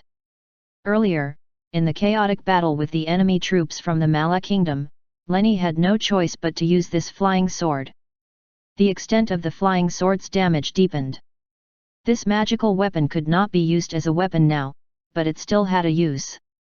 Many years ago, the founder of the forging sect had tried to fuse the luck stabilizing dragon scale and this flying sword into one weapon. In the end, although the smelting had failed, there was still some faint aura of the luck stabilizing dragon scale left in the sword. Now, traces of it could be found. Buzz! Under the stimulation of Lenny's magical power, the flying sword, which was already at the end of its flight, trembled slightly. The entire magical weapon suddenly emitted an unprecedented intense golden light, and the cracks on the flying sword also exploded at the same time. The flying sword shattered and fell to the ground. The sharp golden sword light flickered twice and suddenly flew out of the forbidden ground. The few of them looked at each other. Without saying anything, they exerted their strength to chase after it. Outside, Lenny looked at the sword light in the distance with a dark expression. "It's heading for the Black Forest." "All right, go after him." Dick nodded gently. The matter was urgent, so there was no need for further discussion. The 2 elders of the forging sect were left to deal with the aftermath of the battle, and Dick had also left 2 retainers to assist in the aftermath. Then, Lenny led the 3 elders, and Dick led the 4 retainers. The 9 of them went to the Black Forest to search for the luck stabilizing dragon scale. After the 9 of them had left, the magic protective formation of the forging sect was activated again. If there were any more enemy attacks, it would be able to block them for a while. However, with the army of the Sebastian Kingdom around to restrain them, the army of Mala Kingdom would not be able to spare the time to attack the forging sect. This was not Dick's first time entering the Black Forest. The last time he came in had been under the request of those two to come to the periphery to complete the sect mission. With Lenny's guidance, Dick stepped into the depths of the Black Forest for the first time, with the others. As there were two countries fighting outside the Black Forest, there was no one in the forest. After the forging sect had given chase for half a day into the depths of the Black Forest, night had already fallen. The faint golden sword light not far in front of them became lighter and lighter. It seemed that it would be blown away by the wind at any moment. Everyone who was chasing the sword light became more and more puzzled. After the thieves had stolen the luck-stabilizing dragon scale, why did they flee into the depths of the Black Forest? And they did not seem to stop or turn along the way. Could it be that the other party had already guessed that there would be someone pursuing them? Just as everyone was puzzled, the faint light in front of them trembled twice and completely dissipated. Dick and the others paused and frowned at the spot where the golden light had dissipated. Lenny sighed in his heart and said helplessly, "I have no choice. I can only continue to expand the search in the same direction as before. If I can't find them no matter what, then I can only turn back." "Let's try again, then." Dick nodded. "Let's go." The 9 of them continued to fly in the same direction as before. This area was already deep in the Black Forest. Along the way, they encountered many magical beasts, but the few of them restrained their magical aura and did not fight with the magical beasts. An hour later, Lenny and the other 3 sighed in their hearts. They could not find any traces of the enemy at all. They would probably not be able to find the luck-stabilizing dragon scale again. Suddenly, Dick stopped in his tracks and stopped on the ground. The others were stunned for a moment, and they also paused. Lenny sighed. "Sigh, why don't we?" "Something's not right there," Dick interrupted directly, pointing to a spot on the ground ahead on the left. The 8 of them were slightly stunned. They all extended their soul senses and checked carefully, but they did not sense anything wrong. They all looked at Dick with questioning eyes. "What's wrong?" Dick said calmly, "There is the fluctuation of a sacred tool underground." Although the other 8 people did not sense the fluctuation of a sacred tool, they did not suspect what Dick had said. If they could not sense it, it meant that something had been used to cover this place. Dick was a top great archmage, so he could naturally sense more information. A forging sect elder asked, "Is this fluctuation from the sacred tool, the luck-stabilizing dragon scale?" "Not sure," Dick replied. "Why don't we go down and find out?" Lenny still wanted to find the treasure that stabilized the sect. "It might be. Let's go and confirm." No one had any objections. Going underground to search for treasures had been decided. With Dick in the lead, the group of great archmagi used earth escape magical power to plunge deep underground. Apart from the shallow layers of the earth's crust where people often lived, whether it was going up or down, the resistance was generally getting stronger. It was said that there was a chaotic wind in the 9 heavens, and even a divine mage was afraid to advance rapidly. Only those of the heavenly divine realm could come and go freely in that layer of the sky. Legend had it that after passing through the chaotic wind layer, one would arrive at the land beyond the heavens. There were also places called the void space and the heavenly realm. In short, there were several sayings. Regarding the heavenly realm, all the information available were legends. Ever since the primordial calamity's sky ascension stairs had been shattered, no one had ascended for hundreds of years. It was said that a heavenly divine mage had flown to the land beyond the heavens, and there had been no news of him since. There were obstacles in the sky, but the core of the earth underground was endless. The depths of the earth's core were countless kilometers deep. Even with the power of a great archmage, he could not see the bottom. Dick and the others were extremely fast. It did not take long for them to dive 500 kilometers underground. At this moment, Lenny and the others had also sensed the fluctuations of magical treasure coming from below. Lenny was pleasantly surprised. It's indeed the luck-stabilizing dragon scale. They had really found the luck-stabilizing dragon scale. Everyone looked solemn. As they dived down to search, they were alarmed and bewildered. Why had the enemy fled here? After going further down, the few of them were surprised. Further down, there was a very wide area with mixed energy. Even their soul senses could not detect what was inside. Is this a magic formation? How can there be such a large magic formation in the depths of the Black Forest? A concealing magic formation. Is this to prevent others from discovering them? The aura is there. The few of them discussed spiritedly. Although they could not figure out the details, they had all sensed a powerful aura in the southeast corner of the large area of chaotic energy. On the heads of the 9 people, there was a sacred tool, a gourd, which could pour out grey light and hide their magical power aura. It had come from the cave in the mystic realm of the Red Rose Sea. Concealment was only one of its functions. They quietly passed through the concealed area formed by the magic formation and saw a large empty space. Chapter 350, Underground Trap, Trapping Formation. Translator, Hen-IE Translations Editor, Hen-IE Translations. What appeared in front of Dick and the others was a huge karst cave. The height and width of the karst cave were more than 300 meters. The long continuous stretch could not be detected with soul power. The passageway was exceedingly tortuous. It was like a giant maze. The most surprising thing was that this huge space did not seem to be man-made, but was natural. However, the few of them did not pay much attention to the strange terrain. They subconsciously looked southeast. After passing through the energy barrier used to block detection, their previously severely disturbed soul sense had mostly recovered. The 9 of them could sense that the powerful energy aura was mixed with the aura of a sacred tool. It must be the luck-stabilizing dragon scale. Under the cover of Dick's gourd, the group continued to fly silently southeast. Soon, the path ahead was blocked by an energy barrier. The few of them looked at each other and nodded gently. They no longer kept a low profile and exploded with magical power in unison, bombarding the energy barrier with several magical attacks. Boom! Amidst the earth-shaking rumble that penetrated clouds and cracked rocks, the entire space was trembling. A large portion of the cave wall in front of them collapsed. Under the combined attack of a group of great archmagi, the energy barrier instantly shattered. After the barrier of the magic formation had shattered, their spiritual senses were no longer obstructed. They immediately probed the situation ahead. In front of them was a huge space more than 10 times larger than the space they had seen earlier.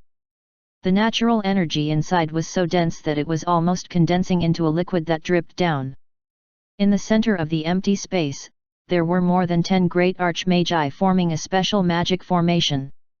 In the middle of the magic formation, someone was controlling the luck-stabilizing dragon scale in front of him to extract an indescribably special energy from the depths of the ground. Dick and the others did not know what these people were doing.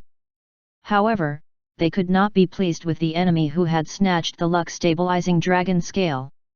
After confirming that they were enemies and not friends, Lenny and the others did not hesitate or waste their breath.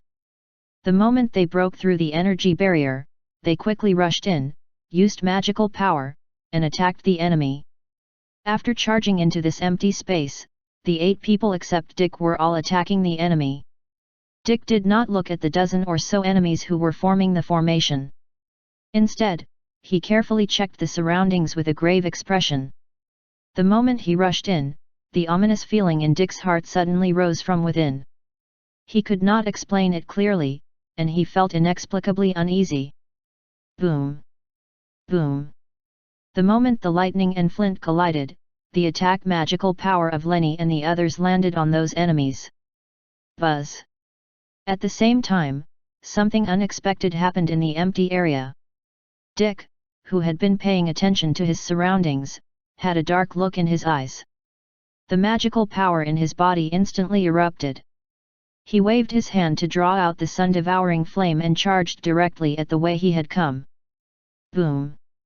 After being hit with a loud bang, this energy barrier actually blocked the flame's momentum. The flame directly stuck to the barrier and exploded.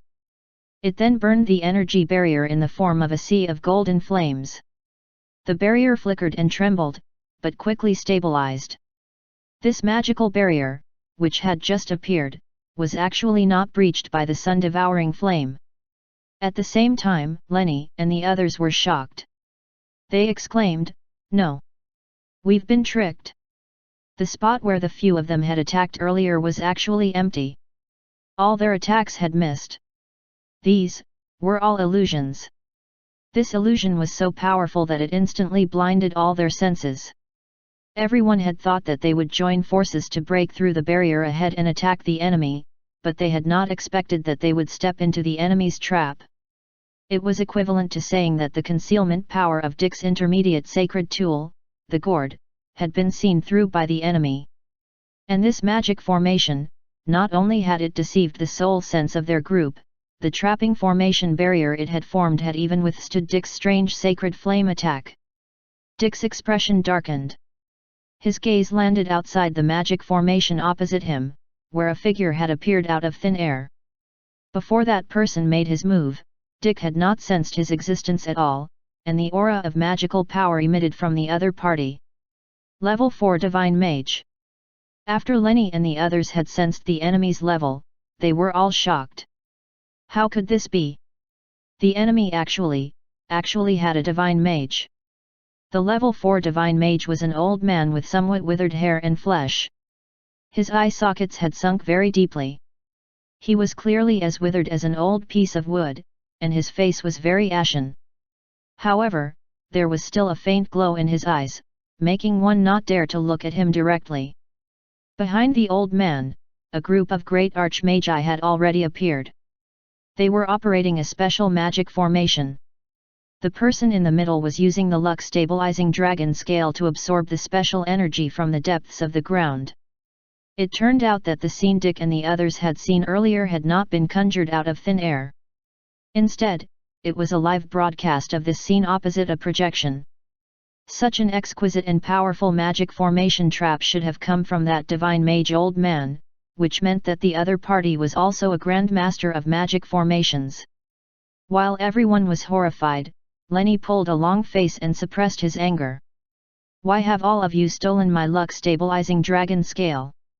The old man hissed coldly. He did not plan to speak to a dying person at all. He only raised his withered claw slightly. Dick and the others felt the magic formation that had trapped them vibrate slightly. A large number of magic formation patterns appeared on the ground beneath their feet. A strange force had inexplicably appeared in the surrounding space, and it was crazily absorbing magical power from their bodies. No. It was not just magical energy, but also life force in their bodies. The 9 of them were all shocked. They exchanged glances and attacked together in the direction of the barrier which they had breached when they entered. Dick had even used the second transformation of the Skyfiend 3 transformations. Even when the 9 great archmagi attacked together, the energy barrier trembled violently and flickered, but it was still not breached. The power of this magic formation far surpassed everyone's imagination.